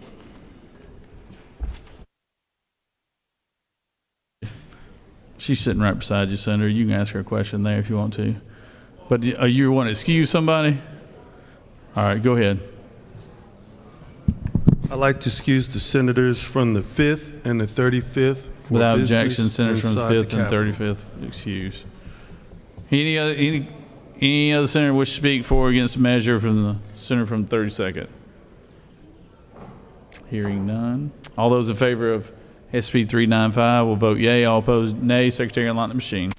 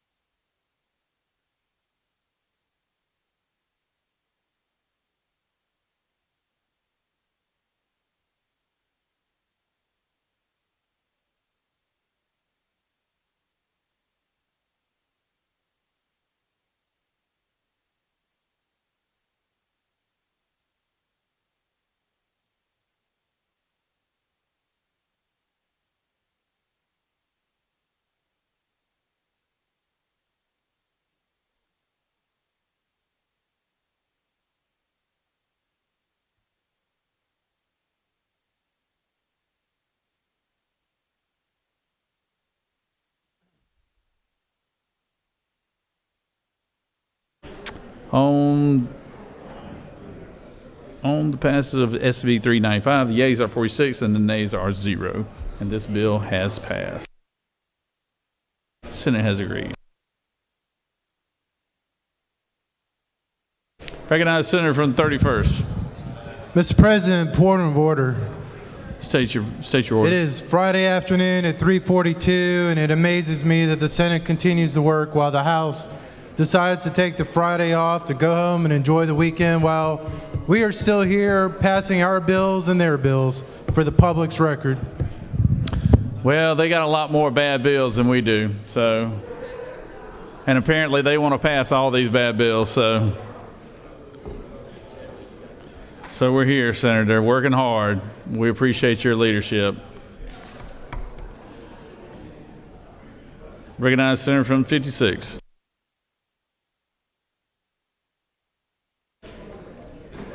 Mr. President, I move the Senate agree to the House substitute for Senate Bill 470.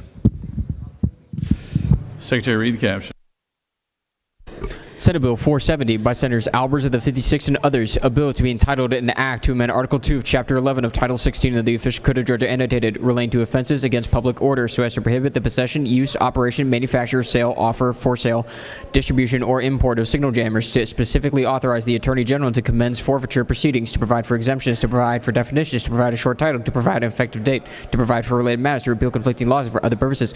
Mr. President, the House offers the following substitute to Senate Bill 470, a bill to be entitled an act to amend Article 2 of Chapter 11 of Title 16 of the Official Code of Georgia annotated relating to offenses against public order so as to prohibit the possession, use, operation, manufacture, sale, offer for sale, distribution, or import of signal jammers, to establish criminal offenses, to provide for penalties, to require that certain penalties shall not be suspended, stayed, deferred, or withheld by the sentencing court, and for other purposes. Mr. President, that completes the order.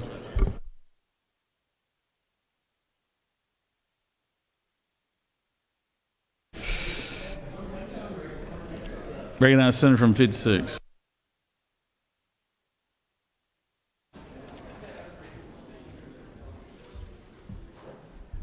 Thank you, Mr. President. Senate Bill 470 came back from the House. This is the GBI agency legislation for signal jammers. We just clarified two words to separate someone who might be personally shielding their property versus protecting all of your homes and public safety professionals for those that would do harm with blocking all those signals. If there are no questions, I will yield the well.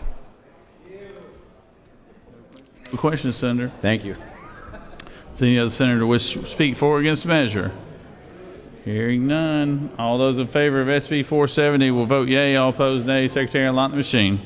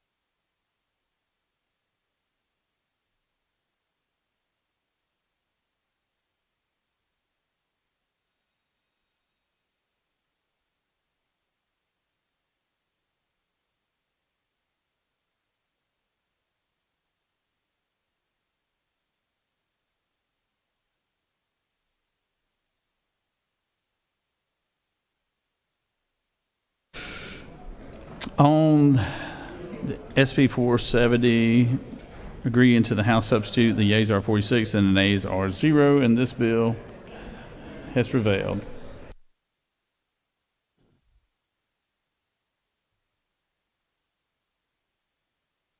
Recognize the pro tem, Senator from the 20th. Mr. President, I move the Senate agree to the House substitute to Senate Bill 284. Secretary, read the caption.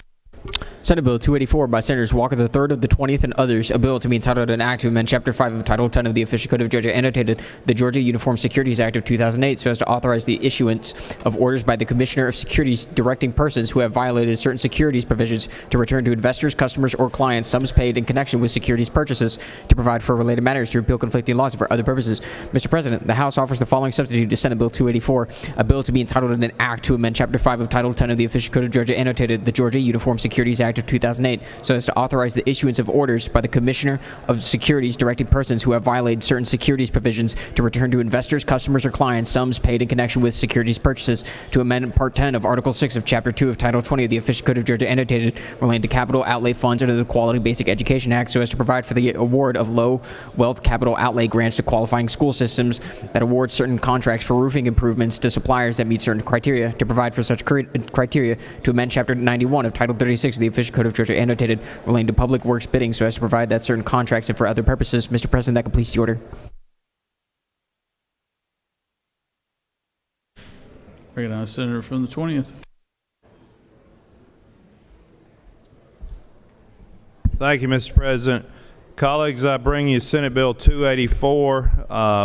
The original version of this bill we passed out of this body on March 6 of 2025 by a vote of 54 to 1, and it provides a additional tool for the Securities Division of the Secretary of State's office. Currently, they can, under current law, if there's somebody defrauding investors, they can issue a cease and desist order, which could include a denial or revocation of their license or conditional license to operate in Georgia, or they can issue civil penalties, and of course those penalties, when paid, go to the state treasury. This bill would allow them to require the perpetrator of the fraud to return invested or stolen funds, essentially, or invested funds to the defrauded investors. Again, we passed this in March of 2025, and I believe it was July of 2025, the First Liberty scheme came to light, and that has been investigated and is now in federal receivership. But had this been in place at that time, the Securities Division could have hopefully gotten some of that money returned to the defrauded investors. But there are other similar situations going on now that this would help with, and I think a lot of times it's our senior citizens that get duped by these schemes, and this is a good way to protect them or have them restored, their finances restored if they're defrauded. The House added some language to the bill that has to do with low wealth schools and the procurement method for roofing improvements. It's something that's been requested by the Georgia Department of Education. Last change to it is that it'll be effective upon the governor's signature. I'd ask for your favorable consideration. Happy to answer any questions if there are any. Otherwise, I'll yield the well. You do have a couple questions, Senator. Recognize Senator from the 14th. Thank you, Mr. President. So, Pro Tem yield. Yes, sir. Ms. Pro Tem, thank you so much for your great work on this over the last few years. I know that the victims in various securities fraud cases really appreciate it. And is it not true this bill is really just about making victims whole? That's the intent. Yes, sir. Thank you, Mr. President. No more questions, Senator. Thank you. I ask for a green vote.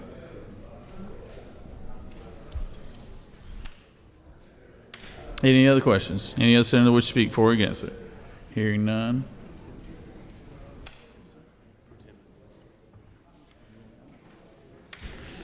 The pro tem has moved that the Senate agree to House substitute to SB 284. All those in favor will vote yea. All opposed, nay. Secretary, unlock the machine.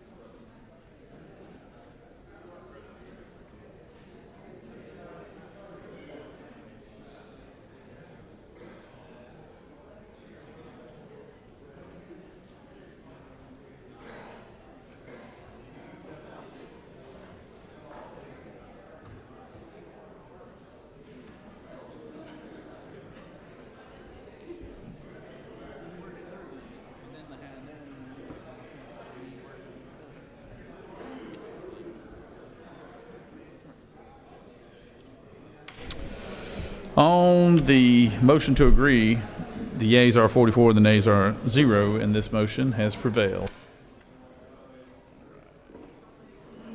Recognize the Senator from the 3rd. Mr. President, I move that the Senate agree to the House substitute for Senate Bill 500.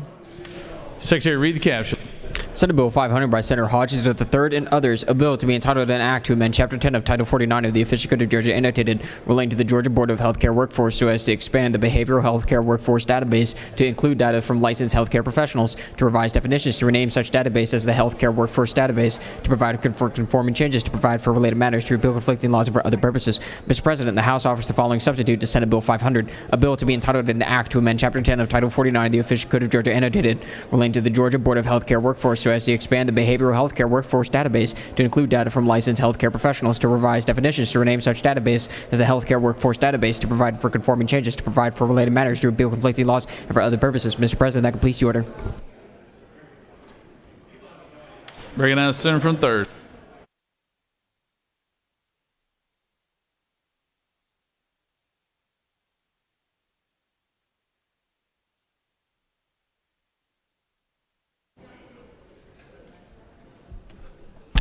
Thank you, Mr. President. Colleagues, Senate Bill 500 was agency legislation for the Georgia Board of Healthcare Workforce. It enhanced an existing data system they have to manage our healthcare providers in the state by adding 9 different licensing agencies so that the data system could have more healthcare providers. We needed to add one more, a 10th, and we added that in the House to increase the number of licensing boards and thereby increase the number of healthcare providers in the data list. If there are no questions, I'll yield the well. You have no questions, Senator. Thank you.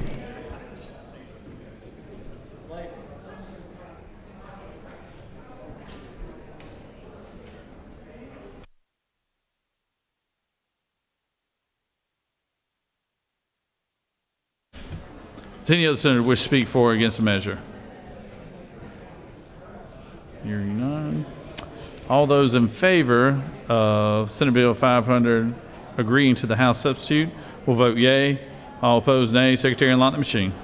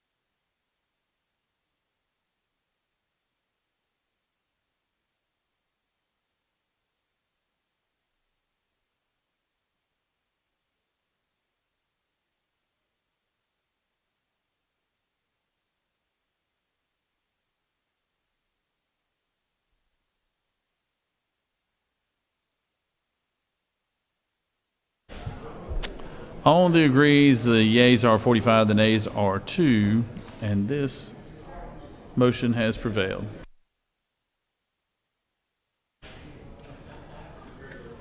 Recognize the senator from the 52nd. Mr. President, I move that the Senate agree to the House substitute to Senate Bill 566.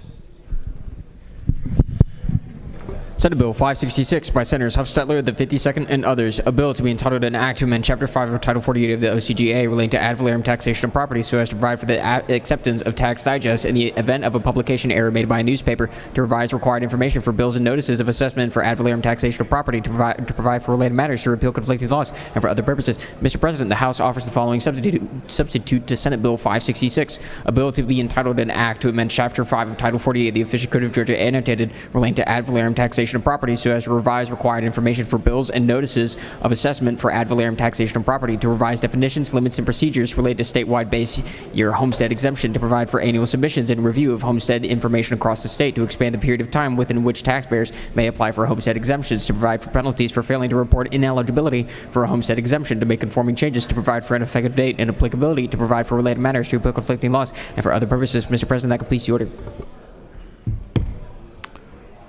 Recognize the senator from the 52nd.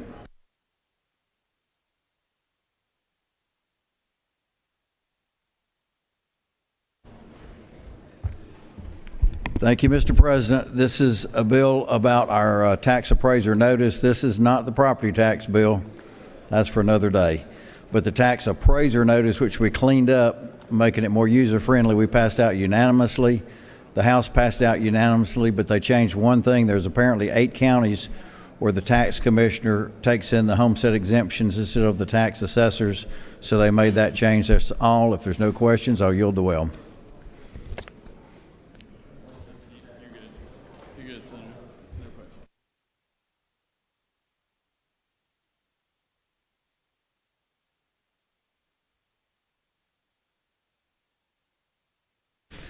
The senator wish to speak for or against the measure? Hearing none. All those in favor of the motion to agree to the House substitute on Senate Bill 566, all those that agree will vote yea. All opposed, nay. Secretary, unlock the machine.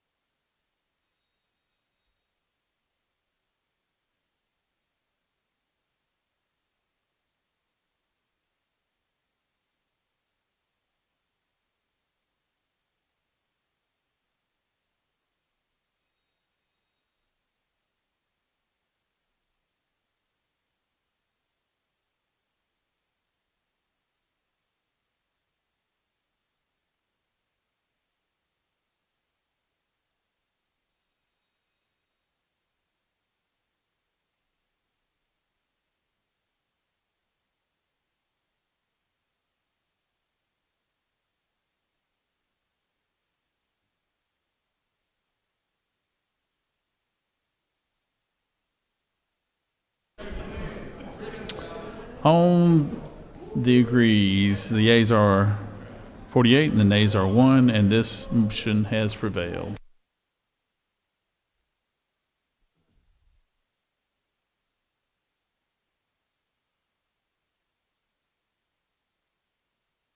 Recognize the senator from the 4th. I move that the Senate agree to House substitute to Senate Bill 472. Secretary, read the caption.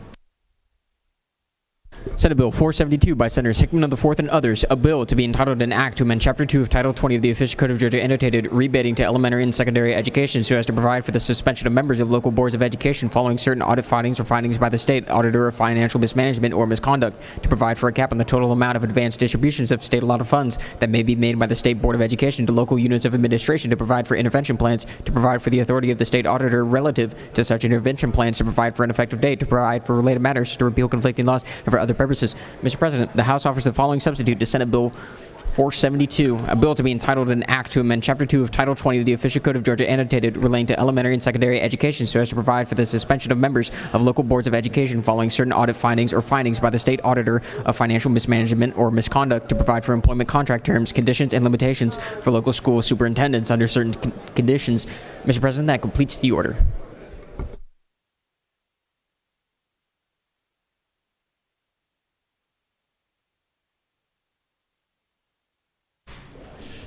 Recognize the senator from the 4th.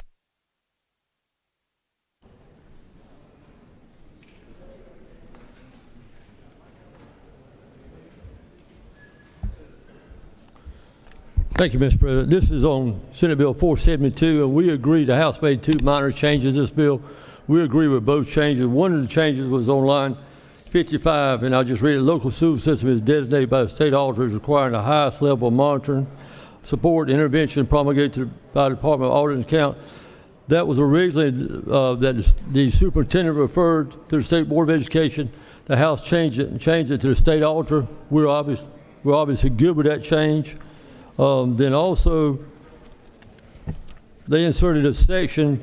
The current law says that in order for a school system to vote on a move to a county system, it requires a 25% of the voters sign a resolution to do that.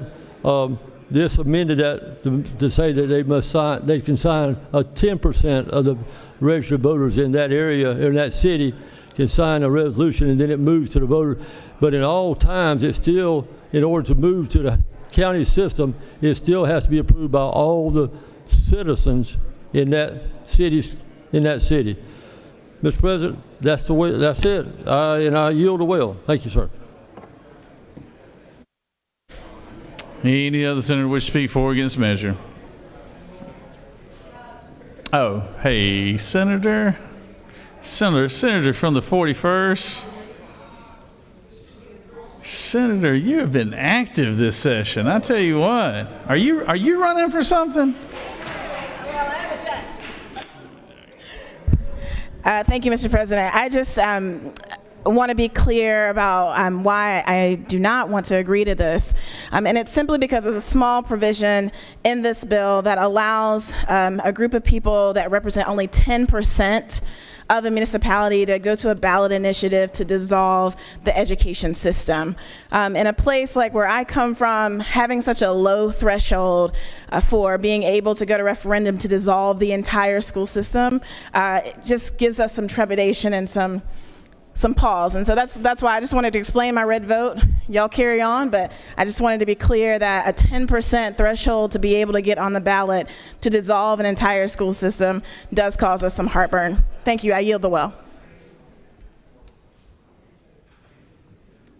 Any other senator wish to speak for or against the measure? Hearing none, the senator from the 4th has moved that the Senate agree to House substitute. All those in favor will vote yea. All opposed, nay. Secretary will lock the machine.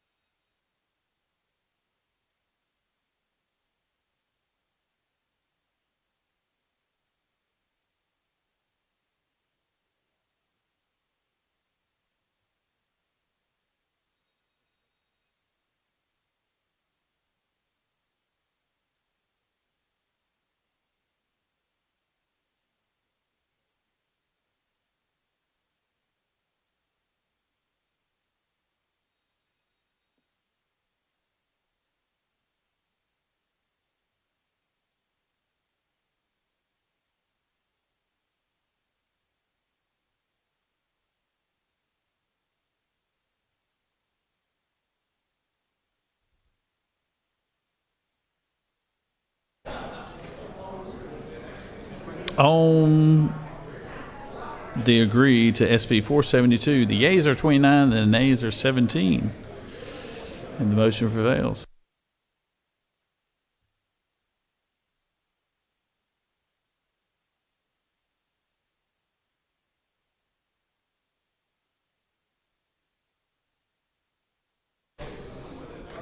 Senator from 29th.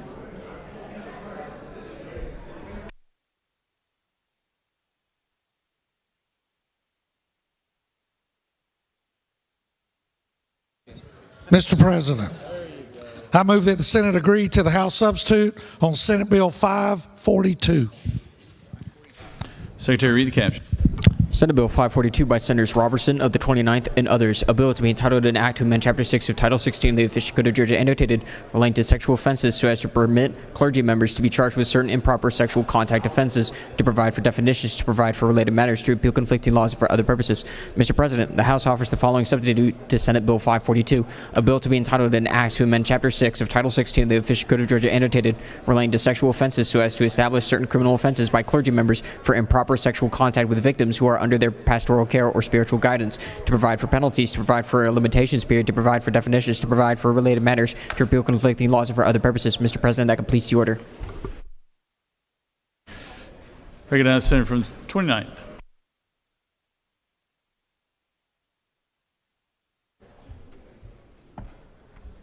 Thank you, Mr. President. Colleagues, y'all are very familiar with this bill. It's been called the clergy bill. Sent it over to the House. They made two small adjustments that I agree with. They've closely defined a definition for clergy, and they raised the statute of limitations from 7 years to 15 years, which I think are both very positive changes. What this does is it gives our adult women in whatever house of worship in this state the protection that they've for a long time have needed and deserved. And with that, Mr. President, I'll stand for any questions. No questions, Senator. I appreciate your support on this bill. I yield the well. Does any of the senators wish to speak for or against the measure? Hearing none. All those in favor of agreeing to SB 542, agreeing to the House substitute, will vote yea. All opposed, nay. Secretary, unlock the machine.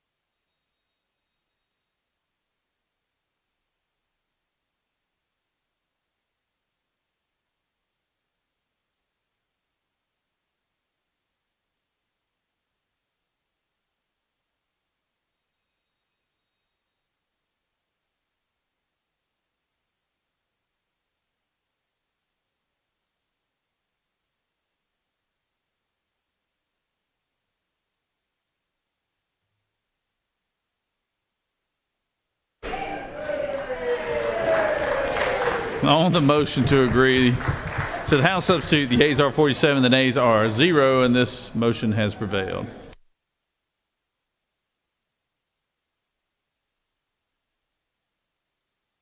All right, we just finished up some special actions. Now we're going to start taking bills off the table. So, you ready?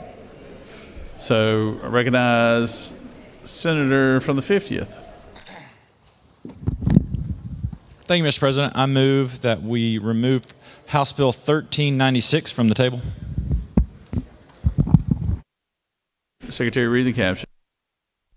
House Bill 1396 by Representative Stration of the 104th and others, a bill to be entitled an act to amend Article 1 of Chapter 8 of Title 50 of the Official Code of Georgia annotated relating to general provisions relative to the Department of Community Affairs, so as to require certain privately funded organizations that operate a shelter or provide outreach services to homeless individuals within 1,000 feet of schools, public parks, public playgrounds, or certain child care facilities, and for other purposes. Mr. President, that completes the order. Is there objection? Hearing none. Senator from the...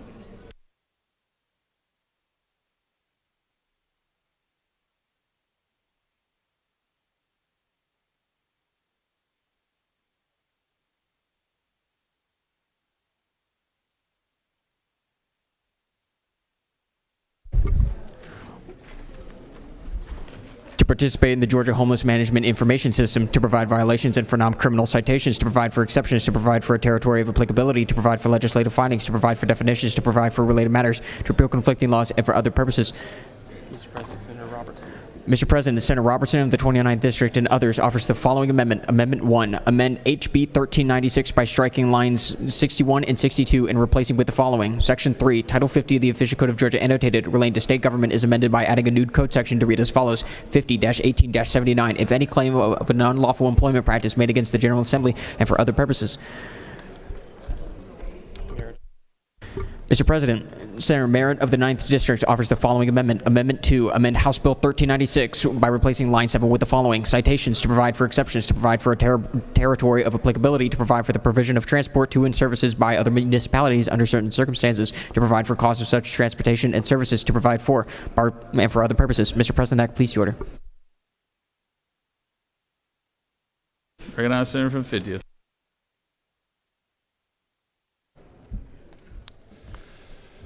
Thank you, Mr. President. I rise today to bring you House Bill 1396. This bill requires organizations operating homeless shelters and providing outreach services to participate in Georgia's Homeless Management Information System, the statewide data tool under DCA that tracks services, identifies gaps, reduces duplication, and measures outcomes for individuals experiencing homelessness. It will apply to providers of homelessness services operating within 1,000 feet of a school, university, daycare, or public park inside the city of Atlanta. This focused approach allows for proven results before any broader statewide rollout. In the amended budget, we invested a significant amount of money, approximately $15 million, to address the homelessness issue. What this does is allows us to track homelessness in the city of Atlanta now, where the highest density of homelessness occurs. It also is a public safety measure because it will allow us to track those that are on the sex offender registry and make sure they are not within a certain perimeter of a school. Hopefully, this will be a successful program and we will be able to expand it statewide, but this is a pilot and it'll help us most effectively use the resources and the money that we've allocated to homelessness. And with that, Mr. President, I'm happy to yield for questions. You do have a few questions, Senator. I recognize the Senator from the 41st. Thank you, Mr. President. Does the Senator yield? Hey, yes, I do. Senator, can you talk to me about why this experiment is only going to happen in the city of Atlanta? How come this bill doesn't apply to other cities that also experience people who are experiencing homelessness? That's a good question. So the city of Atlanta right now has the highest density of homelessness. And so it's a targeted approach, and we're going to use our resources this year and see if this will make an impact on collecting data and see if it will help us administer the services that we need using the money that's been allocated to address homelessness in the most effective manner. And if it works, which I hope it will, we look forward to implementing this statewide. But for now, because of the resources that we have, this is a pilot program, and we hope it'll work. The Senator further yield? Yes. Can you speak to me a bit about these non-criminal citations that will be issued to anyone who violates this? Are these fines, fees? What is a non-criminal citation? They will likely end up being fines, but yeah, it is not a criminal citation. We have to have some enforcement mechanism. This is a very low bar for enforcing. Hopefully most people will comply, because if you do comply with this, you get state and federal funding, which could also help out these places that are housing the homeless.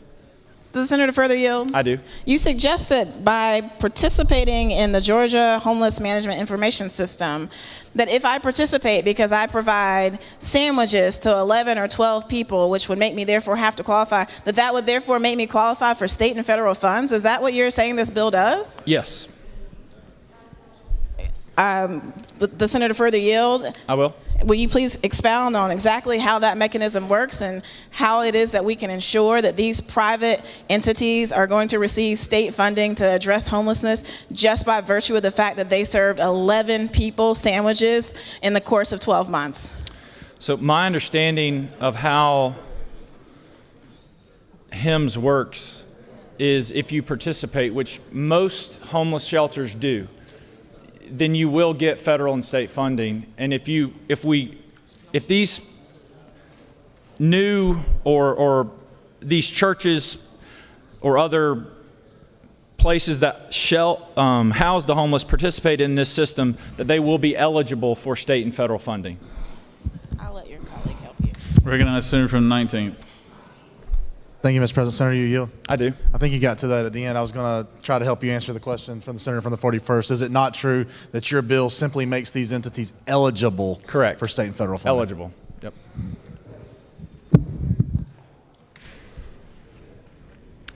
Senator from 36. Thank you, Mr. President. Does the senator yield? I do.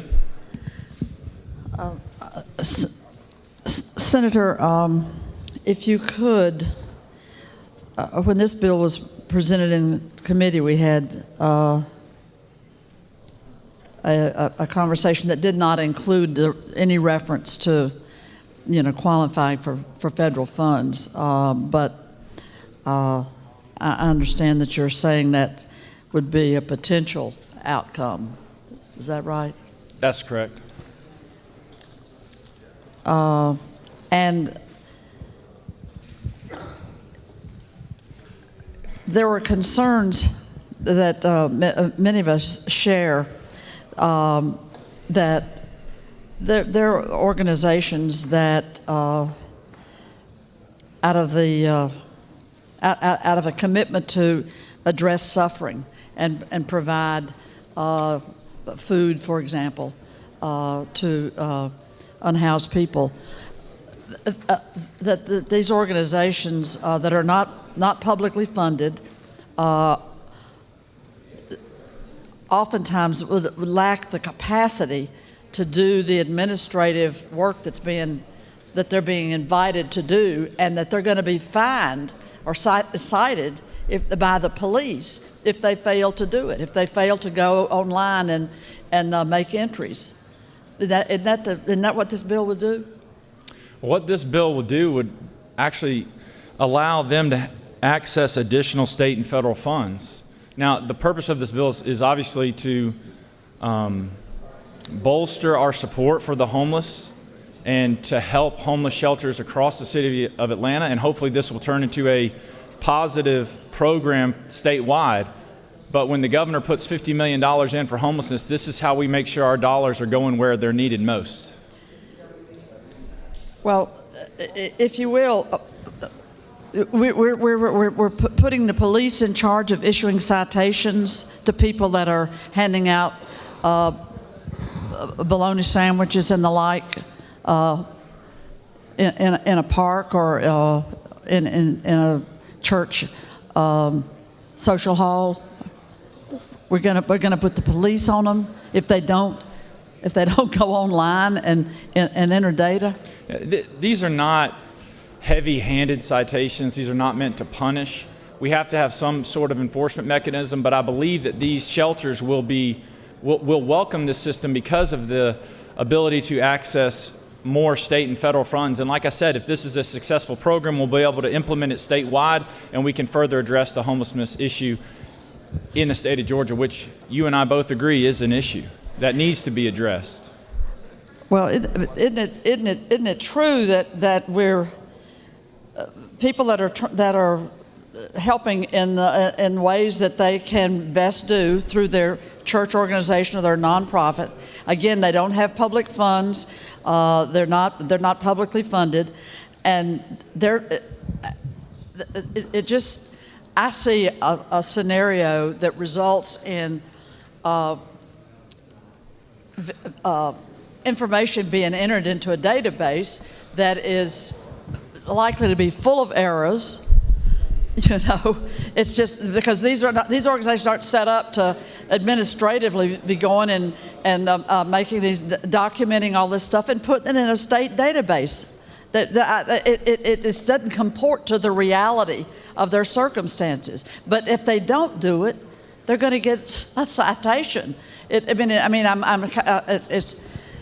amusing in it to me, were it not so draconian, to create a citation for people that are trying to help unhoused people. I guess I don't understand the opposition to this bill, because my understanding is, those who help the homeless are somewhat of a community in amongst themselves, and tracking this population across the state to further the state's efforts to support them is not a bad thing. And I don't know how anyone could say this is a bad thing. We're going to implement a system that will track the homeless population through Atlanta and also make sure sexual predators are not within a certain amount of feet from our schools, and then they'll have access to state funds and access to federal funds. I don't understand how this is a bad thing in any way, shape, or form. We've already put $50 million in our budget to address this, and this system allows us to most effectively address the issue that has been a problem. And the city of Atlanta is neutral on this issue. If this was going to be a big issue, the city of Atlanta, the mayor, they would come out against it. They haven't. This is they are neutral, and this is going to be a bill that helps the homelessness and allows the state to be fiscally responsible with our money that we've allocated for them. Isn't it true that this actually puts a pressure on organizations that are attempting to provide services, however meager or however underfunded they are?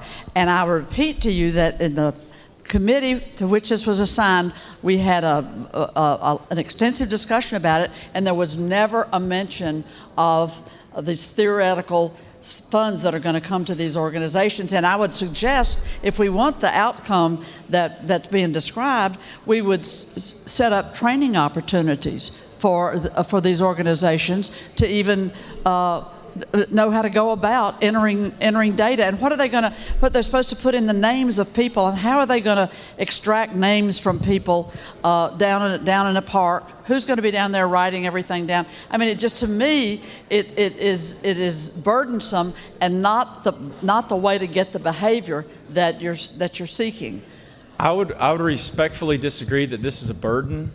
I believe this is more of a relief valve for them, and the larger homeless shelters in the city, I believe, will be more than willing to help and assist so that we can track this population, monitor them appropriately, and send funds where they're most needed. It's true that it's the larger organizations are doing that already. Exactly. The larger organizations that assist homelessness are already doing this, and this just spreads the wealth, so to speak, and helps tracking and allows us to be fiscally responsible while and has our supporting the homeless police tied up issuing citations for people for giving out sandwiches. If that's what you have to say to vote against it, then I respect that. With that, Mr. President, I yield the I'm afraid will. that is. Thank you.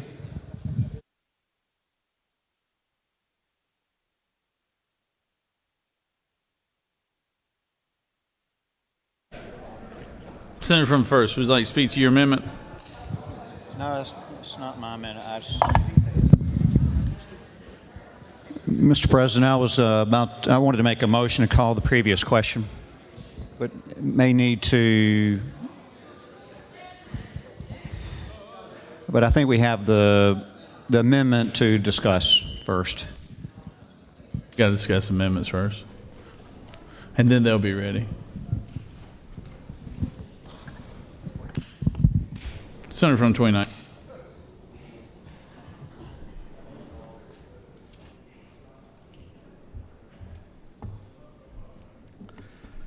Colleagues, I would love to come up here and explain this amendment to you, but I think I've explained it 3 other times. It has picked up a name floating around the Capitol called the Epstein Amendment. I want to start out by saying I never knew Mr. Epstein, and I have no reason to ever want to write his name on anything that I would carry.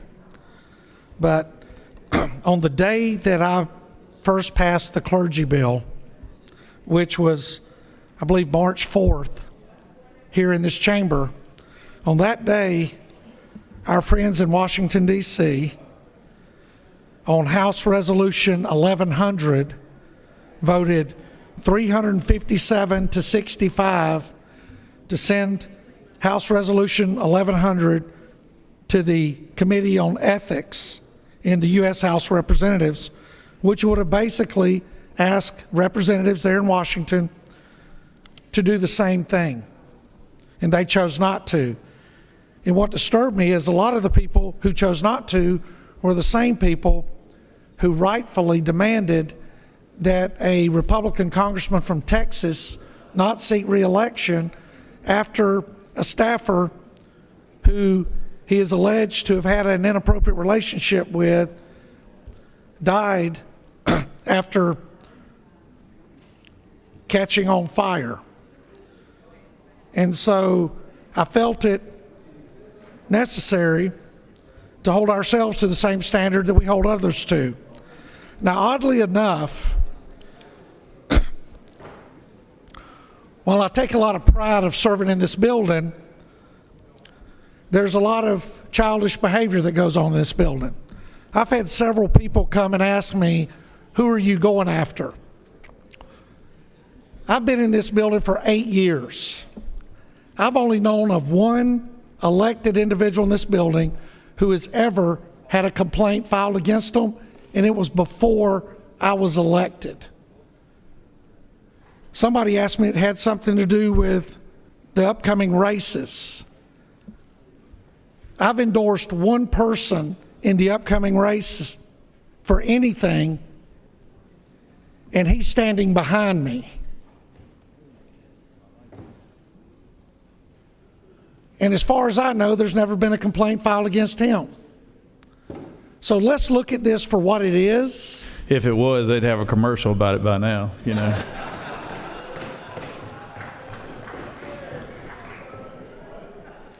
And that is true. So please don't try to read any more into this than there is, because you folks know me, and I'm really not that complicated. And with that, Mr. President, I'm happy to answer any questions, and I'm just as happy to yield the well. All right, Senator, you do have one question. Recognize the senator from the 18th. Thank you, Mr. President. Does the senator yield? I do yield to the trial attorney. Oh, thank you. This amendment is not the first time we've seen this, and I fully support it, and unfortunately the House has stripped it twice now. I want to ask the distinguished senator from the 29th if he'd care to speculate on who they're trying to protect over there. Well, in 31 years in law enforcement, I've been trained to never speculate, but to be honest with you, to be completely honest with you, I think that sometimes these things make us nervous. They make us scared because we don't know. And all I'm saying is this is very clear as to what this does. And I look around this room and I see a lot of men and women that I have a lot of respect for, no matter the party. And I trust that we are all professional, ethical, honest, and walk through these halls with character, that we treat our staff with the utmost respect. And I like to believe that everybody on both sides of this Capitol do the same thing. And with that, Mr. President, I yield the well. Senators yielded.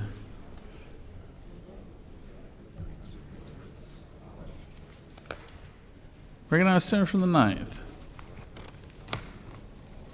Senator, you've been quiet this session. You've been quiet this session, Senator. You should talk as much as the senator from the 38th does now. It's quality, not quantity. Thank you, Mr. President. I'm going to speak to the amendment that I introduced, but I rise in opposition to HB 1396. I'm troubled by this bill. I know the senator from the 50th came here and pitched the bill as, hey, oh yes, we're just collecting data. And unfortunately, there is language in the language that he was referring to about collecting data on sexual predators, and that it provides some guaranteed funding or funding availability of state and federal funds. None of that is in the language of this bill, by the way. Nowhere. If someone finds it while I'm up here, point it out to me, and we'll discuss. But this is more concerning than it sounds or seems. Just to let y'all know a story, not long ago, I met a woman right here outside of church here in downtown Atlanta. And she wasn't asking for much. All she wanted was a warm meal, a blanket, and someone to look her in the eye and just treat her like a human being. And the people helping her weren't these big organizations. It was the smaller private organizations that we're talking about. And they're not funded by the state. They were volunteers, they're often neighbors, and they're doing this work because no one else will. Now, I had some folks come and talk to me about this bill because they're trying to clean up their area. I get it. Everybody wants to clean up their area. A lot of where this part of Atlanta is becoming gentrified and people are moving in. And frankly, no one wants homeless people around them. But they're here. What are we supposed to do with them? I get it. And then I was told that there's organizations coming in that just come and giving them sandwiches. And when they get these sandwiches, the homeless people stick around, cluttering up their neighborhoods. I got it. So give us a solution. What is the solution? Going after these private companies is not the solution. HB 1396 will punish the very people that are trying to help fill a gap and provide support for our homeless population. This bill doesn't create housing. It doesn't expand treatment. It doesn't add a single outreach worker to the streets. It provides no solution to our growing homeless crisis. And now at a time where we're having a problem with affordability. People they're struggling just to stay in their homes. But because things are becoming more affordable, we're actually creating more of a wealth gap where we may have more homeless and nowhere to put them. What this does do is it creates citations for privately funded groups who don't enter this data system. And also the bill presents no evidence that these groups near these schools or parks are even creating real harm, besides feeding homeless people who are hungry. And we're talking about these are church groups coming in. What this bill does, it creates new mandates, new burdens on the very organizations that are trying to do the work where our state has failed to fund properly any homeless solutions. I won't say any, we have some. I know we put some money in the budget, but we can do more. What it does is, and we keep alluding to this, it has punitive citations on these small private service providers. A citation, not a solution for our homeless population. In lines 1 through 9, including lines 6 through 7, explicitly says that this bill is to provide violations for non-criminal citations. Yet we're not funding housing treatment or services. We're creating a ticketing, penalizing system for nonprofits and outreach workers. A law enforcement style citation aimed at service providers does nothing to address homelessness, nothing to increase beds, nothing to expand mental health or addiction treatment, nothing. And the same folks that came and talk to me about this bill, I'm like, well, how does this piece of legislation solve your problem? I couldn't get an answer. I said, you're just tracking data. How is this solving your problem?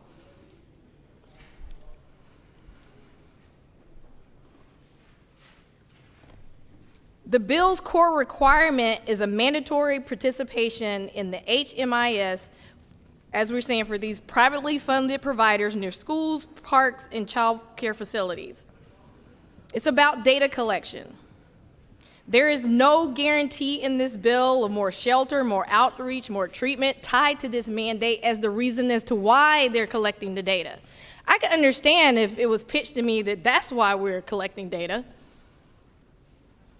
but that's not the information that I got. We just don't want homeless people in our yard or on our streets.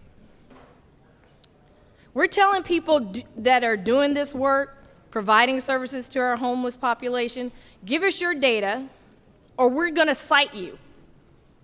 We're going to give you a citation.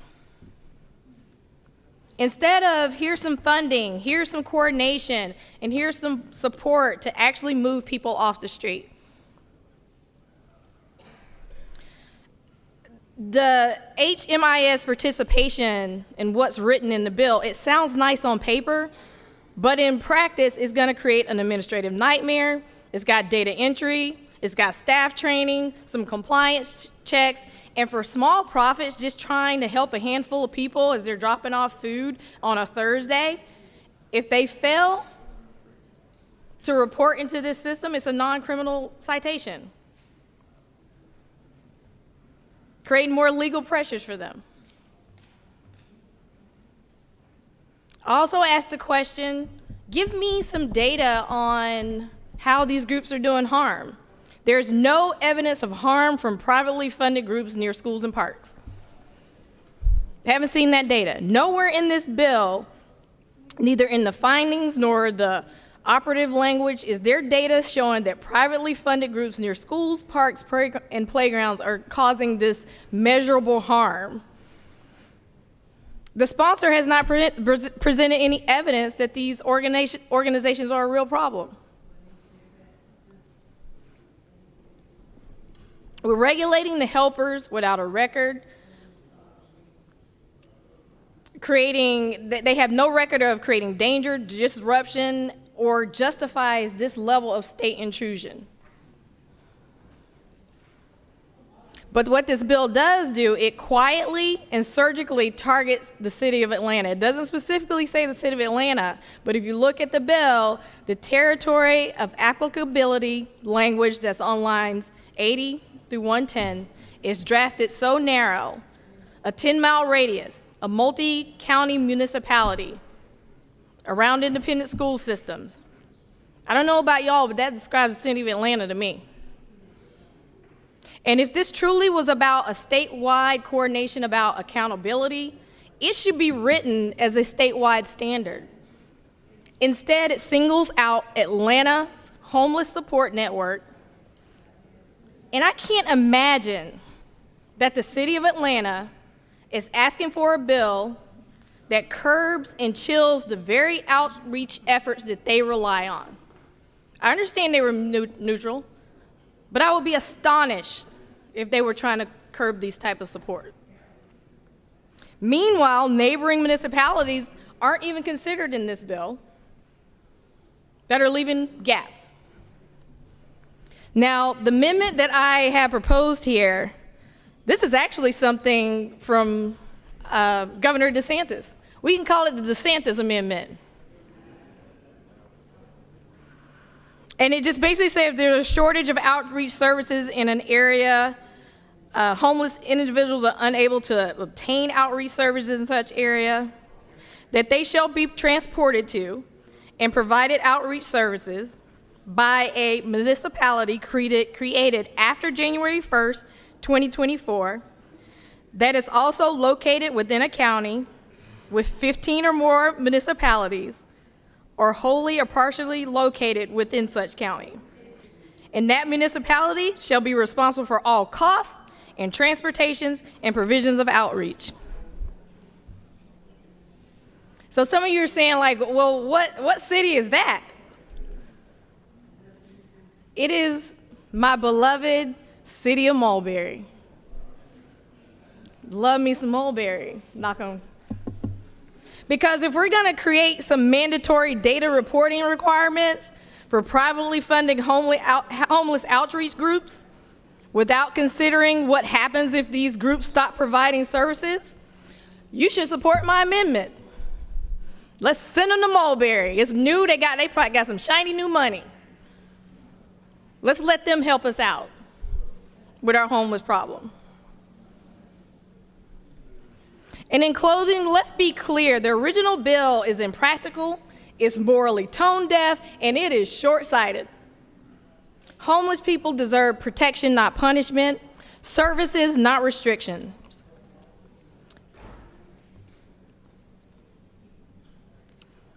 And this amendment that I've introduced here just helps ensure that our communities are cared for and kept safe if we have to transport them out of the city of Atlanta.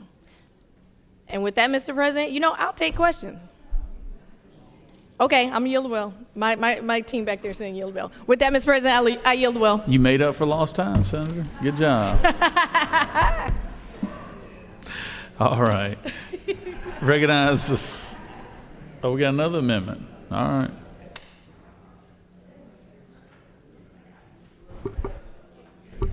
Mr. President, Senators Jackson of the 41st District offers the following amendment to amend House Bill 1396, Amendment Number 3, to amend by striking on line 48 shall be required to and replacing with may, striking lines 50 through 52. Mr. President, that completes the order. Recognize the senator from the 41st.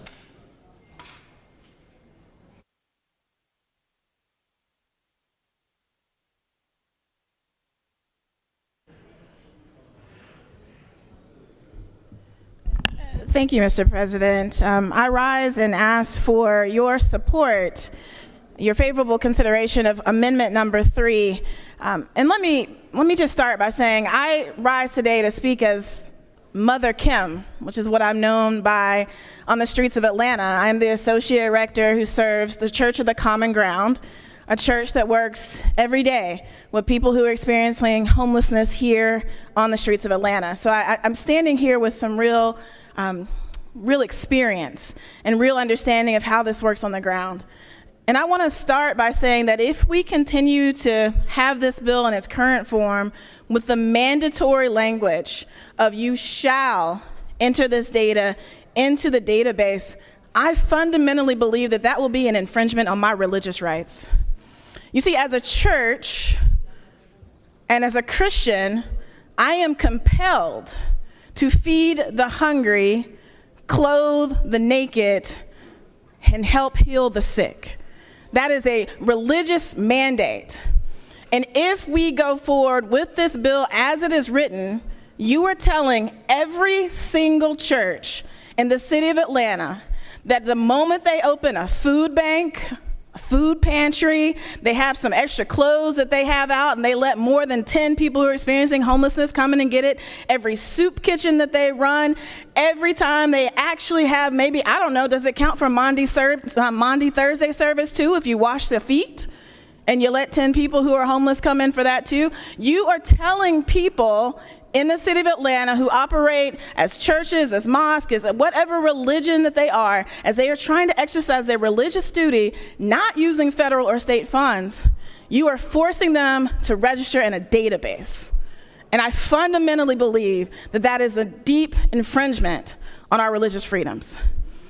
But let me also be clear. I run an organization and have during the entire time that I've been here that participates in this very system. I have a social worker that I've hired who is a part of an authorized group that puts people's information in the database. I believe in the database. The database is good because, not because it gives the organization access to state funds and federal funds. Let me be clear, the database gives the individuals who are put into it access to additional resources that are maybe funded by state and federal governments. And so we participate voluntarily because it's good for our people. In the course of the 2 years that I've had this social worker working with me, who's been able to put people in this system, we've been able to get permanent housing for 180 people. It's a great system, but we're volunteering. And I want to just echo some of the words that you heard from the senator from the 36. She's not wrong. If you ask every single group that rides up into the middle of a park and distributes food, if you ask every single one of them to be responsible for entering data into the system, you are going to get trash data. Trash data in is trash data out. These folks are not trained and equipped to do this. And also, I just want to highlight once more what we are asking of our law enforcement.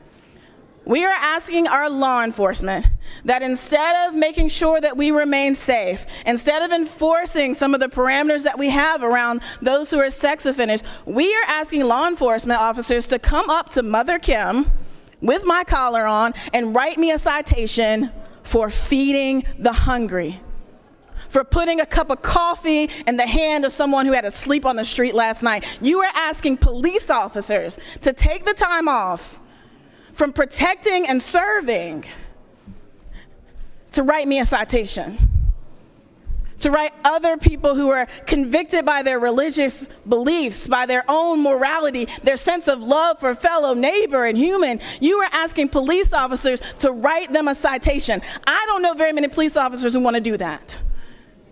And I don't think it's fair to put them in that position. Now, I understand what the city of Atlanta is doing. I work down here every Sunday. I will be clear. Listen, it is easier, and now in the park at Woodruff Park, it is easier to sell drugs than it is to hand out a sandwich. I know it because I try it every Sunday, and you now have to have a permit in the city of Atlanta to hand out food. So I understand that the city of Atlanta wants to clean things up, but there's a way to do it that's right, and then there's a way to do it that fundamentally infringes on my religious freedoms, on your religious freedoms.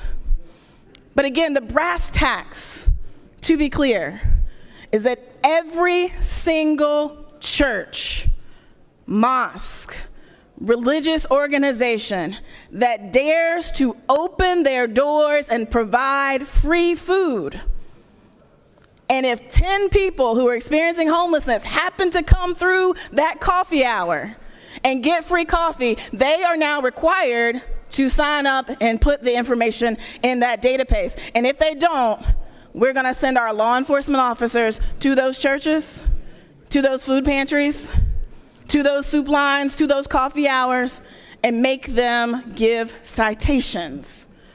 This is not a good use of our time.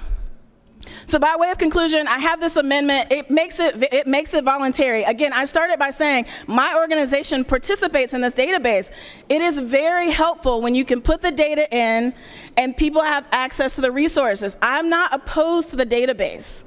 I'm just very clear that we should not make it mandatory. And so that's what my amendment does.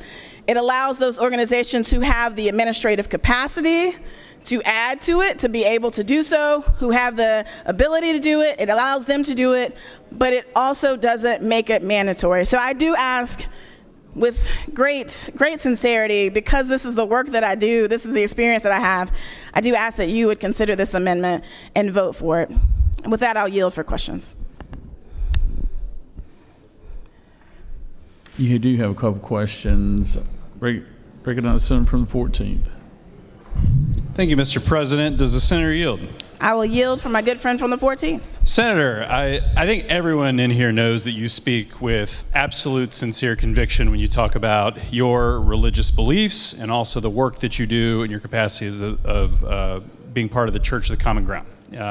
My question to you is it not true that this state in the last couple of years, through both houses of the legislature and the governor's signature, passed RFRA, a law that would protect religious freedoms beyond the First Amendment to the U.S. Constitution and enshrine a statutory right that any religious conviction that is sincere must be protected by laws that are narrowly tailored to protect that sincere belief. Is that not true? That is very true, and I already began to go through my Rolodex to see who I would need to represent my church if this were to become law, because I'm clear that it is absolutely an infringement on RFRA and on our religious values plane. Senator, further yield. I absolutely do yield. Would it be a fair characterization of the argument that you're making from the well today to say that you are essentially arguing that under RFRA, this state law would not be narrowly tailored in such a fashion as to protect your religious freedoms consistent with the statute this chamber passed? You know, my good friend who also graduated from Furman talked about the importance of a balancing test.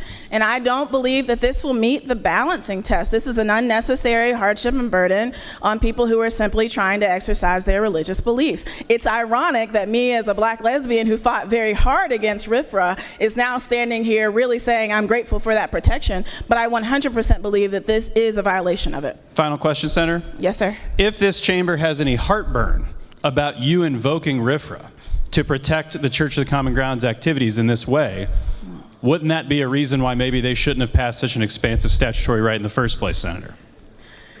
Senator, I appreciate your question. Again, I just turned back to my amendment. I think this is a middle way. We want to get data about people who are experiencing homelessness in downtown Atlanta. We want the organizations to serve them to be able to put that data in. Let's do this. Give them a carrot and not a stick. Invite organizations to participate so that their people that they serve can have access to the additional resources that come when you are part of that database. I think this is a measured compromise for us to be able to do this. Thank you, Senator. Recognize the senator from 36. Thank you, Mr. President. If the Senator would yield just very briefly, isn't it true? I believe you have really brought your wisdom to bear here on a path forward, and that is we can support this amendment and then wholeheartedly support the bill. And that's what I would call a win-win, and we'd go forward.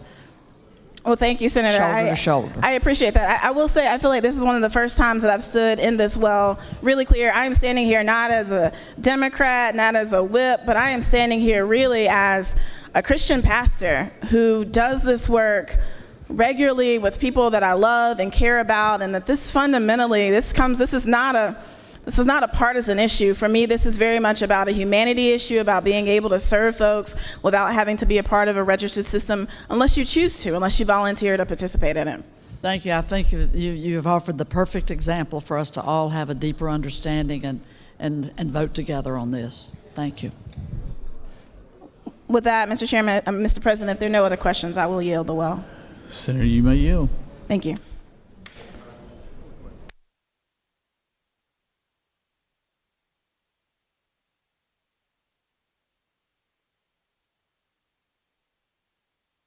Recognize Majority Leader. Mr. President, move the previous question. All right. Is there objection? All right. It's just one of them days, I guess. All right. The Senator's Majority Leader has moved to the previous question. All those in favor will vote yay. All opposed, nay. Secretary, unlock the machine.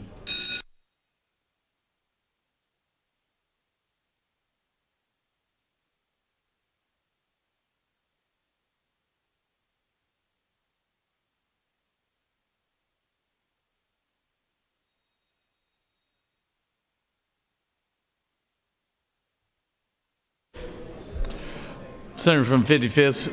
Mr. Presiding President, isn't it not true that I had my light on trying to speak to the bill and this amendment, and I joined with my distinguished colleague in wanting to avoid infringement on my right to exercise my religious freedom in the way that would not be infringed upon? Each and every senator is going to have an opportunity to vote on every amendment and the bill itself.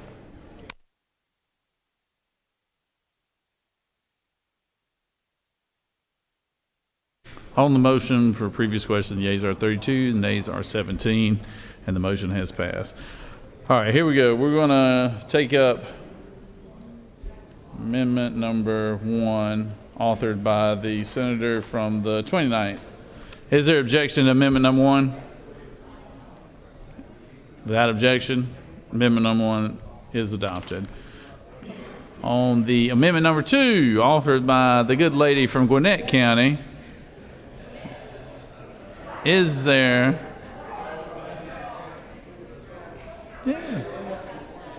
objection to the amendment? There is objection. And so, all those in favor of amendment number 2 will vote yay. All opposed, nay. Secretary, unlock the machine.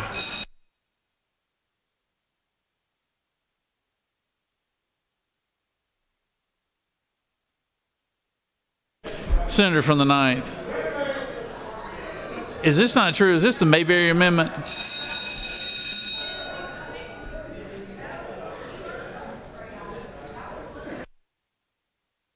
Recognize the senator from the 9th. Recognize the senator from the ninth. Mr. President, it is the DeSantis-Mulberry amendment. It's the Mayberry Amendment. Mayberry, or we call it Freeberry, because they keep asking for stuff.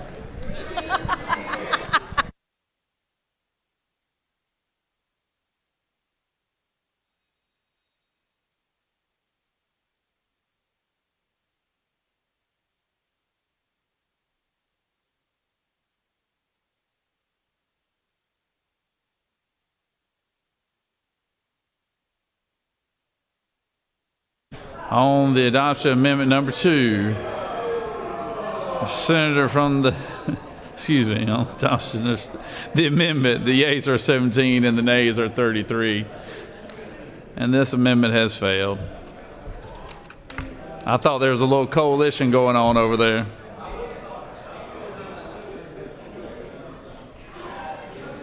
On amendment number 3, Senator, authored by the senator from the 41st, is there objection to amendment number 3? There's objection to amendment number 3. All right. All those in favor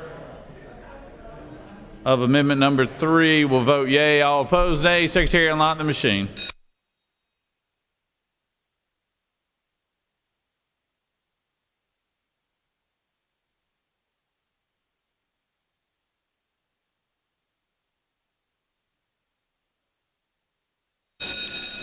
Senator from the 41st, for what purpose you rise? Parliamentary inquiry. State your inquiry. Isn't it true that a green vote is a true compromise vote that protects all of our religious freedoms? Each and every senator had to make that decision.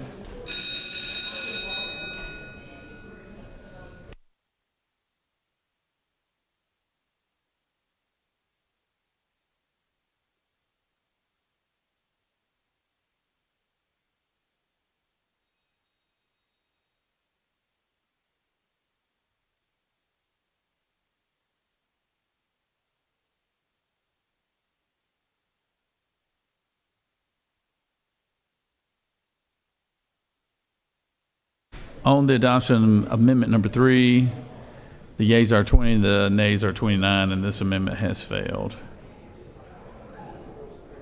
Senator from the 45th, are you wishing to speak or waive? Okay. Is there objection to agreeing to a report of committee which is favorable to the passage of the bill? Chair hears none. The report of the committee is agreed to. Is there objection to the main question being ordered? Chair hears none. The main question is ordered. Question is on the passage of the bill as amended. All those in favor of the bill vote yea. Opposed, nay. Secretary, unlock the machine.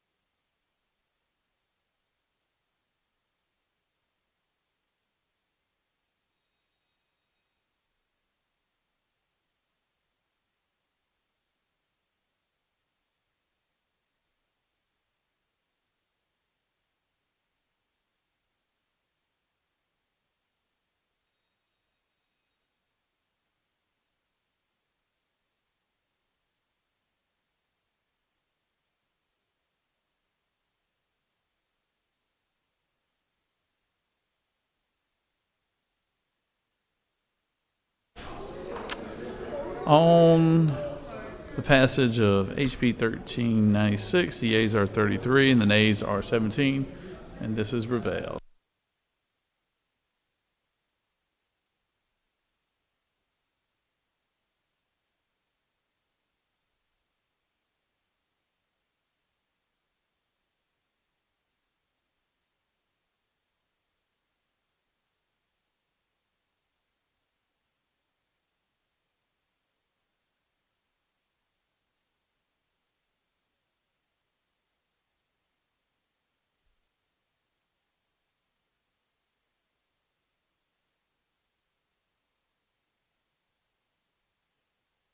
Recognize Senator from the 45th.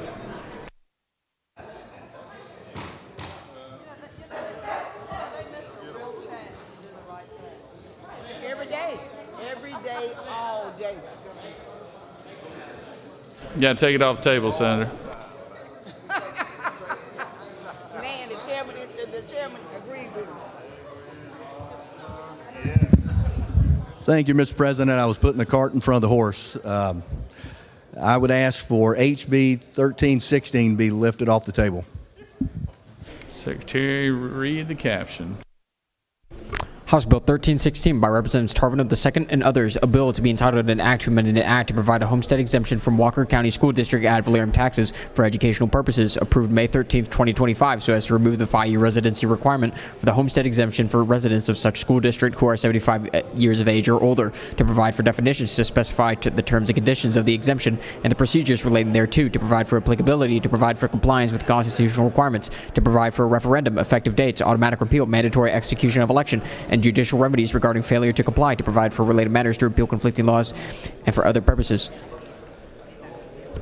Is there objection? Not objection. Mr. President, the Committee of the Senate on State and Local Government Operations General recommends that this bill do pass. Respectfully submitted, Senator Dixon of the 45th District Chairman. Mr. President, that completes the order. Recognize Senator from the 45th.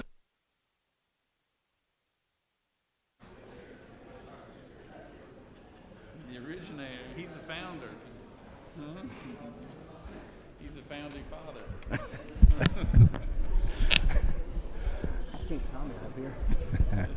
Thank you, Mr. President.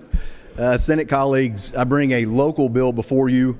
The reason we've got it as a general bill, it was a seat that's vacant. The senator does not fill a seat, so we have to run it as a general bill.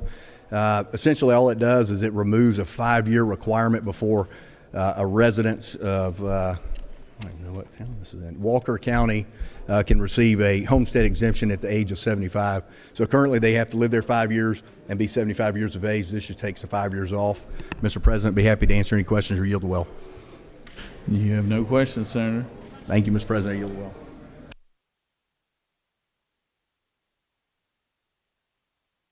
Any other senator wish to speak for or against the measure? Is there objection to previous question being ordered? Chair hears none. Previous question is ordered. Is there objection to agreeing to the report of committee which is favorable to the passage of the bill? Chair hears none. The report of committee is agreed to. Is there objection to the main question being ordered? Chair hears none. The main question is ordered. Questions on the passage of the bill. All those in favor of the bill vote yea. All opposed nay. Secretary, unlock the machine.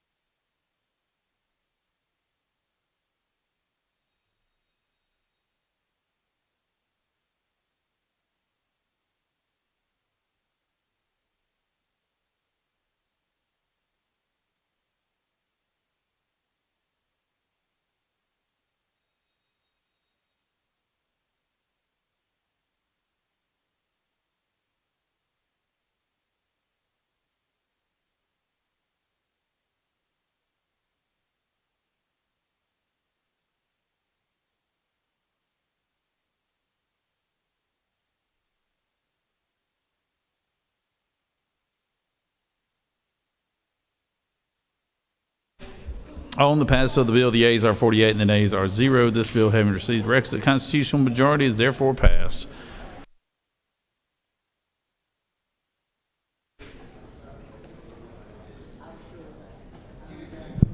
Recognize Senator from the 32nd. Mr. President, I move that House Bill 668 be removed from the table. Secretary, read the caption. House Bill 668 by Representatives Thomas of the 21st and others, a bill to be entitled an act to amend Title 16, Chapter 4 of Title 30 and Chapter 6 of Title 40 of the Official Code of Georgia annotated relating to crimes and offenses, rights of persons with disabilities, and uniform rules of the road, respectively, so as to change references to assistant guide dogs to service dogs, to provide for definitions and conforming changes, to provide for a criminal penalty for a person who causes death or physical harm to a service dog, to provide for exemptions, to revise provisions relating to the use and training of service dogs, to provide for a penalty for persons who misrepresent the need for a service dog, to provide for related matters, to appeal conflicting laws, and for other purposes. Is there objection? Secretary, finish the case.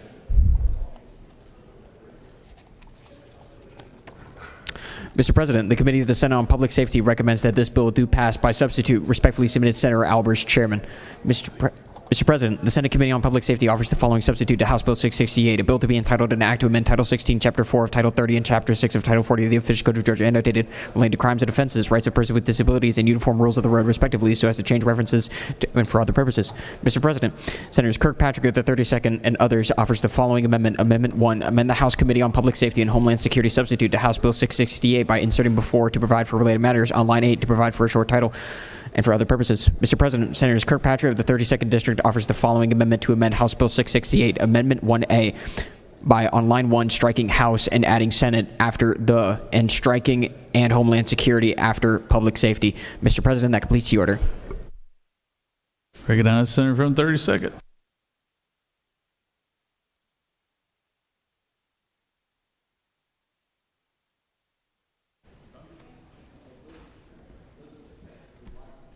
Thank you, Mr. President. Some of you may remember in 2018, Senator Renee Unterman chaired a study committee about service animals.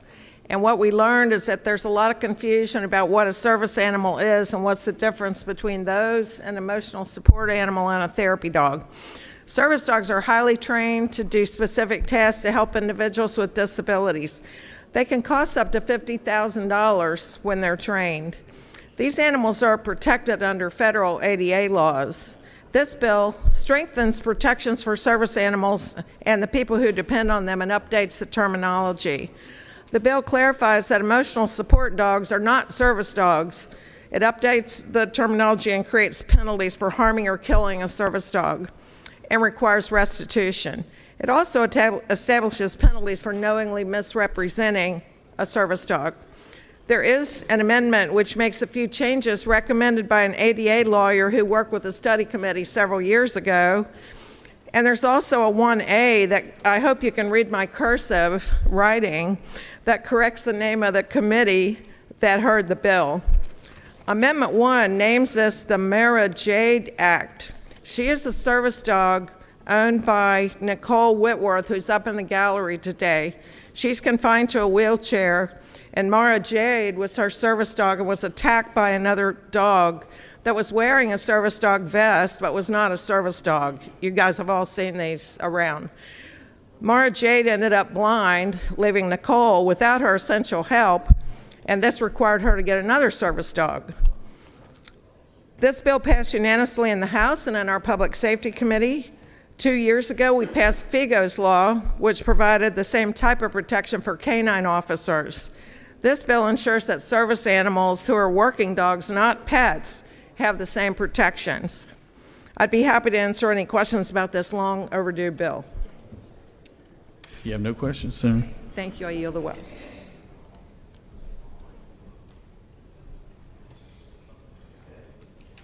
Does any other senator wish to speak? Oh, we got amendments.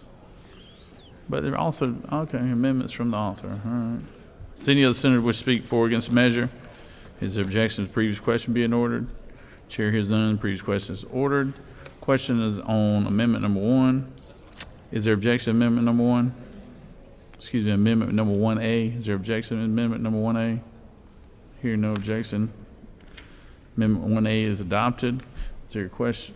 Question is on the adoption of amendment 1. No objection. Amendment 1 is adopted. Question on adoption of the committee substitute as amended. Is there objection to the adoption of the committee substitute as amended? Hearing none, the committee substitute as amended is adopted. Is there objection to agreeing to the report of committee which is favorable to the passage of the bill? Chair hears none. The report of committee is agreed to. Is there objection to the main question being ordered? Chair hears none. The main question is ordered. Question is on the passage of the bill by substitute. All those in favor vote yea. All opposed nay. Secretary, unlock the machine.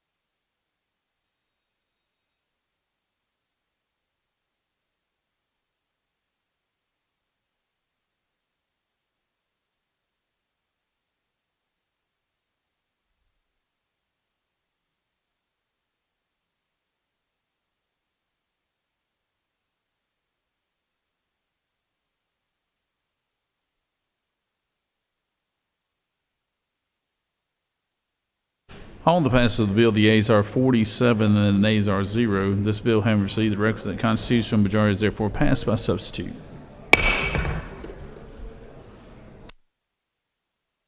Recognize the senator from the 18th. Got to ask for the bill, Senator. Got to pull it off the table.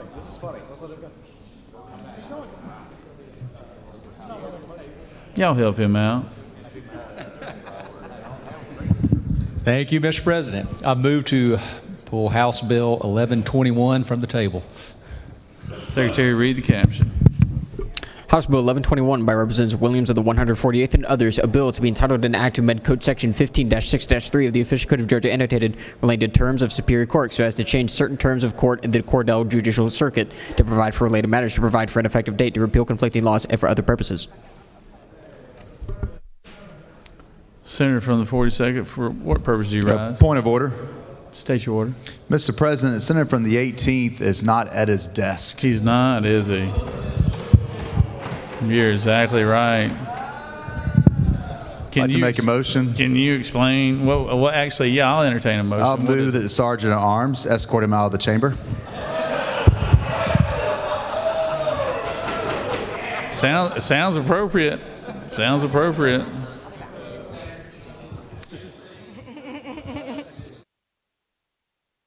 Or you could just object to him, his bill ever getting presented here. So, is there objection moving it from the table? No objection. I mean, he's still not in his seat. Look at him. I mean, this guy's been here 4 weeks. All of a sudden, he just walk down the center of the aisle. Go ahead, Senator. Just walk down the center of the aisle. Just break all the rules here.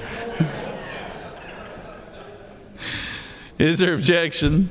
Hearing none. The Secretary finished the caption. Mr. President, the Committee of the Senate on Judiciary recommends that this bill do pass by substitute. Respectfully submitted, Senator Strickland, the 42nd District Chairman. Mr. President, the Senate Committee on Judiciary offers the following substitute to House Bill 1121, a bill to be entitled an act to amend Title 15 in the Official Code of Georgia annotated relating to courts so as to change certain terms of court in the Cordell Judicial Circuit and for other purposes. Mr. President, Senators McNeil of the 18th and others offers the following amendment. Amendment 1, amend the Senate Committee on Judiciary substitute to House Bill 1121 by replacing lines 2 through 4 with the following. Change certain terms of court in the Cordell Judicial Circuit to provide for related matters. 2, by deleting lines 25 through 39. Mr. President, that completes the order. Senator from the 18th, would you like people to host you down on the way down here today? Could y'all please roll out the red carpet for the senator from Bibb County?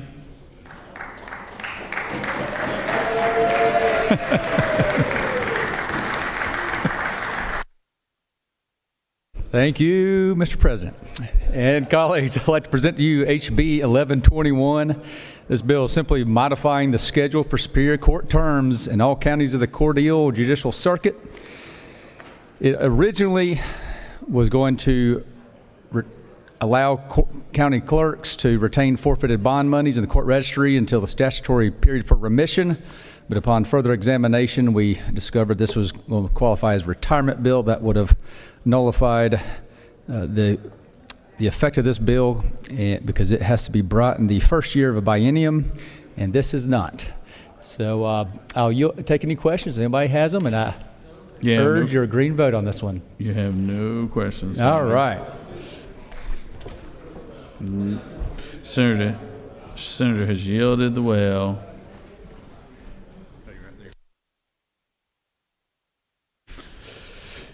Any other senator? Oh, we got an amendment here.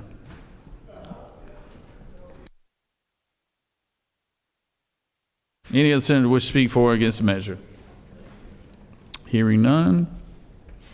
Is there objection to the previous question being ordered? Chair hears none. The previous question is ordered. Questions on the adoption of amendment number 1. Is there objection?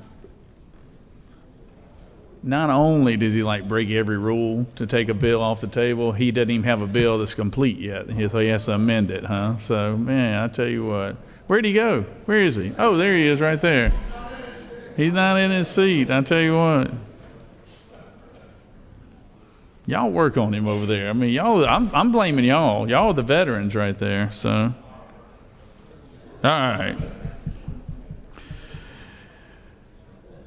Amendment number 1 has been adopted. The question is on the adoption of the committee substitute as amended. Is there objection to the adoption of the committee substitute as amended? Hearing none, the committee substitute is adopted.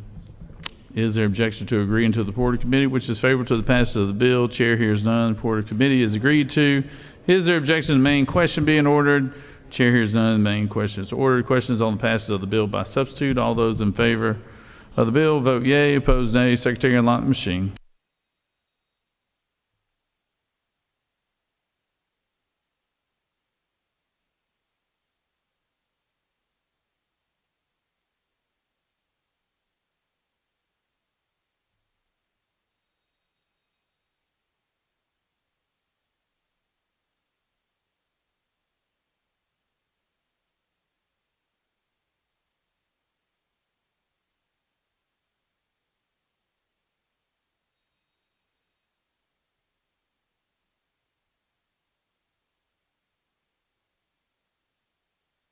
Senator from the 48th, for what purpose do you rise? Inquiry, Mr. President. State your inquiry. Mr. President, is it not true that it was much easier to train the sharp legal mind of the gentleman farmer from the 49th than our blessed attorney over here from the 18th? You know, we didn't have much problems out of the good Hall County farmer, the best dressed farmer I've ever seen up there, by the way.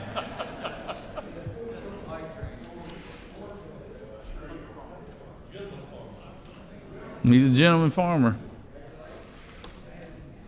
On the passage of the bill, the yeas are 47, the nays are 0. This bill, having received the requisite constitutional majority, is therefore passed by substitute.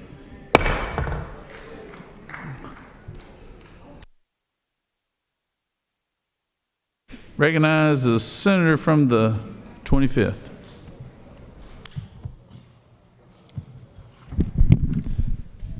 Mr. President, request that HB 985 be removed from the table. Secretary, read the caption.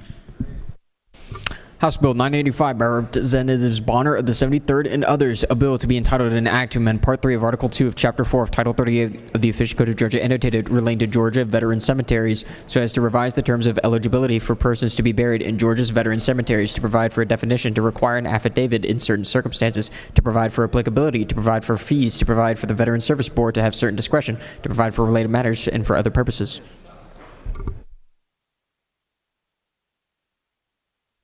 Is there objection? Hearing none. Secretary, finish the caption.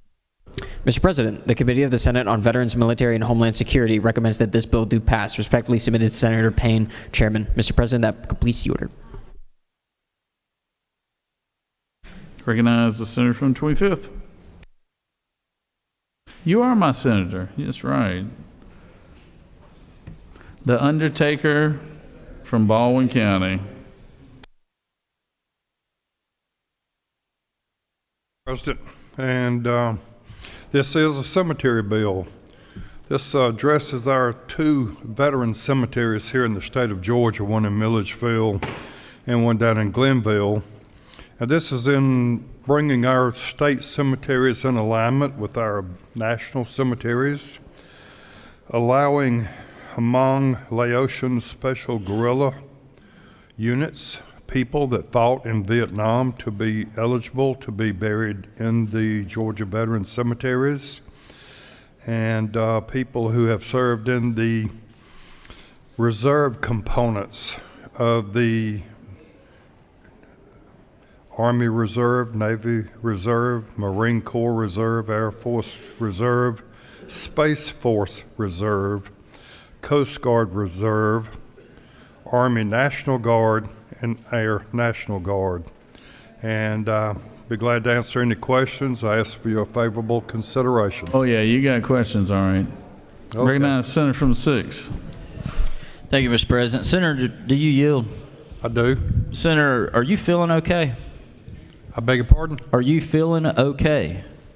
Like health-wise, do you feel all right? Because it's just not like you to bring forth a bill dealing with cemeteries or funeral homes or anything around that. So I just want to make sure you're feeling okay. It's a little unusual. I do Agree with you, a little unusual, but just doing it for the department.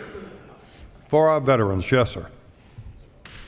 Recognize Senator from the 13th. Senator Deal. I do. Senator, I have, in my district, there's several cemeteries that have designated veteran area plots in them, like maybe 2 acres or so that's for veterans.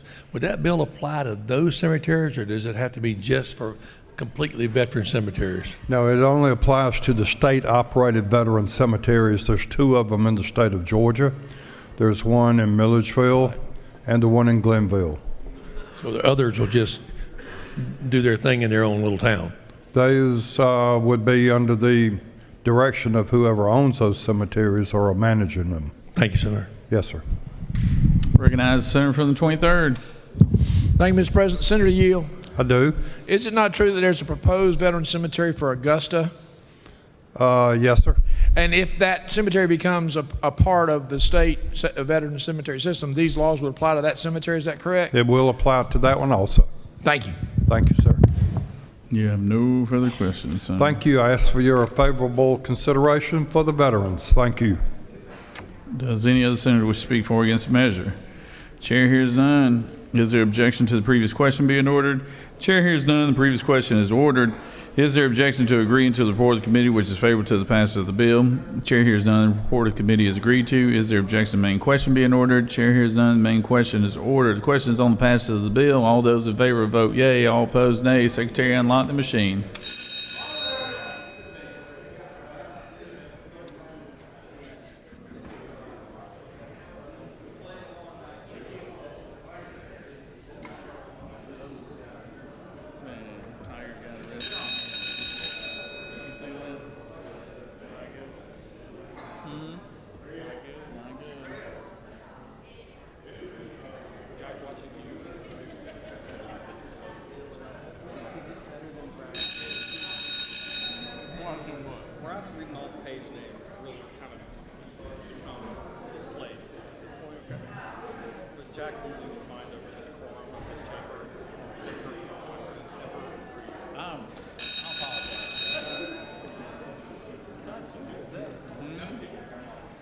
I kind of encourage it. It's a definite Costanza situation up here for sure. I invented it's not you, it's me. That's funny. All the passage of the bill, the yeas are 48, the nays are 0. This bill, having received the requisite constitutional majority, is therefore passed. Recognize the senator from the 50th. Did y'all change your numbers right there? Y'all are sitting at the wrong desk right there, by the way. Thank you, Mr. President. I move that House Bill 1254 be removed from the table.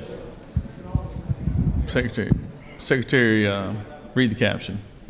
House Bill 1254 by Representatives Reeves of the 99th and others, a bill to be entitled an act to amend various titles of the OCGA so as to move the regulation of various professions from individual boards of the Secretary of State, to amend Chapter 14 of Title 10 of the OCGA relating to cemetery and funeral services, to amend Title 43 of the OCGA relating to professions and businesses, to amend Code Section 53-2-27 of the OCGA relating to DNA testing, to amend Title 43 of the OCGA relating to professions and businesses, to amend Title 43 and Code Section 12-8-107 of the OCGA relating to professions and businesses, to amend Title 43 of the OCGA relating to professions and businesses, to amend Code Section 43-10A-5 of the OCGA relating to powers and duties to provide for related matters, to repeal conflicting laws, and for other purposes.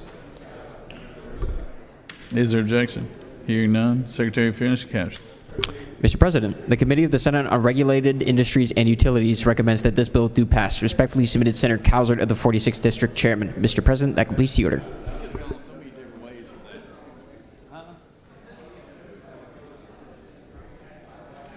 Recognize the senator from the 50th.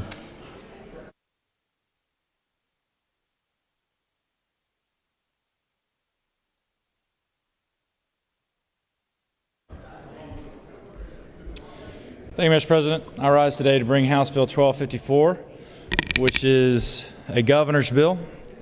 What this does is it revises licensing boards for cemeterians, auctioneers, geologists, and hearing aid dealers and dispensers. This has been a year-long process of streamlining. Say it's a little bit of red tape rollback in a way. But for these 4 industries, we are eliminating their boards. For the hearing aid dealers, we're actually combining their boards with the Board of Examiners for Speech Language Pathology, Audiology, and the Hearing Aid Dispensing Board now. Happy to answer any questions, but would just request favorable consideration.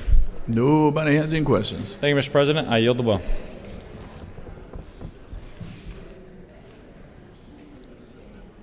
Does any other citizen wish to speak for or against the measure? Chair hears none. Is there objection to previous question being ordered? Chair hears none. Previous question is ordered. Is there objection to agreeing to the report of committee, which is favorable to the passage of the bill? Chair hears none, and the report of committee is agreed to. Is there objection to the main question being ordered? Chair hears none. Main question is ordered. Questions on the passage of the bill. All those in favor of the bill vote yea. Opposed, nay. Secretary, unlock the machine.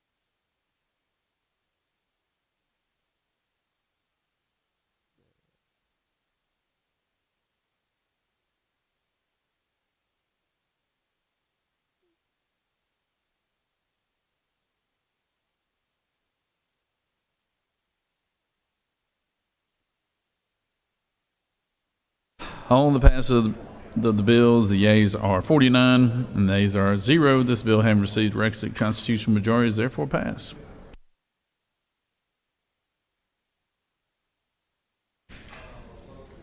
Recognize the senator from 52nd.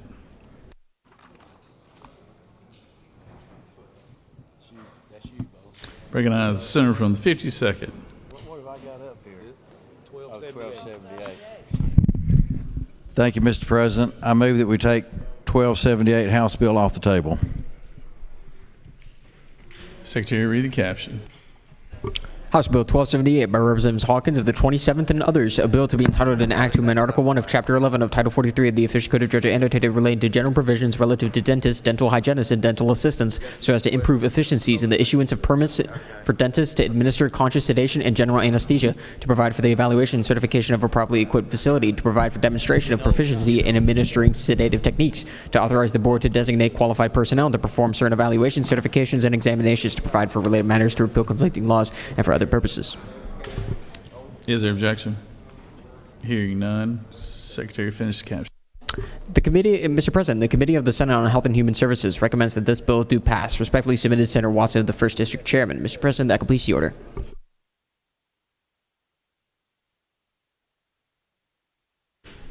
Recognize senator from 52nd.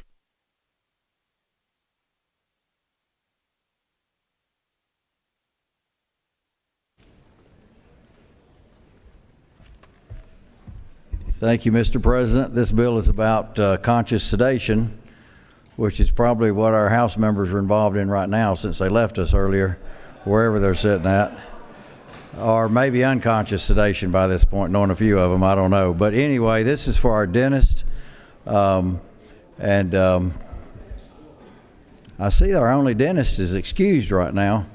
I thought he would be here, but I did discuss it with him. Right now, there's training involved. They have to get certified. They have to have the right equipment. The only thing this bill is doing is taking away the site visit. This says they don't have to be there for the site visit. which has been a problem getting them all certified. So that's all it has to do with this bill, is removing one requirement for a site visit. Everything else is the same. If there's no questions, I'll yield to Will.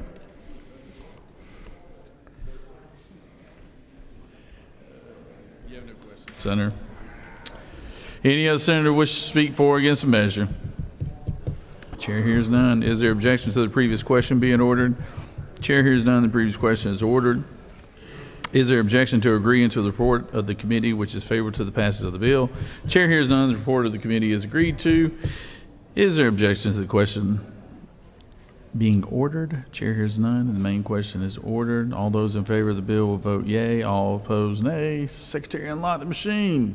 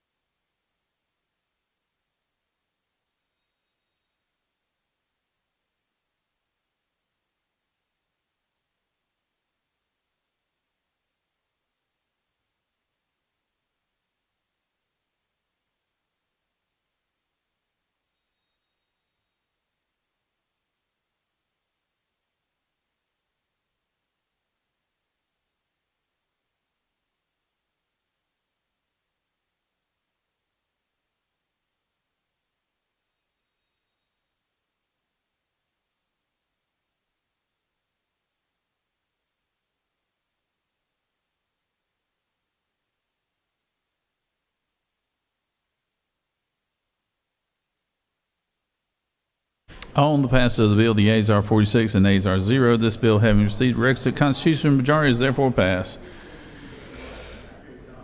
Recognize the senator from the 30th. Thank you, Mr. President. As we move House Bill 549 off the table. Secretary, read the caption.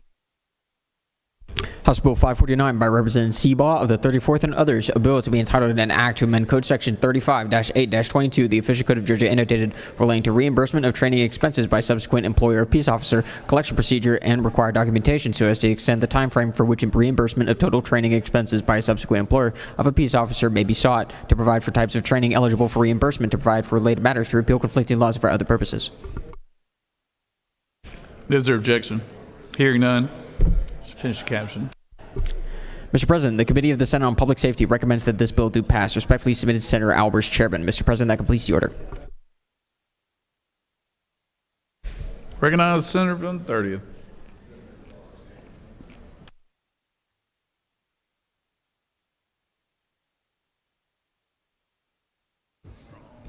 Mr. President.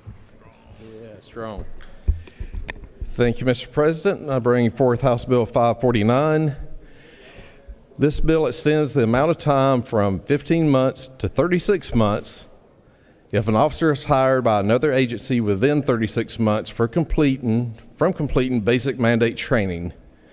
The hiring agency will pay the sponsoring agency, the one that hired them, for the actual cost of the training and up to 90 days of salary that the officer spent in a field training program. The Georgia Chiefs of Police and the Sheriff's Association supports this bill. With that, Mr. President, I will yield the well. You have one question, Senator. Recognize Senator from 37th. Yield. Yes. Isn't it true this is a doggone good bill? Long overdue? Yes, it is. Appreciate it, sir. And with that, I yield the well.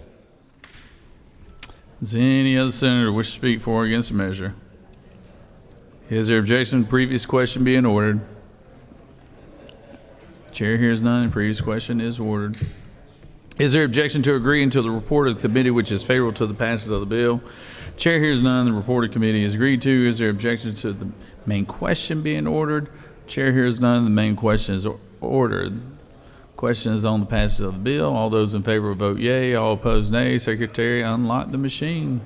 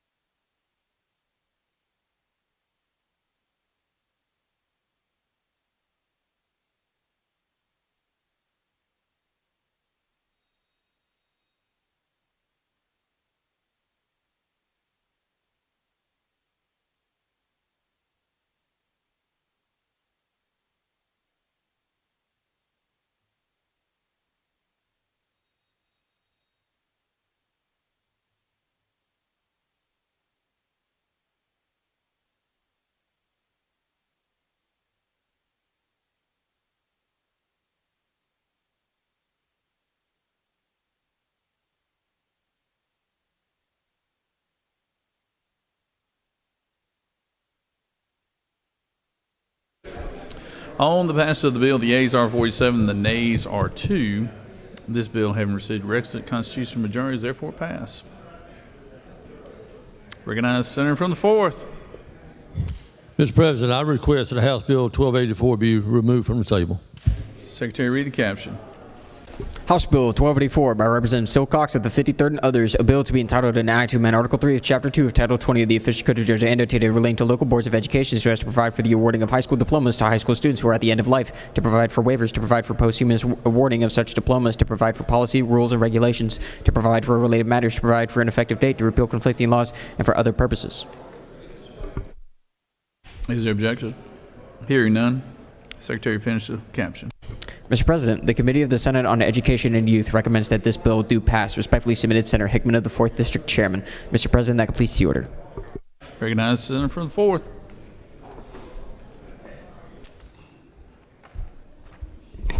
Thank you, Mr. President.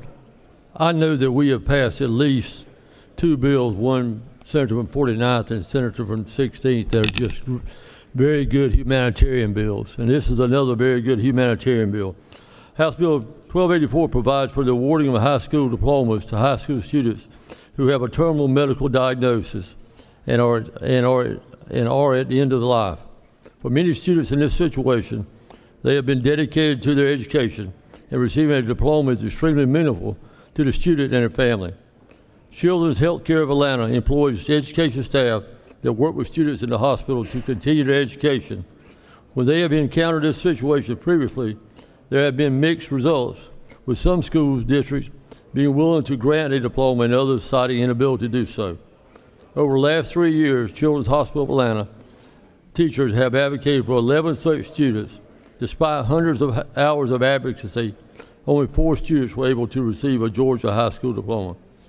House Bill 1284 would create a standardized and expedited process to honor a student's academic journey that would have successfully continued if not for their terminal illness. This legislation has been named the Jacoby Milton Act in honor of Jacoby, who passed away while still in high school.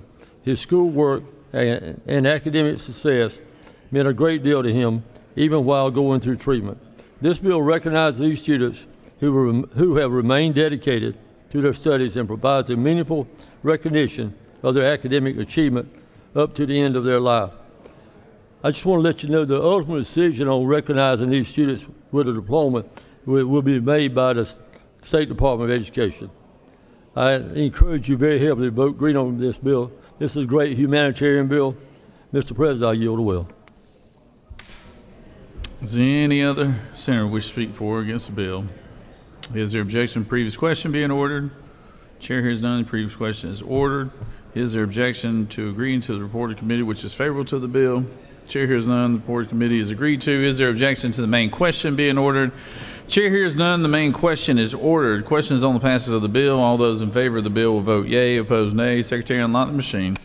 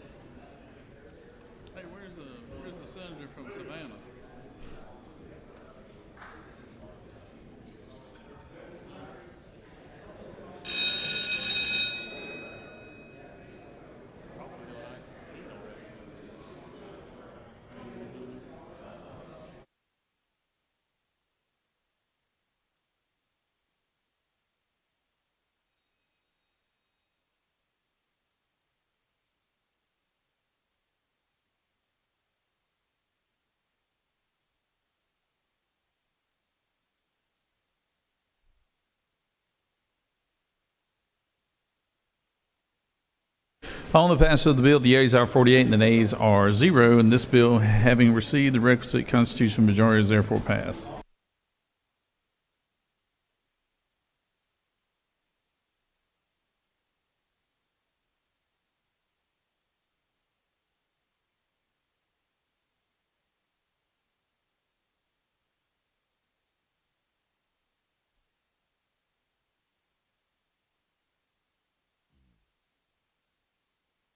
Recognize Senator from 29th.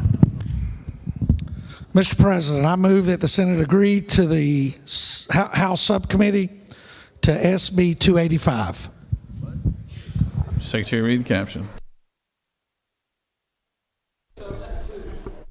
Senate Bill 285 by Senator Robertson of the 29th. A bill to be entitled an act to amend Article 12 of Chapter 3 of Title 38 and Part 4 of Article 2 of Chapter 5 of Title 46 of the OCGA relating to the Emergency Communications Authority and Emergency Telephone Number 911 system, respectively, so as to provide for an increase in the percentage of all 911 charges to be remitted to the Peace Officers Annuity and Benefit Fund, to amend Code Section 47-17-80 of the OCGA relating to retirement benefit options, payment to a surviving spouse, requirements, effective reemployment, effects of changes in retirement benefits, and payment on death of member, so as to provide for an increase in monthly benefits, to provide for related matters, to repeal conflicting laws, and for other purposes.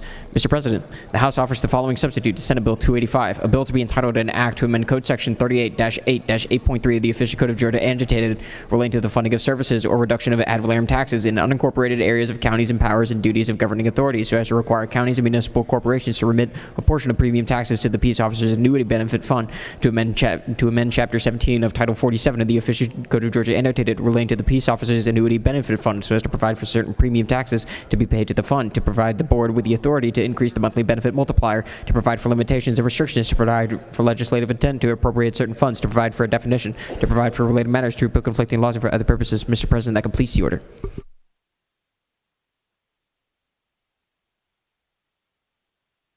Recognize the senator from the 29th.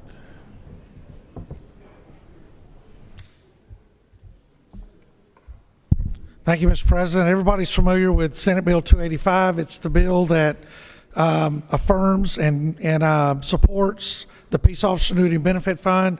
The primary beneficiaries to this are municipal and county law enforcement officers, which, as we know, conduct over 90% of all law enforcement operations in the state of Georgia. This bill went over to the House. They did great work on it, found a much better revenue source for this that impacts our constituents much, much less. So I would ask your support on this. And Mr. President, if there are no questions, I'm happy to yield the will. Thank you, sir.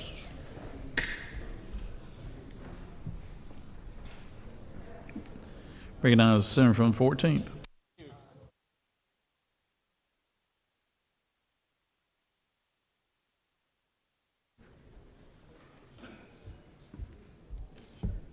Thank you, Mr. President. I want to commend the author. I want to commend the House on doing the great work that the author described to change the revenue source away from a $1 surcharge on every phone line in the state. Because that would have been a mistake. It would have been a consumption tax. And y'all did a great job fixing it. So I'll be happy to vote for the bill. Thanks, Mr. President. Well, there you go. Bipartisan support here. Any other senator wish to speak for or against the measure?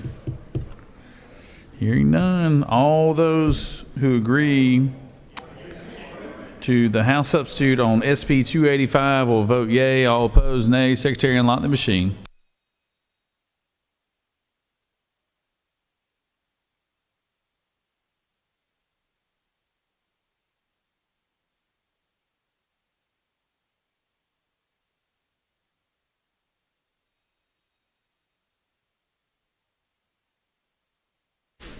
So the pro tem has been kind enough to provide y'all with dinner in the ante room.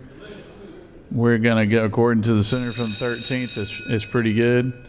So we're not going to take a break. We're just going to keep plugging through these things, and y'all just go in there and eat at your pleasure. But we want to go ahead and get through as many bills as we can, because I know the guys across the hall will be whining come Monday about, oh, my bill hadn't done this and that and all that stuff. So we're going to knock out as much as we can. Then we'll probably adjourn early on Sine Die.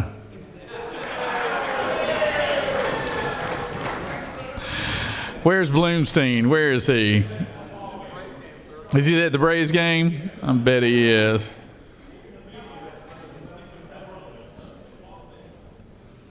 Only the good media folks are still here right there. So on the passage of the SB 285, the yeas are 46, the nays are 0, and this bill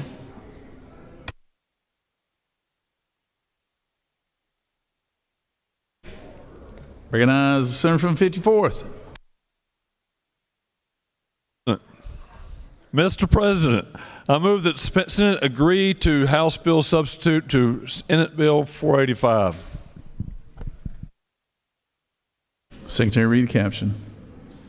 Senate Bill 45 by Senators Payne of the 54th and others, a bill to be entitled an act to amend Article 1 of Chapter 10A of Title 43 of the Official Code of Georgia annotated relating to examination regarding professional counselors, social workers, and marriage and family therapists so as to authorize applicants for a license in social work enrolled in a master's degree program to take the master's social work licensing examination in their final semester of the program, to provide for related matters, to repeal conflicting laws, and for other purposes.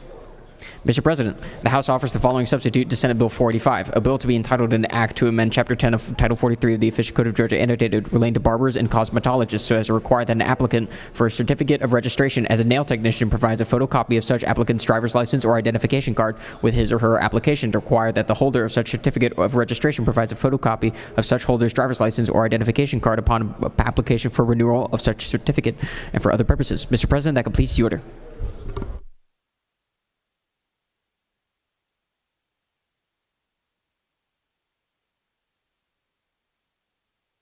Recognize senator from 54th.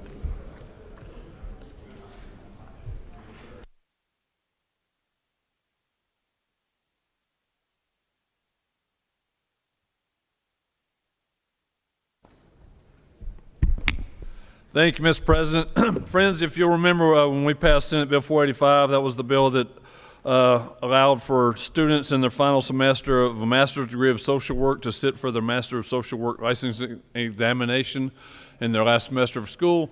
This bill comes back from the House, and they've added, in addition, to require that nail technicians that on and after July 1, 2028, any applicant or registration must present a real ID copy of their license as part of their application or renewal applications. If there's any questions, I'll be glad to yield the well. You have no questions, Senator. I ask for your favorable support. Any other senator wish to speak for or against the measure? Hearing none. All those in favor of SB 485 agreeing to the House substitute, vote yea. All opposed, nay. Secretary, unlock the machine.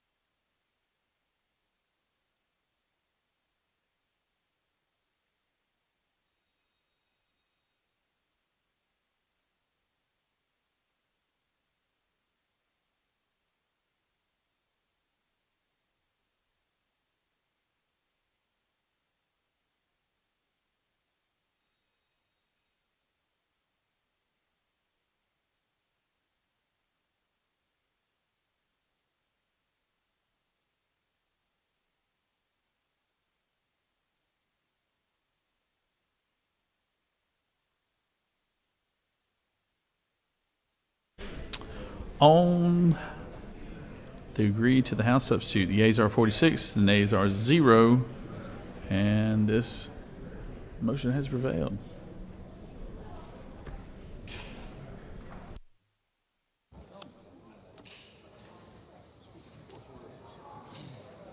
Recognize the majority leader. Mr. President, I move the Senate agree to the House substitute to Senate Bill 540. Secretary, read the caption.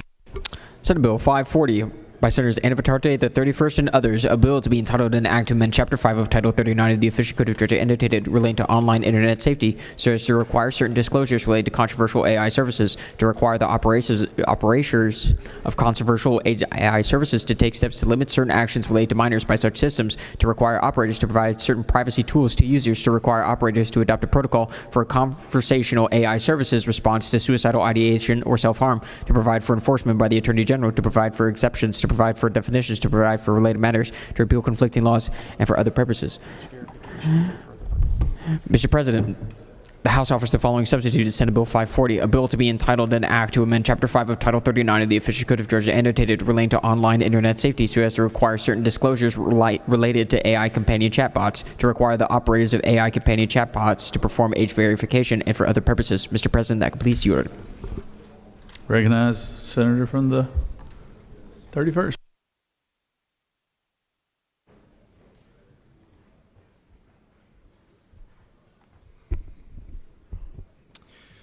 Thanks, Mr. President. Senate Bill 540, just as a quick reminder, was our bill regarding artificial intelligence related to protecting children. The House did some really good bipartisan work over there in terms of enhancing this bill around a few areas. The House expanded protections around emotional manipulation and dependency and tightened language around enforcement, as well as allowed the Attorney General to create rules and publish guidance for the implementation. One more notable thing that we did was we moved the effective date to July of 27. With all the federal and White House directives, basically allows the federal government and Congress to develop an AI legislative and regulatory framework this year. And the timeline gives innovators time to come into compliance while also preserving the General Assembly's ability to revisit the law at next session if there's any sort of federal action that creates a conflict or requires adjustments between now and next year. Georgia can lead AI without compromising innovation, and this bill will ensure that we remain competitive in the AI race while making it clear that protecting children comes first. So I ask for your unanimous support. Mr. President, I yield the will. Does any other senator wish to speak for or against the measure? Chair hears none. All those in favor on agreeing to House substitute of SB 540 will vote yea. All opposed, nay. Secretary, unlock the machine.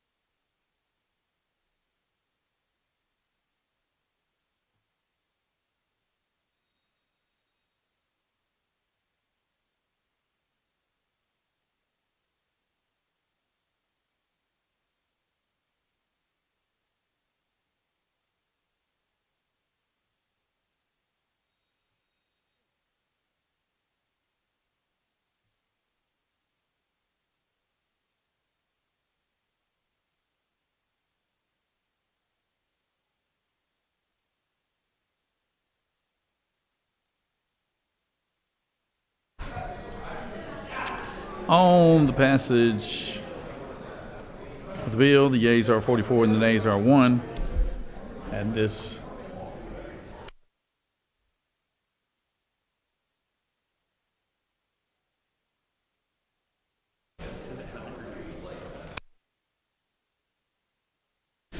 recognize Senator from the 25th. Thank you, Mr. President. I move that the Senate agree to the House substitute to Senate Bill 543. Recognize the Secretary. Senate Bill 543 by Senator Williams of the 25th and others, a bill to be entitled an act to amend an act creating the Board of Commissioners of Roads and Revenues for Butts County, approved February 24th, 1941, as amended so as to provide that the Board of Commissioners shall only be required to read an ordinance, resolution, or other matter before the board at one meeting prior to the adoption of such ordinance, resolution, or other matter, to provide for related matters, to repeal conflicting laws, and for other purposes. Mr. President, the House offers the following substitute to Senate Bill 543, a bill to be entitled an act to amend an act creating the Board of Commissioners of Roads and Revenues for Butts County, approved February 24th, 1941, as amended so as to provide that the Board of Commissioners shall not be required to read an ordinance, resolution, or other matter before the board at more than one meeting, to provide for related matters, to repeal conflicting laws, and for other purposes. Mr. President, that completes the order.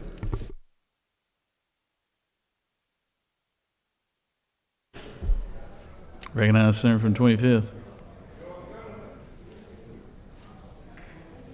What are you doing in my hometown here? I heard Butts County in there. Our people, Mr. President. Yes, sir. little local legislation for Butts County Board of Commissioners. This, we passed it out as local legislation and it went through, and then they realized that there was some mistakes that happened in the drafting through Legislative Council, so it was amended in the House and sent over for us to agree. I ask for your favorable consideration. You have no questions, Senator. Thank you. Does any other senator wish to speak for or against the measure? Chair hears none. All those in favor of agreeing to House substitute on SB 543 will vote yea. All opposed, nay. Secretary, unlock the machine.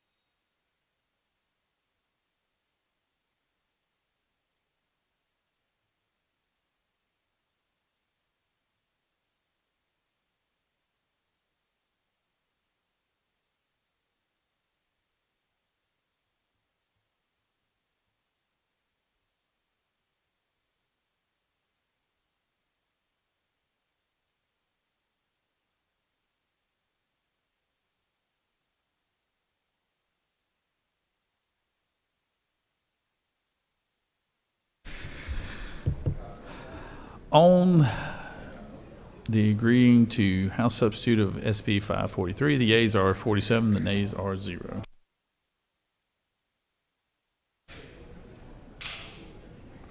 Recognize the senator from 48th. Thank you, Mr. President. I move that the Senate agree to the House substitute to Senate Bill 570. Secretary, read the caption. Senate Bill 570 by Senator Steele, the 48th, and others, a bill to be entitled an act to amend Article 1 of Chapter 21 of Title 43 of the Official Code of Georgia annotated relating to rights, duties, and liabilities of innkeepers so as to provide for a required human trafficking training program for inns and short-term rental properties, to provide for definitions, to provide for training policies and procedures, to provide for the retention of certain records, to provide for limitations, to provide for penalties, to provide an effective date, to provide a short title, to provide for related matters, to repeal conflicting laws, and for other purposes. Mr. President, the House offers the following substitute to Senate Bill 570, a bill to be entitled an act to amend Article 1 of Chapter 21 of Title 43 of the Official Code of Georgia annotated relating to rights, duties, and liabilities of innkeepers so as to provide for a required human trafficking training program for inns and short rental properties and for other purposes. Mr. President, that completes the order. Recognize the senator from the 48th.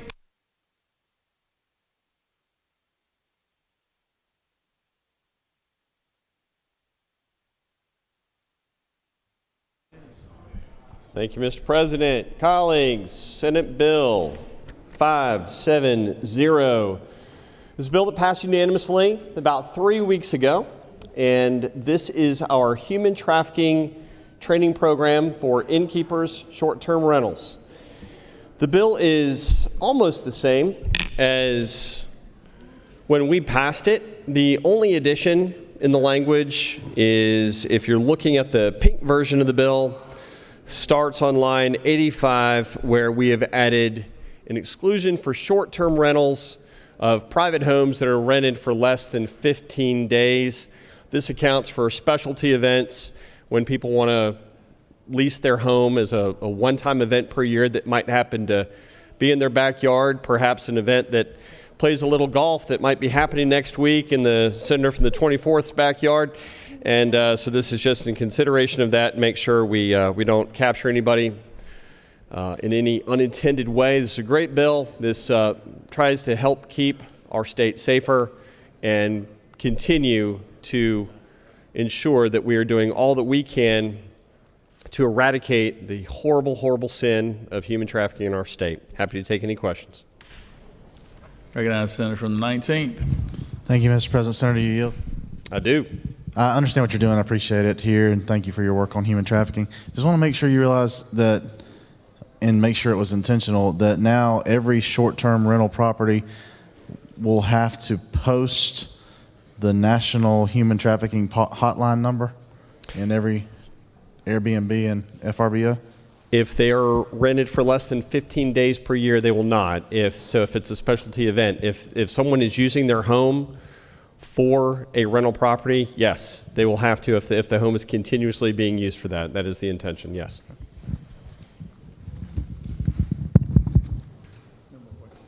Thank you. I yield the will. Does any other senator wish to speak for or against the measure?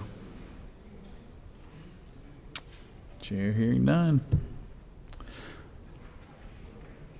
The senators move that we agree to Senate Bill 570 as the House, with the House substitute.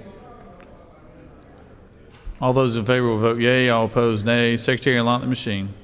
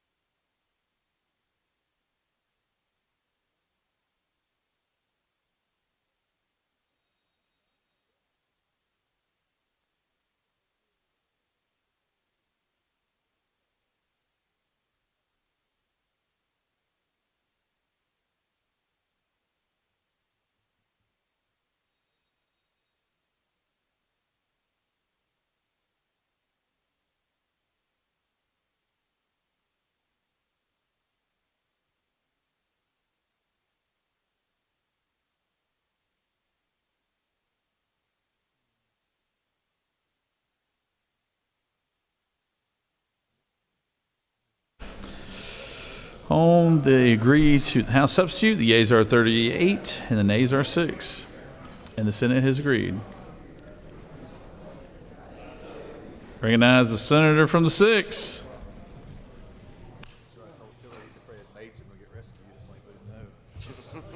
Recognize the senator from the 6.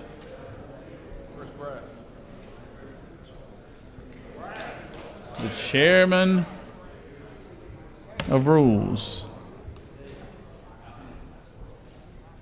There he is. Mr. President, I move that Senate Bill 293 be lifted from the table. Wrong one. Wrong one, Senator. Try again.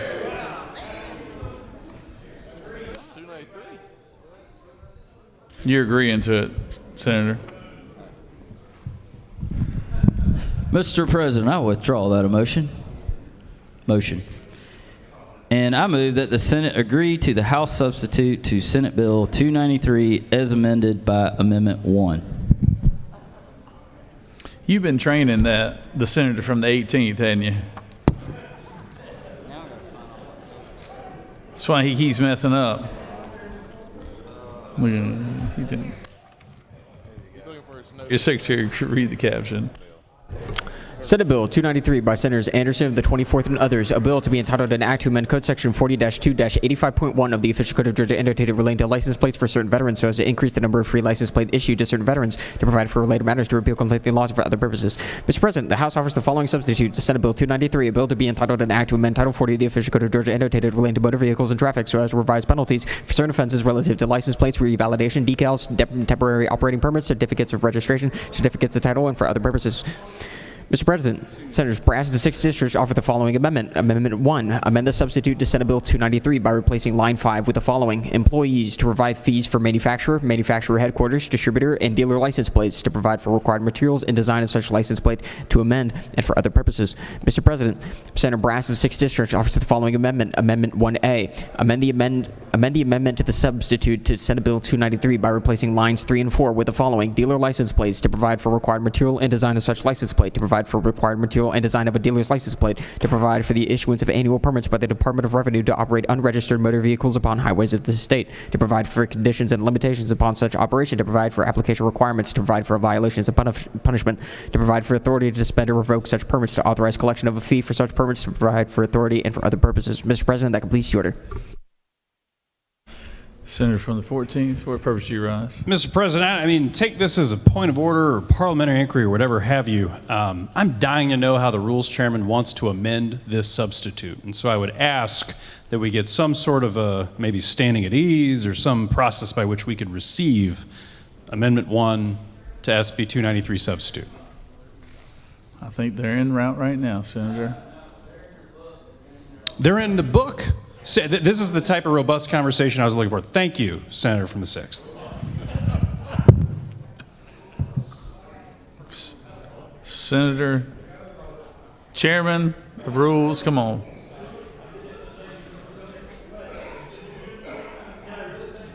It's in your book.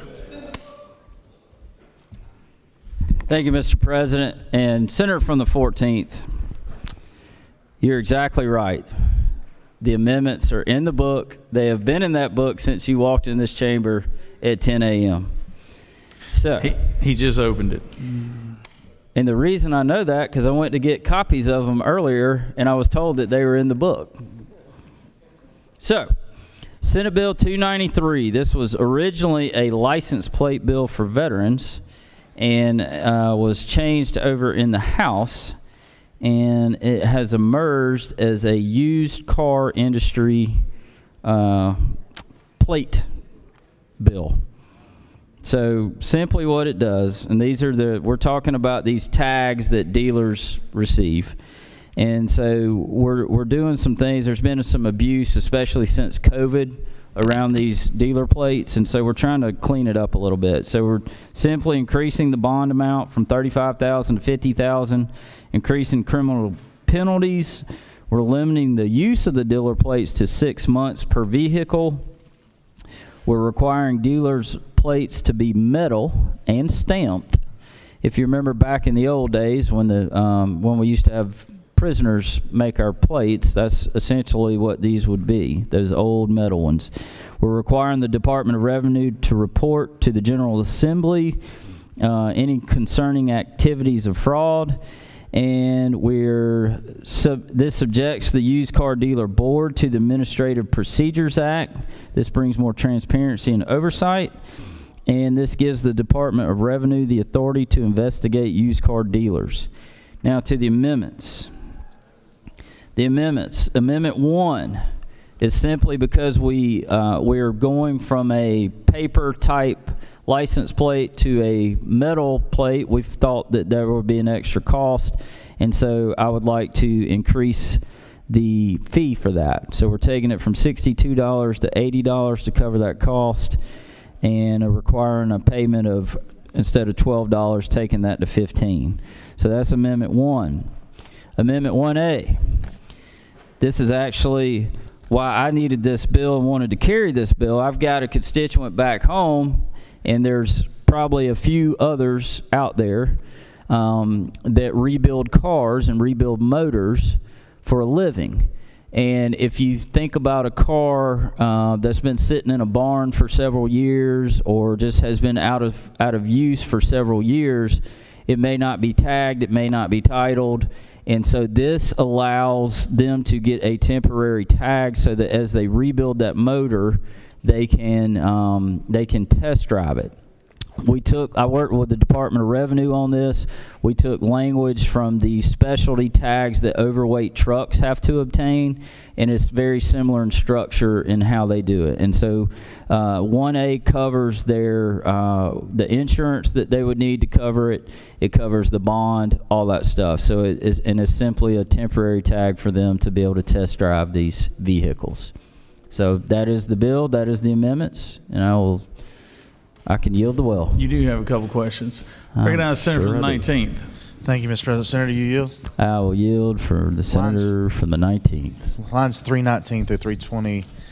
It looks like these license plates will have to be metal, have raised text and raised designs Senator, I don't think our current license plates have the raised text or raised designs anymore. I'm hearing they don't. Are we good with that language? They don't. This is a specialty tag that there is in part of the problem, part of the reason there is extra fraud going on is because they are not raised, they are not metal, and it's very easy to duplicate these tags, and that is the reason we're moving to this process and this new tag. Thanks. Great question, but I thought I said that earlier. I'm like the senator from the 51st. I didn't hear it in committee. Yeah, no further questions, Senator. All right. Well, Mr. President, colleagues, I urge your favorable consideration of Senate Bill 293, and please accept Amendments 1 and 1A, and let's get it back to the House. Recognize Senator from 14th. We getting there, Senator. We getting there.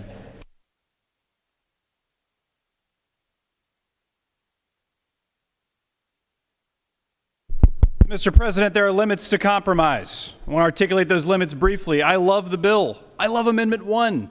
I have to draw the line at Amendment 1A. And don't get me wrong, the senator from the 6th and I have done great, wondrous things in late hours of legislative days. Why, the senator from the 6th and I legalized bare-knuckle boxing together a few years ago through exactly this process. And so why am I turning my back on the senator from the 6th in this moment of a late hour in amendments? Because I think it's dangerous to have unregistered cars, rebuilt cars after they've been totaled, by the way. These are cars that might have been completely totaled, ruled that way for insurance purposes, that again, there are some businesses that rebuild them. What this 1A would do, this amendment, is it would allow rebuilt cars to drive on our highways. And folks, as folks who care about public safety in here, I just don't think that that's safe, and I think that some things do deserve a committee process. With that, Mr. President, I'll yield the well.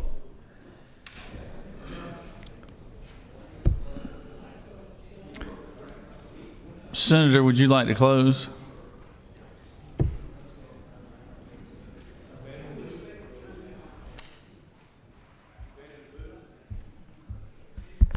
We bring amendments like this all the time because it affects very few people, but it does affect people.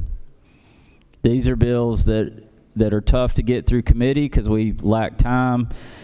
And we lack time because we have people that come down to this microphone and they like to talk. And then they like to talk some more. And I'm one of them. I like to talk. I like to filibuster. But at the end of the day, 1A is a good bill, a good amendment. It will serve a few people, and it will do a good job. Thank you. Senator from the 26th, you've rebuilt some cars in your day, haven't you? That's what I thought.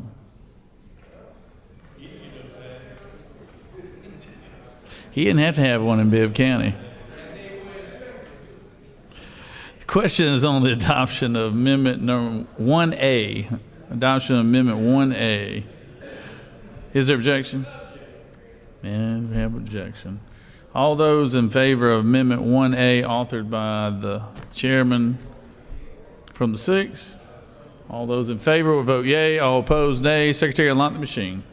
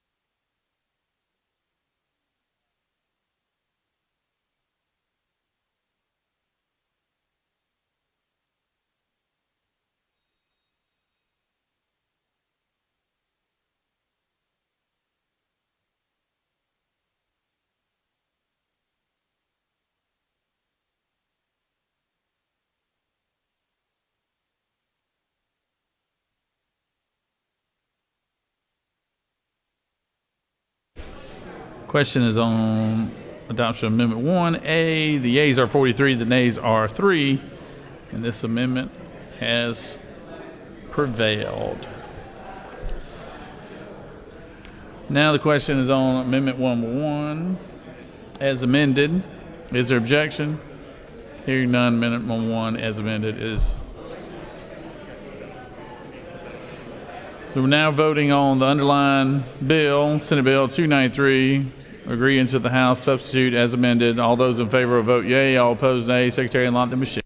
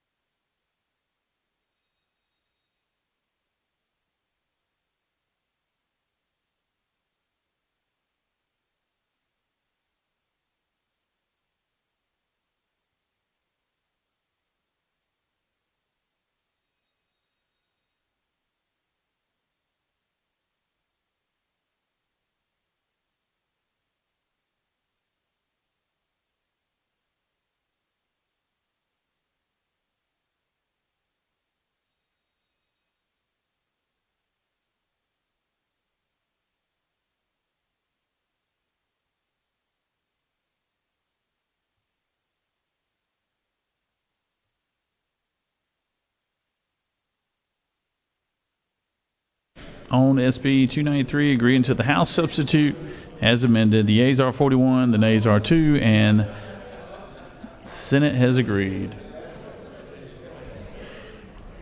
Recognize the senator from the 48th. Thank you, Mr. President. I move that the Senate agree to the House amendment to the Senate substitute to House Bill 750. Secretary, read the caption. House Bill 750 by Representatives Cox of the 28th and others, a bill to be entitled an act to amend an act to create the State Court of Forsyth County, approved April 15, 1996, as amended, particularly by an act approved May 1, 2002, so as to add a judge to the court to provide for related matters, to repeal conflicting laws, and for other purposes. Senator Williams of the 25th and the House offers the following amendment.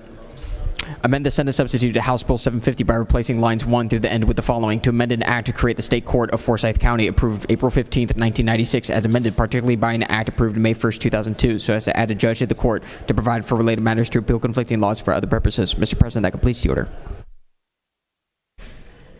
Recognizes Senator from the 48th.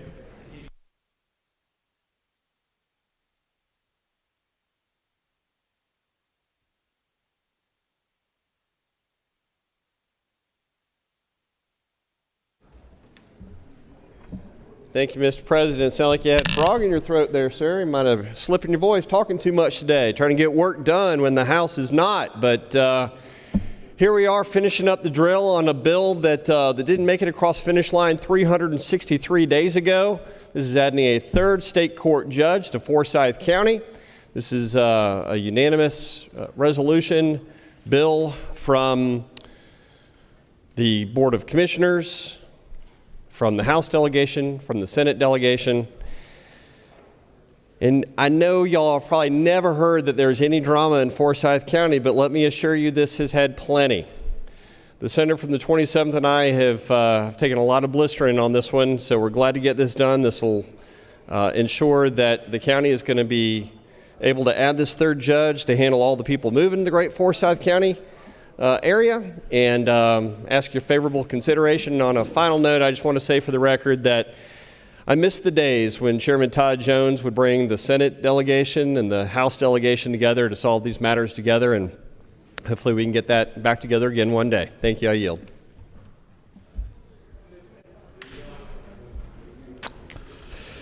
Does any other senator wish to speak for or against the measure? Hearing none. All those in favor of agreeing to the House amendment to the Senate substitute on HB 750. All those in favor will vote yea. All opposed, nay. Secretary, unlock the machine.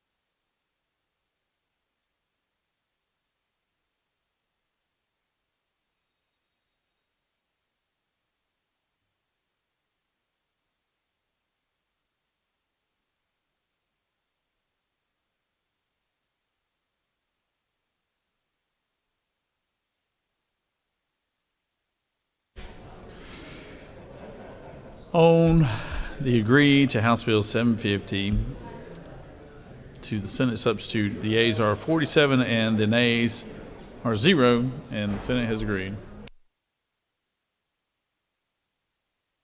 Recognize Senator from the 45th. Thank you, Mr. President. I move that the Senate agree to the House substitute to Senate Bill 10.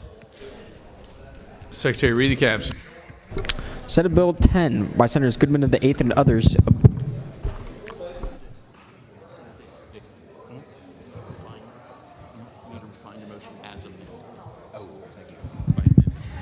Mr. President, I left a key part out, as amended.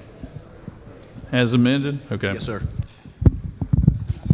Senate Bill 10 by Senators Goodman of the 8th and others, a bill to be entitled an act to amend Code Section 15-6-2 of the official code of Georgia annotated relating to the number of judges of Superior Court so as to provide for an additional judge for the Superior Courts of the Alfalfa Judicial Circuit, to provide for related matters, to provide for an effective date, to repeal conflicting laws for other purposes.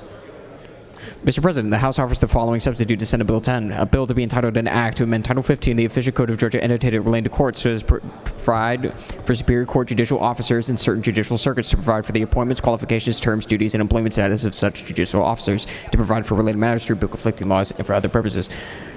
Mr. President, Senator Dixon of the 45th District offers the following amendment. Amendment 1, amend the House substitute to Senate Bill 10 by replacing lines 1 through the end with the following: to amend Code Section 20-2-2068.2 of the official code of Georgia annotated relating to facilities grants for charter schools, purposes for which grants may be used, upkeep of charter school property, and availability of unused facilities, so as to revise provisions relating to the use of unused facilities by charter schools and charter school petitioners, to provide for negotiations between local boards of education, charter schools, and charter school petitioners, to provide for conditions on such use or purchase of unused facilities, to provide for appeals of petitions, to revise the definition, to provide for an effective date and applicability, to provide for related matters, to repeal conflicting laws, and for other purposes. Mr. President, that completes the order.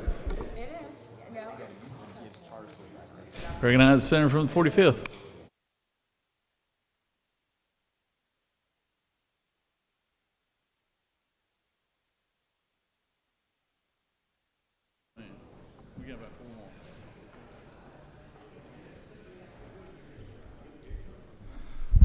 Thank you, Mr. President. Senate colleagues, I bring before you Senate Bill 10. This was originally the senator from the 8th legislation.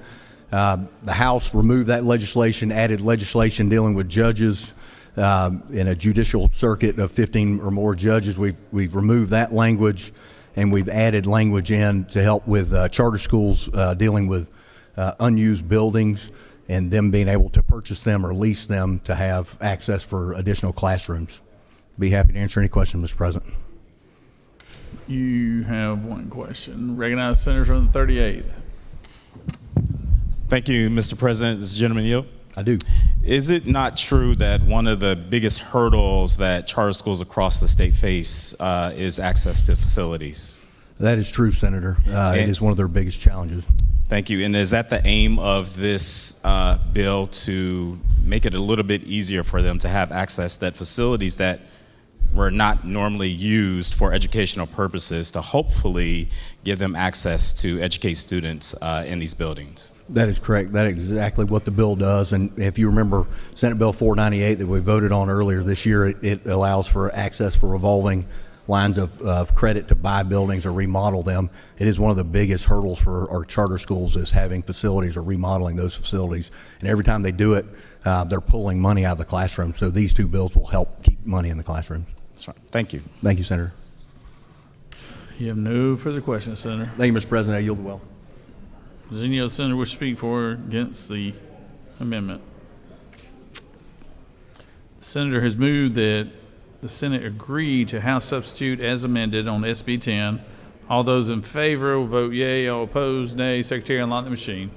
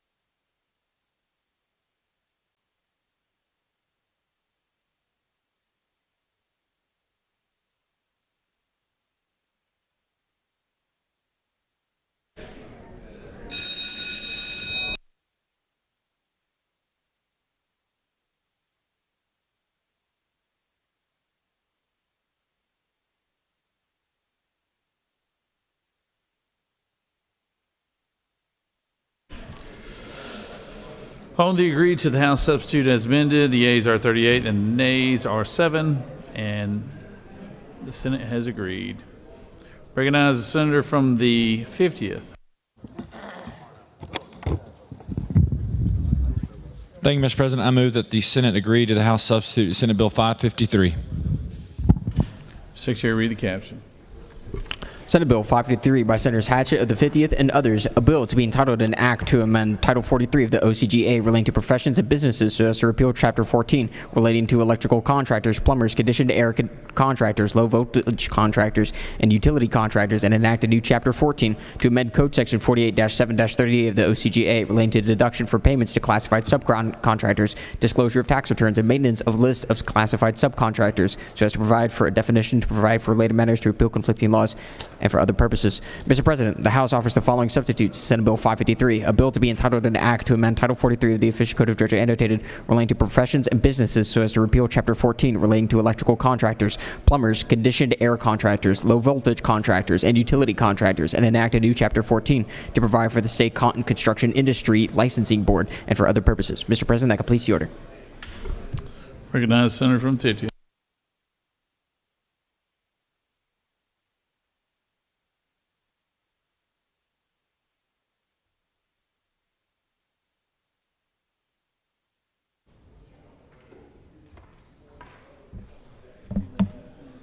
Thank you, Mr. President.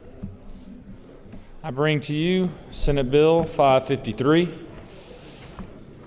Passed this out unanimously. Went over to the House, made some slight changes just to allow a pathway for Tier 2 low voltage utility contractors to get licensure. It passed unanimously out of the House. This is a governor's bill dealing with streamlining the licensing process for utility contractors, electricians, low voltage electricians, and HVAC contractors. I'm happy to answer any questions, but I'd ask for favorable consideration. You have no questions, Senator. Thank you, Mr. President. I yield the will. Does any other senator wish to speak for or against the measure? All those in favor of agreeing to the House substitute on SB 553 will vote yea. All opposed, nays. Secretary, unlock the machine.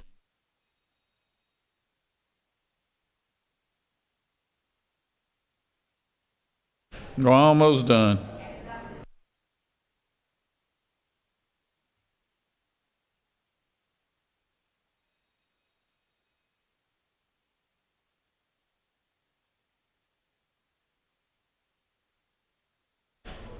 Senator from the 6th, you're on deck.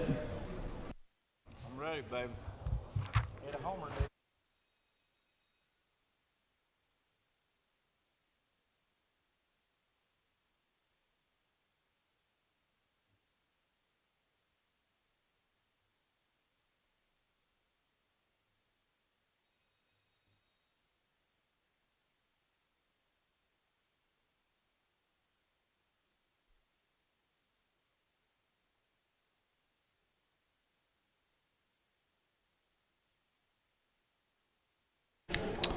On the passage of SB 553, agreeing to the House substitute, the yeas are 46 and nays are 0, and the Senate has agreed.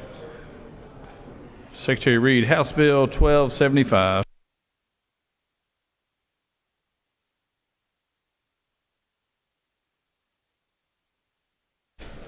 Sorry, recognize Senator from the 6th. Mr. President, I move that HB 1275 be lifted from the table. Secretary read House Bill 1275.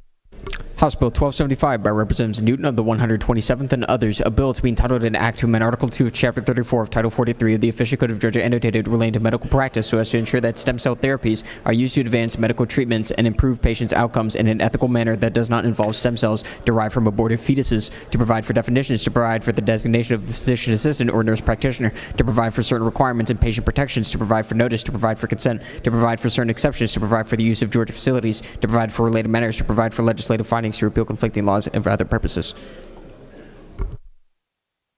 Is there objection? Hearing none. Secretary finish. Mr. President, the Committee of the Senate on Health and Human Services recommends that this bill do pass by substitute. Respectfully submitted, Senator Watson, the 1st District Chairman. Mr. President, the Senate Committee on Health and Human Services offers the following substitute to House Bill 1275, a bill to be entitled an act to amend Article 2 of Chapter 34 of Title 43 of the Official Code of Georgia, annotated relating to medical practice, so as to ensure that human stem cell therapies are used to advance medical treatments and improve patient outcomes in an ethical manner that does not involve human cells derived from aborted fetuses, to provide for definitions, to provide for the designation of a physician assistant or nurse practitioner, to provide for certain requirements and patient protections, to provide for notice and for other purposes. Mr. President, that completes the order. Recognize Senator from 6.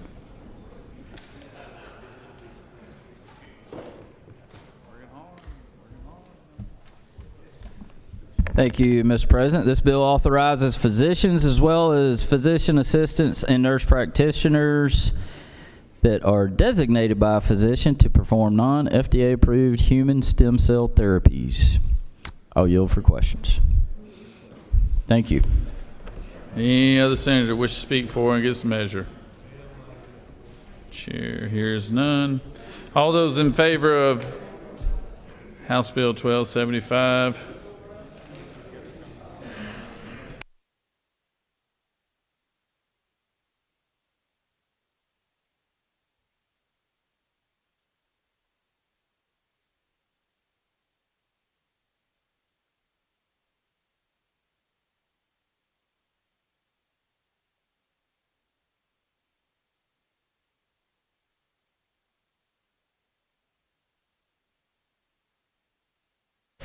Questions on the adoption of the committee substitute. Is there objection to the adoption of the committee substitute? Hearing none, the committee substitute is adopted. Is there objection to the report of the committee, which is favorable to the passage of the bill? Chair hears none. The report of the committee is agreed to. Is there objection to the main question being ordered? Chair hears none. The main question is ordered. Questions on the passage of the bill by substitute. All those in favor of the bill vote yea. All opposed, nay. Secretary, unlock the machine.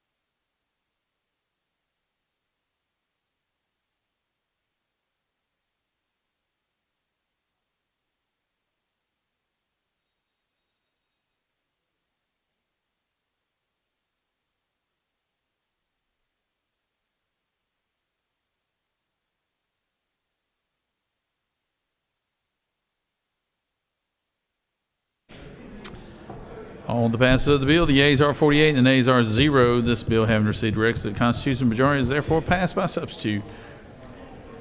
Recognize the senator from the 4th. Mr. President, I ask that House Bill 1107 be removed from the table.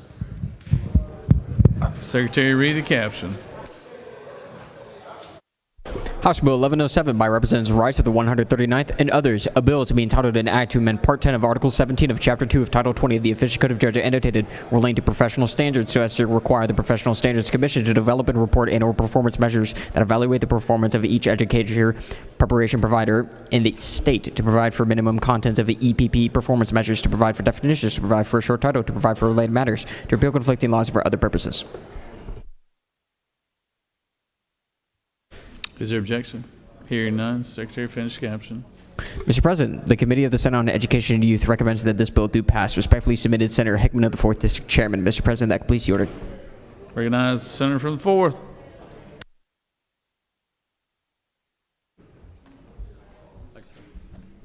Thank you, Mr. President. This is another great education bill. House Bill 1107 is called the Excellent Teacher Preparation Act. This strengthens educator preparation in Georgia and continues this legislator's work to ensure our teacher pipeline remains strong, effective, and aligned with classroom needs. This bill establishes uniform statewide performance measures for educator preparation programs through Georgia Professional Standards Commission beginning in the year 2027. These measures evaluate completion rates, certification pass rates, job placement, teacher retention, employer satisfaction, teacher effectiveness, and student outcomes, ensuring new teachers enter Georgia classroom fully prepared for success. House Bill 1107 also improves workforce alignment by using graduate and employer feedback and performance data to better connect teachers' training programs with district hiring needs, making preparation responsive to real classroom demands. Just as importantly, this legislation is the result of strong collaboration among the Georgia Professional Standards Commission, the University System of Georgia, the Governor's Honors, Governor's Office of Student Achievement. Together, these partners align this framework with the Literacy Act and math initiatives already passed by the General Assembly, ensuring teacher preparation reflects evidence-based instructional practices. House Bill 1107 strengthens accountability, increases transparency, and supports teacher readiness and long-term retention through data-driven improvement. I respectfully ask for your favorable consideration for House Bill 1107. Please vote green, and Mr. President, I yield the well. Senator has yielded. Does any other senator wish to speak for or against the measure? Chair hears none. Is there objection to the previous question being ordered? Chair hears none. The previous question is ordered. Is there objection to agreeing to the report of committee which is favorable to the passage of the bill? Chair hears none. Report of committee is agreed to. Is there objection to the main question being ordered? Chair hears none. The main question is ordered. Questions on the passage of the bill? All those in favor will vote yea. All opposed, nay. Secretary, unlock the machine.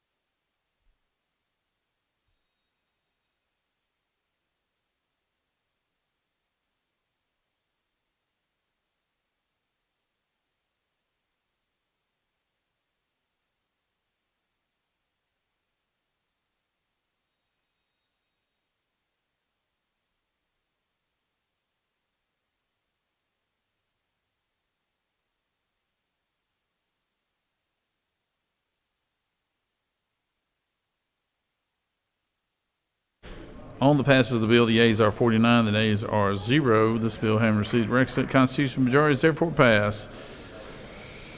Recognize Senator from the 48th. Thank you, Mr. President. As we lift House Bill 583 from the table. Secretary, read the caption. House Bill 583 by Representatives Glaze of the 67th and others, a bill to be entitled an act to amend Code Section 40-2-85 of the Official Code of Georgia annotated relating to the license plates for certain veterans so as to increase the number of free license plates issued to certain veterans to provide for related matters to repeal conflicting laws for other purposes. Is there objection? Hearing none. Secretary, finish. Mr. President, the Committee of the Senate on Ethics recommends that this bill do pass by substitute. Respectfully submitted, Senator Watson of the 11th District Chairman.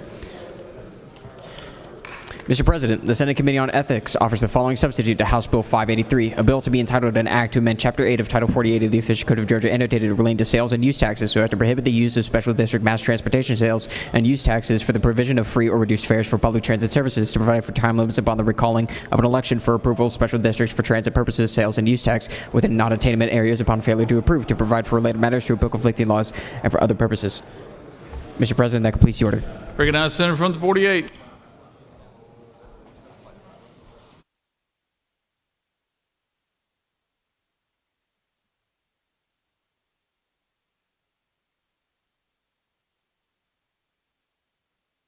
Thank you. Colleagues, House Bill 583 addresses an issue that really only pertains to Metro Atlanta, non-attainment areas.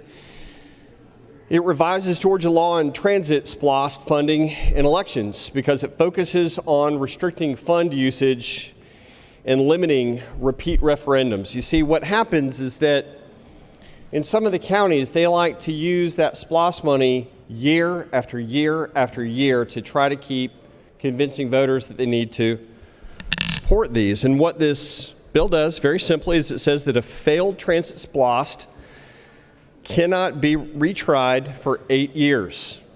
So it gives them, the voters, time to cool down, gives everyone time to rest, reevaluate what they need to do. So this protects taxpayer dollars. It keeps the funds focused on long-term infrastructure instead of big marketing campaigns. It prevents misuse. It stops diverting dollars to ongoing operational subsidies. And it respects voters. It ends repeated ballot attempts year after year of rejection. And it promotes investment. It prioritizes capital projects with lasting impact. Passage of a transit referendum in one of these non-attainment areas means it will effectively never expire because the county commission can renew it after 30 years.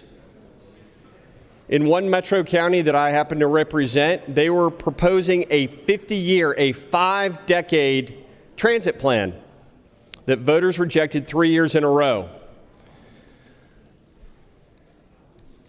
This is the type of common sense legislation that we need to make sure that we keep our SPLOST dollars focused on what they were intended. Thank you. I yield the well.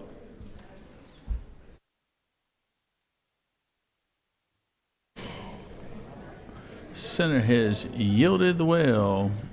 Recognize the senator from the 39th.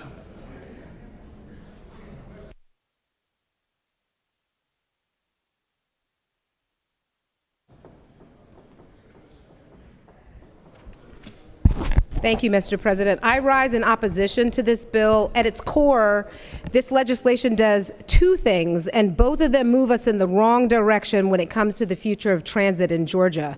First, it tells communities how they are allowed to use their own transit dollars. Today, when voters approve a transit SPLOST, they are investing in a system that works for their community, roads, rails, buses, but also access, because transit is not just about infrastructure. It's about whether people can actually use it.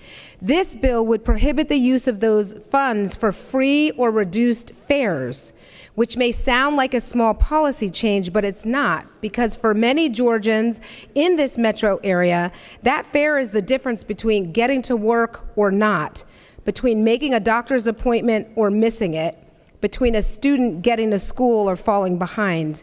We're talking about seniors on fixed incomes, students trying to get to class, working families already stretched thin. And what this bill says is, even if your community wants to make transit more accessible, even if voters support it, the state knows better. That is a preemption, and it ignores a simple reality, which is that a transit system people can't afford to use is not a successful transit system. Second, this bill limits the voice of voters.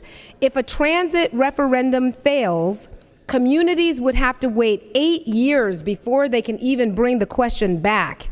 8 years. Think about how much changes in 8 years. Population growth, economic development, workforce needs, traffic patterns. We are essentially telling communities, if you don't get it right the first time, you don't get another chance for nearly a decade. And that is not how responsive government should work. We should be encouraging communities to engage, to refine the proposals, and to come back to voters, not shutting the door on them. And let's be honest about something else. This may be aimed at a few specific counties, but it may not stay there. It sets a precedent for the entire state, because once we start restricting how local communities can lose their own transportation dollars, once we start limiting when voters can reconsider their own decisions, we are reshaping the future of transit in Georgia. Colleagues, if we believe in local control, we should trust local voters. If we believe in economic opportunity, we should support access to transit, not restrict it. And if we are serious about growth in this state, we should not be tying the hands of the very communities trying to plan for their future. This bill does the opposite, and for those reasons, I respectfully ask for your no vote, and I will yield unless there are questions. You do have one question, Senator. Thank you. You do have one question, Senator. Sorry about that. Recognize Senator from 36. Thank you, Mr. President. Does Senator yield? I do. Senator, you have a strong appreciation of the role of public transit. Would you share your understanding of that with us? So public transit, one, it is necessary in order for us to be able to have everybody be able to access opportunities. Unfortunately, not everybody can necessarily afford a car. Not everybody can afford to jump in an Uber every time they have to move around.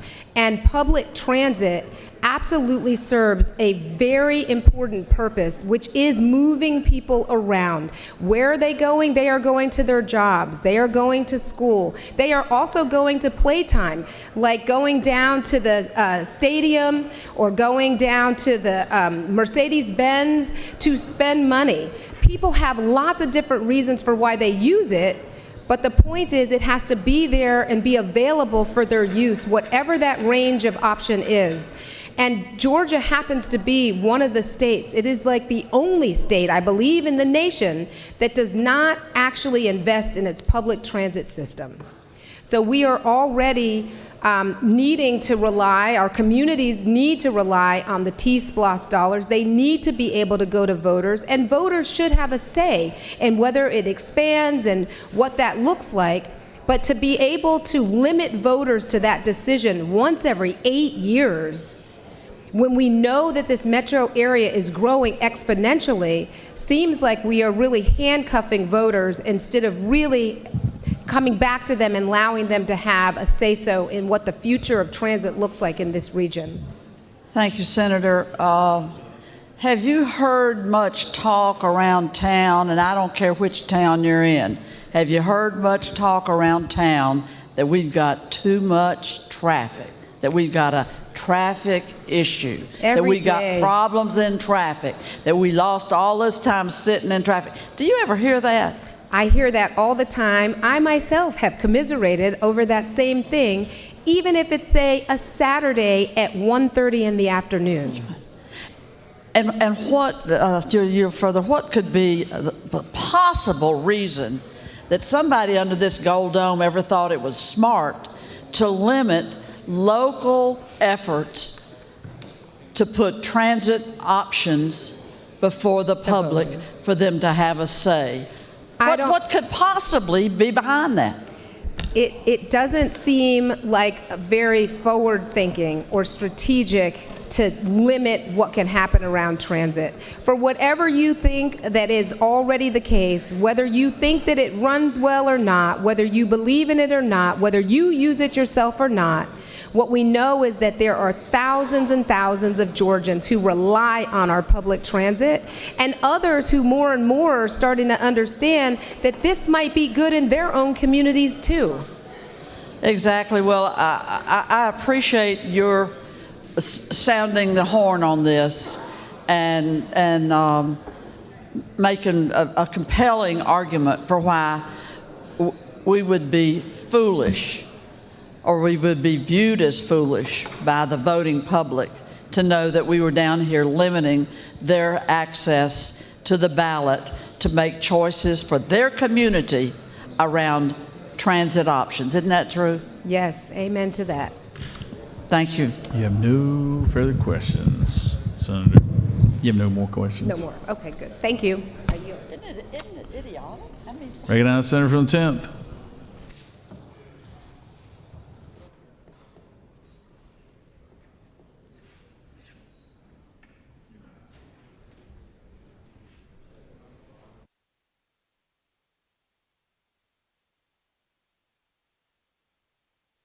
Members of his body, I thought we were going to have a nice, slow slide into the finish of today, but it certainly doesn't appear to be that way because this bill has been sprung on us. The reason why I want to talk about this bill is that I'm a native Atlantan. I was born and raised in the city, and I'm not going to tell you how many years ago, but let me tell you, it's been a long time ago, and I've seen the growth in the city of Atlanta.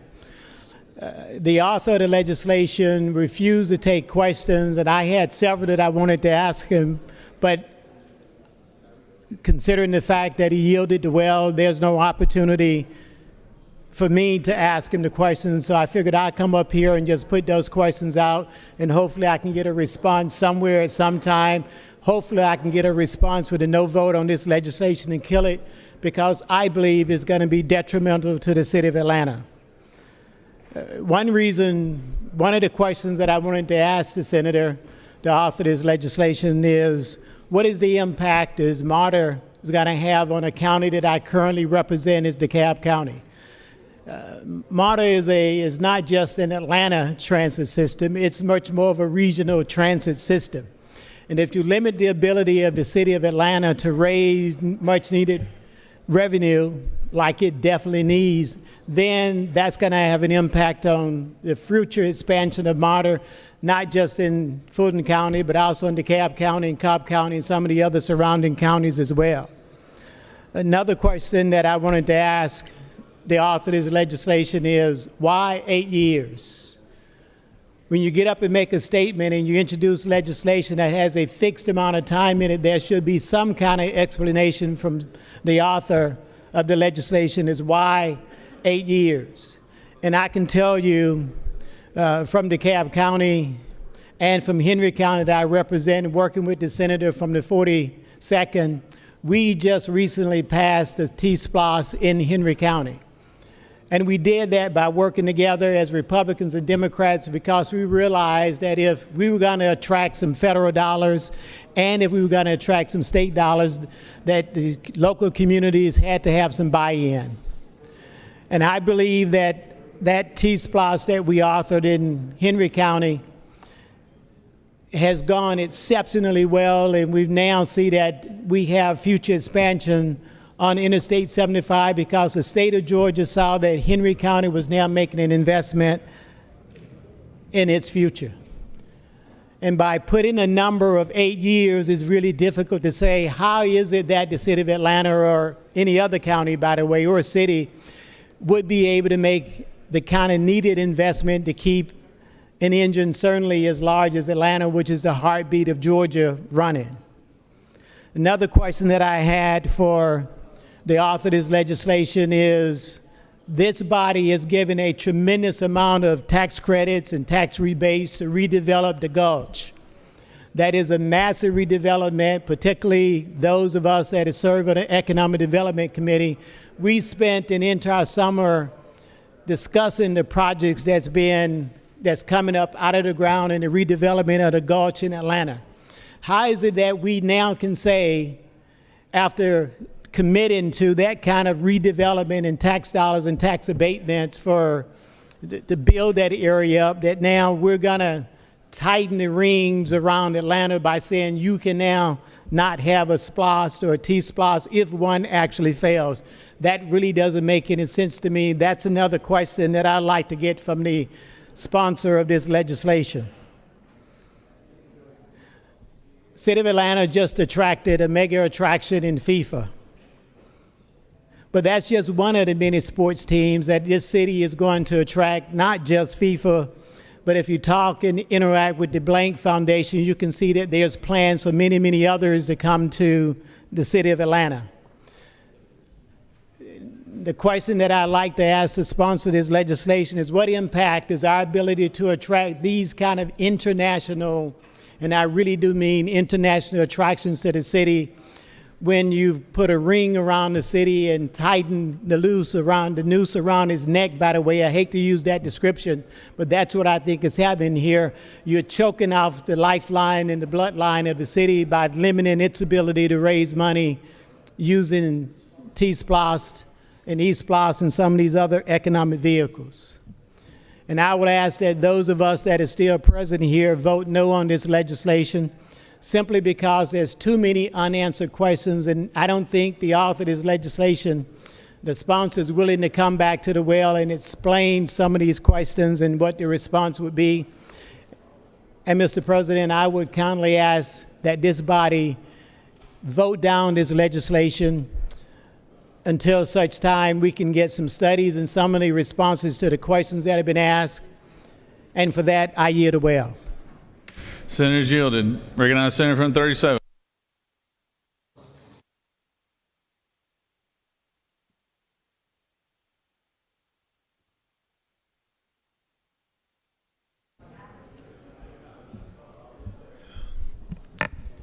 Mr. President, ladies and gentlemen of the Senate, I rise today to address some of the issues raised by the senator from the 10th and address why this is such important legislation.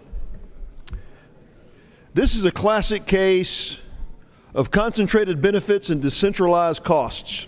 What we have here is you've got a citizen base that's going to potentially be taxed for 20 years, 30 years, or more years. And when citizens get together, as they have many times in the past, and voted a proposal like this down, what happens? If citizens get together with limited funds, limited organization to try to stop something that in the case of a previous regional SPLOST effort raised $8 million. $8 million of private sector money raised by people who would benefit directly from these the concentrated benefits of transit, to sell the public on an idea that was very focused and only citizen groups could organize against. How many times should the citizens have to vote something like this down? If a proposal for a 30-year tax, not a 4-year tax, but a 30-year tax, that would span the term of 7 county commission or city council terms, a 30-year tax.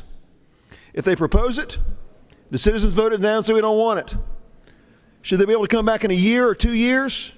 If it fails a second time, they raise the money, bring it back another time, and again, and again, and again. How many times do citizens have to vote a well-funded, focused, multi-million-dollar campaign to spend millions of dollars that would raise billions of dollars of revenue? How many times should citizen groups have to organize to stop it? It comes again and again and again. Friends, this is like a vampire movie. The citizens fight something back they don't want, but it resurrects itself and comes back. They fight it down, it comes back again and again and again. All this bill does, it gives citizens the respect that if they're asked to fund a 10-year, 20-year, or 30-year tax, at some point they should get a reprieve. Citizens organizing themselves with in their own neighborhoods without billion-dollar development groups funding them, or infrastructure groups who are going to benefit from design and construction funding them. These concentrated benefits, decentralized cost. How many times does grandma in the outer rim of a suburb have to organize to say no, and no means no? This isn't saying you're going to have to wait 8 years for a 4-year tax. This isn't even saying you're going to have to wait 8 years to vote again on an 8-year tax. This is a 20 or 30-year tax. If it passes by 50% plus 1, locks them in for a generation. Locks people in for 30 years of paying. Should they be able to come back? If it fails once, should they be able to come back the next year? And the next year, and the next year? When are we respecting our voters' voice adequately? This is a balanced proposal. This doesn't deal with a short splash referendum. This deals with a long-term referendum that proposes to take billions of dollars from citizens. This is a balanced proposal. The proposal says that if you're going to have a tax that spans multiple terms of office, the wait should span 2 terms of office. That's all it says. It's balanced, it's focused, it's appropriate, and it's respectful to the voice of our citizens that when they organize and say no, millions of dollars of capital should not be able to organize against them to sell them the next year and the next year until they finally say yes. They can be locked in for a generation. That's what this bill's about. It's a very simple proposal. The citizens say no to a multi-decade tax. There ought to be a reasonable period of time in which they don't have to organize again to stop it again and again and again. With that, Mr. President, I urge all members to support House Bill 583. Senator's yielded. Recognize the senator from the 9th.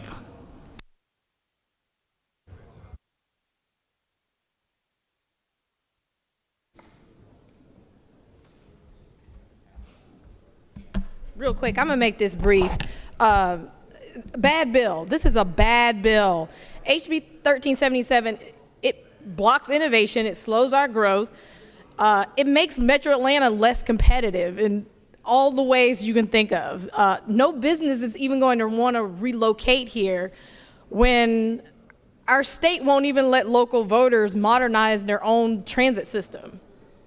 And this tells our fast-growing counties they have to wait 8 years to solve a problem that's growing every month. We have a major traffic problem in this state, and Metro Atlanta needs to compete. We need to compete nationally for corporate headquarters, film and entertainment, tech hubs, logistics centers, high-skilled workers. We just voted, I think last week, to move Georgia clocks forward, but HB 1377 would move our entire region backwards. This is bad policy. And you can't win national competition for a job when we are basing bills on a 20th century transit rule that would keep our state from progressing. And with that, Mr. President, I yield well. Senator has yielded. Does any other senator wish to speak for or against the measure? Chair hears none. Is there objection to the previous question being ordered? Chair hears none. The previous question is ordered. Does the senator from the 48th like to close? All right, Senator, the floor is yours.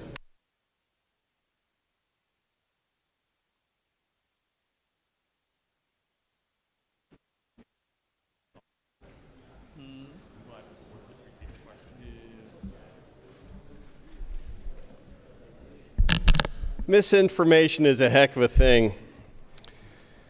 This bill does not impact at all single county T-SPLOS, does not impact regional T-SPLOS, it does not affect 1 penny of the MARTA sales tax.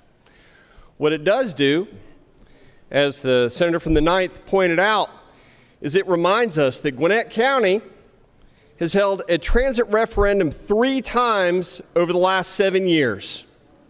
And if we are to vote no on this, let's just keep it going. Let's just go year after year after year, keep voting them up, keep wasting taxpayer dollars on something that the voters and the residents don't want. The senator from the 37th made a great point. He said, if you spend all this time and all this money doing this, you got a little cooling period for 2 cycles before you bring it up again. Time to reevaluate, time to decide. Maybe technology has changed. Maybe we don't lock people into, as the senator from the 37th said, a generational tax. We all know that we live in a world where transportation changes daily. The cars we're driving today will not exist a year from now. In 5 years from now, who knows where rail will be? Why are we wanting to vote no on something that locks people in for a minimum of 3 decades? In 3 decades, I don't think a single one of us will be sitting here. But if you vote no on this, whoever is sitting in your chair a decade from now, 2 decades from now, 3 decades from now, will still be wondering why we voted no and blocked this. Please vote yes. Let's get this done. Thank you. Senator has closed. Previous question's been ordered. Questions on the adoption of the committee substitute. Is there objection to the adoption of the committee substitute? Hearing none, the committee substitute is adopted. Is there objection to agreeing to the report of the committee which is favorable to the passage of the bill? Chair hears none. The report of the committee is agreed to. Is there objection to the main question being ordered? Chair hears none. The main question is ordered. Questions on adoption of the committee. Questions on the passage of the bill by substitute. All those in favor of the bill vote yea. Opposed, nay. Secretary, unlock the machine.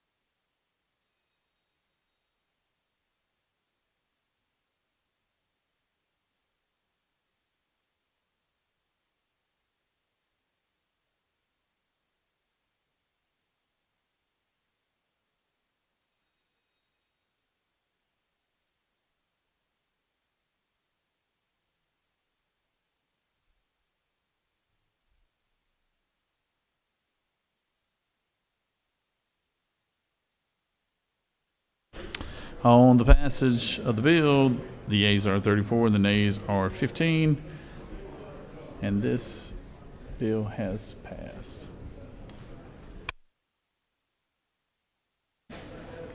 Recognize the senator from the 51st. Thank you, Mr. President. I move that we move House Bill 1070 off the table. Secretary, read the caption. House Bill 1070 by Representatives Hagan of the 156th and others, a bill to be entitled an act to amend Article 2 of Chapter 7 of Title 48 of the Official Code of Georgia annotated relating to income tax, imposition, rate, computation, exemptions, and credits so as to increase and extend income tax credit for expenditures on the maintenance of railroad track owned or leased by Class 3 railroads to provide for related matters to repeal conflicting laws for other purposes. Is there objection? Hearing none, Secretary, finish caption. Mr. President, the Committee of the Senate on Finance recommends that this bill do pass by substitute. Respectfully submitted, Senator Huffstetler, the 52nd District Chairman. Mr. President, that completes the order.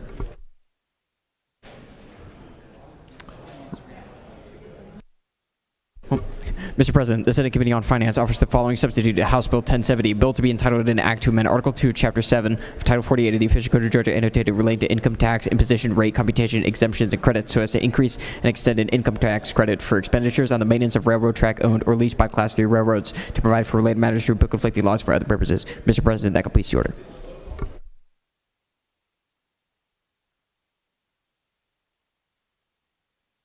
Very good. Senator from the 51st.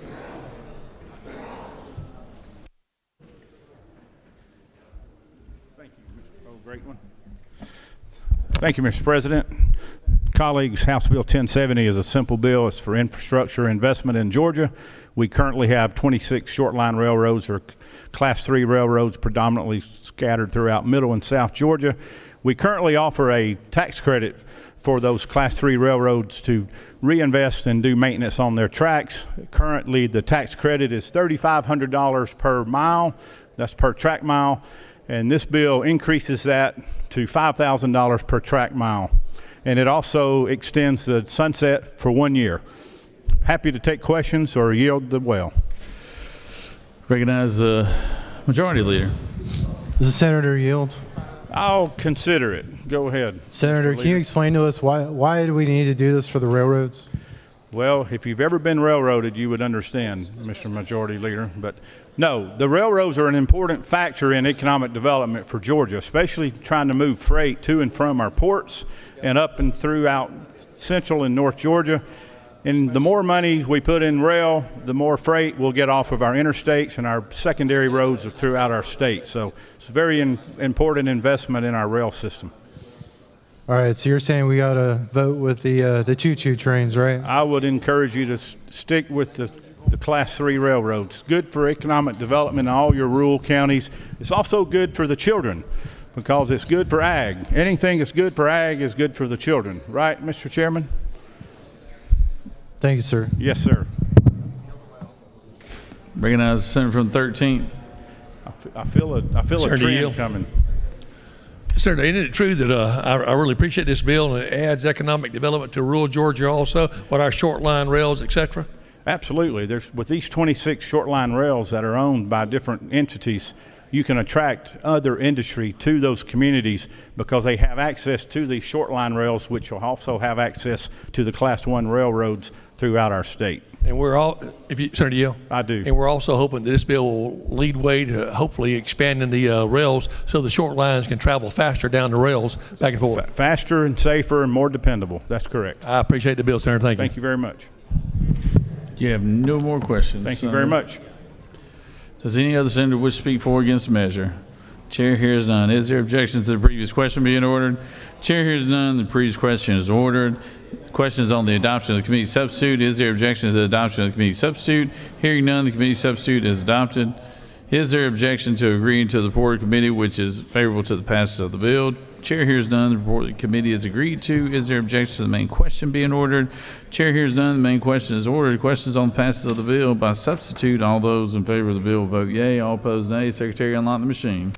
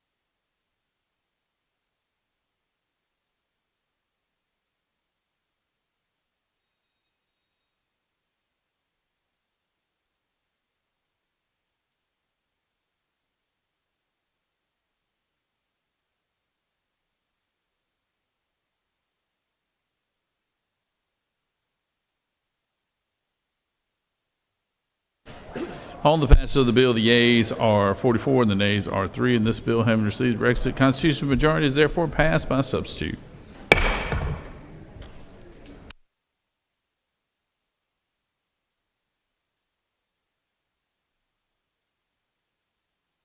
Recognize Senator from 48. Thank you, Mr. President. Ask it that we fly House Bill 1230 from the table. Secretary, read the caption. House Bill 1230 by Representative Jones of the 25th and others, a bill to be entitled an act to amend Chapter 1 of Title 6 of the Official Code of Georgia annotated relating to general provisions regarding aviation so as to prohibit the operation of unmanned aircraft systems over a place of incarceration, to provide for a definition, to provide for exceptions, to require posting of signs warning of such prohibition, to provide for violations and penalties, to declare such systems contraband, to provide for related matters, to repeal conflicting laws, and for other purposes.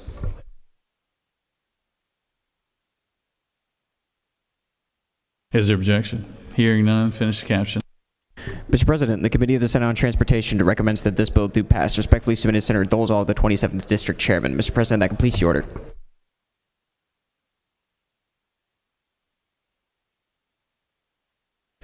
Recognize Senator from 48.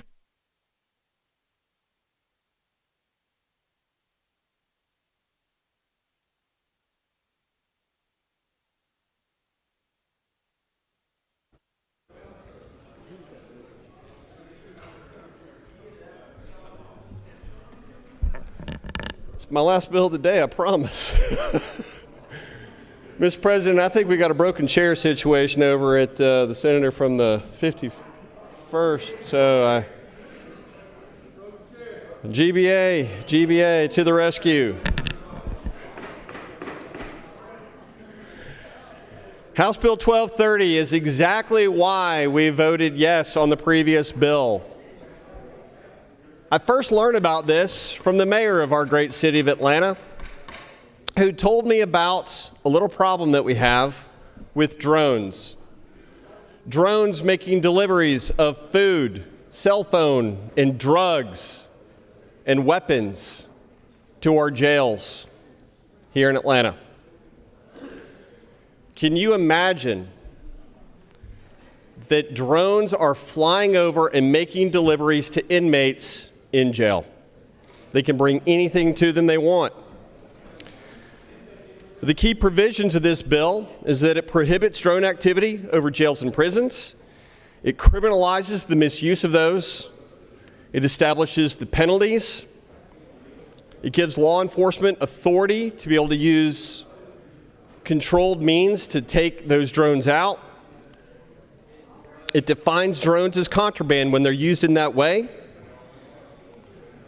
And it gives us statewide regulation updates. The FAA has given the states the air rights above places of incarceration. So we've already checked that box. This is critical to our goal to eliminate contraband deliveries. Second, it prohibits the operation of drones over places of incarceration for delivering contraband. It prohibits the operation of drones from adjacent and nearby properties from being able to improperly take video and use over places of incarceration. Law enforcement will be empowered via this bill to utilize whatever tools they need to capture or disable the drone, so it's not going to be an open fire exercise. I'm sorry, Senator from the 29th, we can't utilize firearms to take them out. I know that that was the amendment you're hoping for. But ultimately, PAC informed the General Assembly that there are a couple of hundred drone prosecutions occurring today based on our current law. And the expectation the number will go up 5 to 10x with the passage of this bill.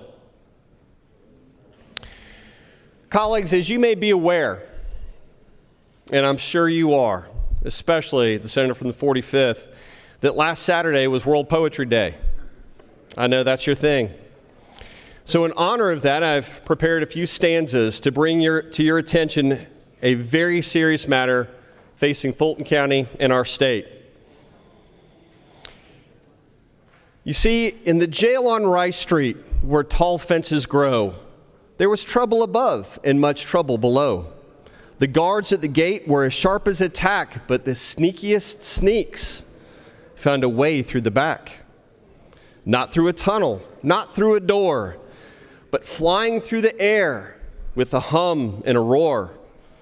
The inmates were hungry. The inmates were sly. They looked for their dinner way up in the sky. With a whir and a zoom and a beep and a blast, the contraband drones started flying quite fast. They carried tobacco. They carried some drugs. They carried some files for some jailbreaking thugs. But the strangest of all, and this part is true, was a bucket of crab legs for two. You cannot have crab legs in a jail. You cannot feast without your bail. We cannot let these drones win the day, but colleagues, I have found a new way. With a zip and a zap, we'll use a jammer so inmates cannot crack crabs open with a hammer. The drones will fall high from the sky with a twitch as we flip this no-fly zone switch. The signal will scramble, the rotors will stall, the buttery sauce bounty will start a great fall. No biscuits, no clusters, no Old Bay delight, just gravity winning the Rice Street drone fight. The inmates will grumble, the inmates will groan as they watch their surf and turf fall down like a stone, because crabs do not have wings, and a jammer is the end of such contraband things. Thank you, Senators. I yield the well.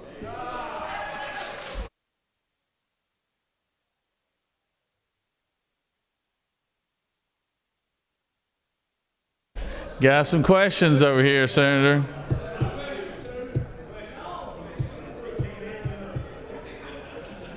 Senator's yielded. Recognize the senator from the 13th. For what purpose you rise? All right, you waive. Does any other senator wish to speak for or against the measure? Chair hears none. Is there objection to the previous question being ordered? Chair hears none. The previous question is ordered. Is there objection to agreeing to the report of committee which is favorable to the passage of the bill? Chair hears none. The report of the committee is agreed to. Is there objection to the main question being ordered? Chair hears none. The main question is ordered. Questions on the passage of the bill. All those in favor of the bill vote yea. Opposed, nay. Secretary will unlock the machine. Yes, Senator from the 29th. For what purpose you rise? Parliamentary inquiry. State your inquiry. Mr. President, is it not true that the author of the bill speaks as if he's very familiar with the jail on Rice Street?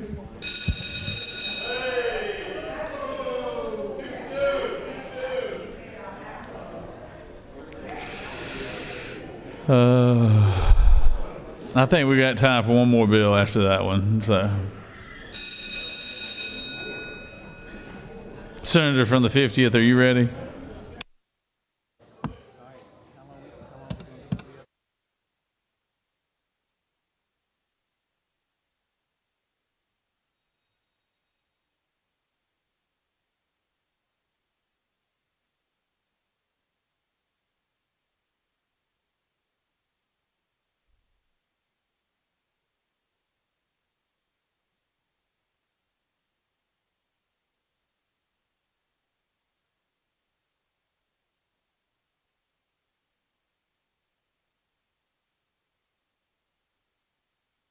On the passage of the bill, the yeas are 45 and the nays are 0.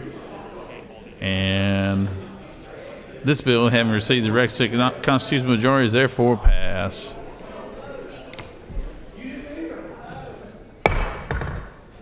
All right, last one of the day here. Last one. Recognize the senator from the 50th. Thank you, Mr. President. I move that we remove House Bill 1185 from the table. Secretary, read the caption. House Bill 1185 by Representative Stration of the 104th and others, a bill to be entitled an act to amend Titles 14 and 15 of the Official Code of Georgia annotated relating to corporations, partnerships, and associations and courts respectively so as to provide for certain shareholder claims to be brought before the Georgia Statewide Business Court, to permit a corporation's bylaws or articles of incorporation to require certain claims to be heard by the Georgia Statewide Business Court, to provide for removal of certain claims to the Georgia Statewide Business Court, to provide for attorney's fees and costs, to exempt payment of attorney's fees and costs in certain situations, to provide for definitions, to provide for an effective date and applicability, to provide for related matters, to repeal conflicting laws, and for other purposes. Is there objection? Hearing none. Secretary, finish caption. Mr. President, the Committee of the Senate on Judiciary recommends that this bill do pass. Respectfully submitted, Senator Strickland, the 42nd District Chairman. Mr. President, Senators Tillery of the 19th District and others offers the following amendment to amend House Bill 1185 by adding "brought by a shareholder or member" after the word "proceeding" on line 22, by inserting "reasonably" between "is" and "expected" on line 154, by inserting "reasonably" between "are" and "expected" on line 156, by replacing the word "shall" with "may" on line 180, and for other purposes. Mr. President, that completes the order. Recognize the senator from the 50th.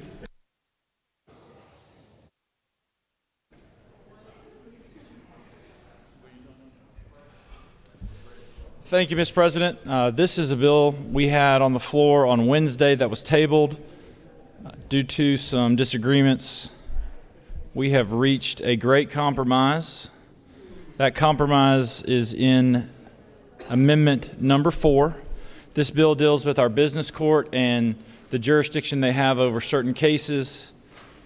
This is a governor's bill, and I'd appreciate favorable consideration. I'm happy to answer any questions. You have one question. No questions. Thank you, Mr. President. With that, I will yield the well.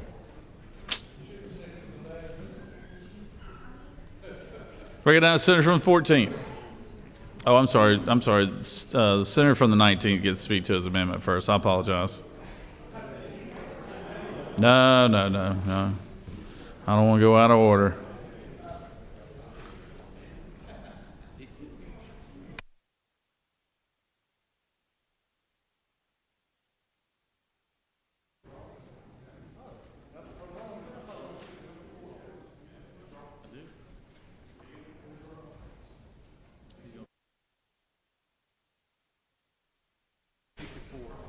We want you to speak to 4, amendment number 4. Yep.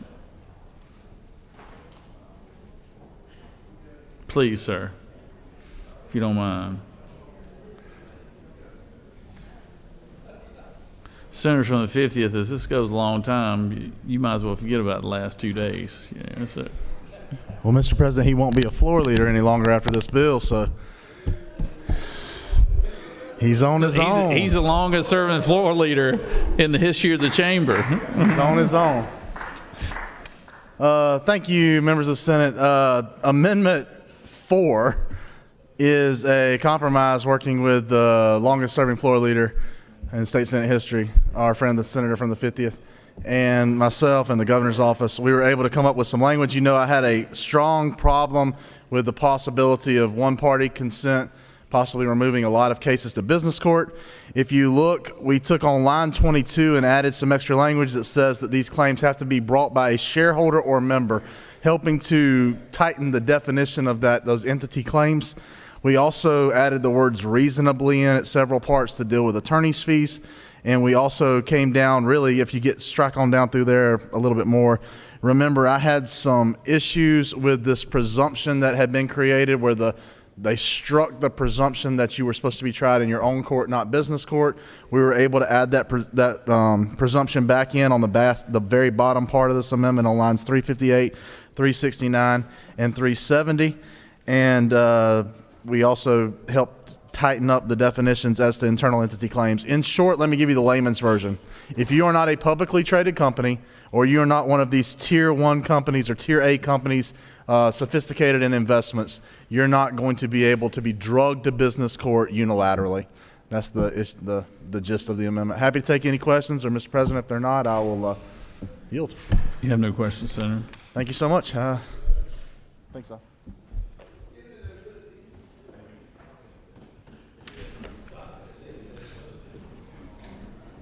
Go ahead, Senator.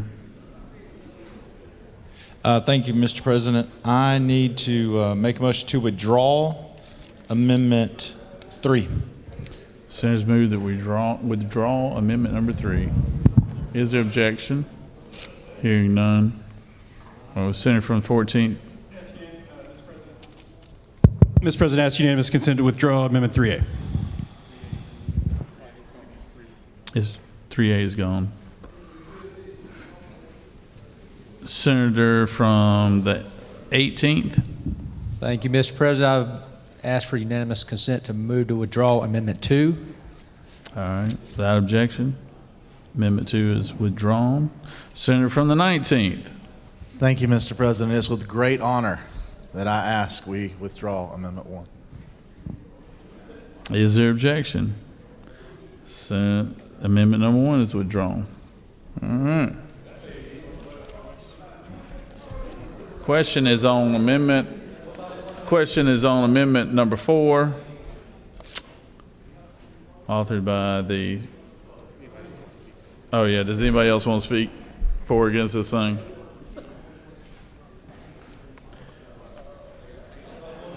How did this thing get so far off the tracks when I wasn't here? I mean, this.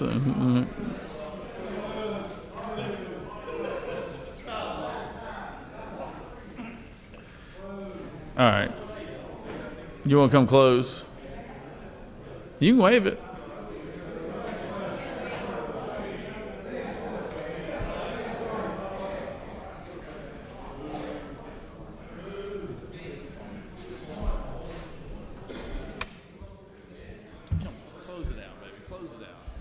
I just want to take this time to thank my partners for withdrawing their amendments. The last couple of days we put our heads together and we're able to come up with a very good bill.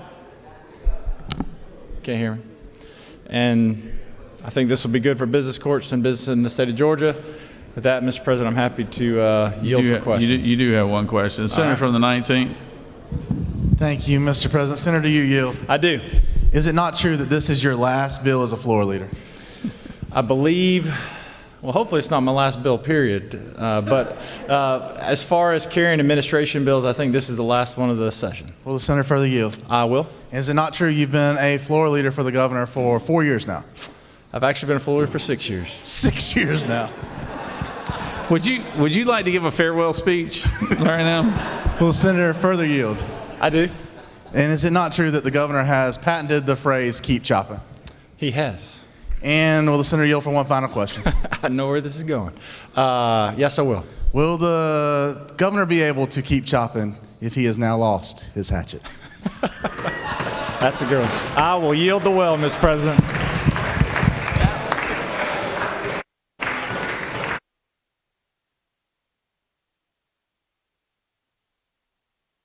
That was good. I mean, we laugh at a lot of like poor jokes around here. That was really good. That was funny. Question is on the adoption of amendment number 4 by the senator from the 19th. Is there objection?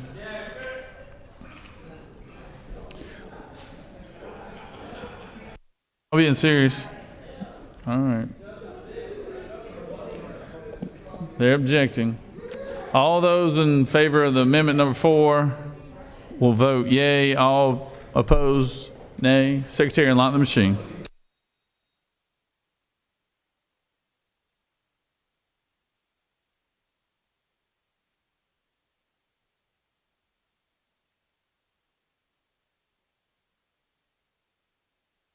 Senator from the 8th, what purpose do you rise? Parliamentary inquiry, Mr. President. State your inquiry. Mr. President, is it not true that number 4 amendment protects the little man in this state from getting drugged to Atlanta and getting sued?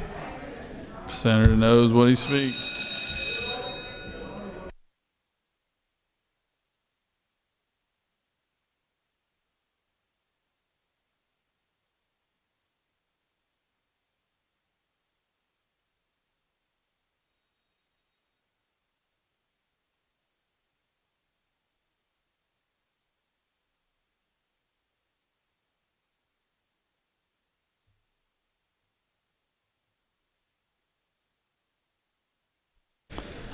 On the adoption of the amendment number 4, the yeas are 37 and the nays are 9. And amendment number 4 has been adopted. All right, on to the bill. Is there objection to agreeing to the report of the committee which is favorable to the passage of the bill? Chair hears none. The report of the committee is agreed to. Is there objection to the main question being ordered? Chair hears none. The main question is ordered. The questions on the passage of the bill as amended. All those in favor will vote yea. All opposed, nay. Secretary, unlock the machine.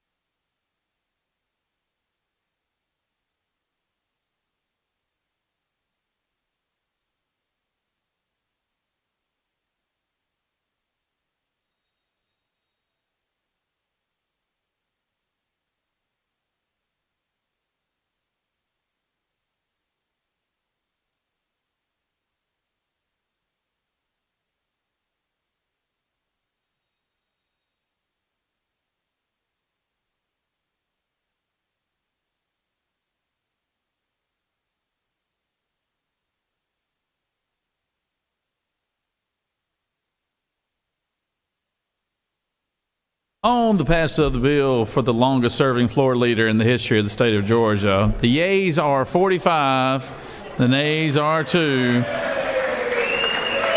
This bill has received the requisite constitutional majority. It is passed as amended.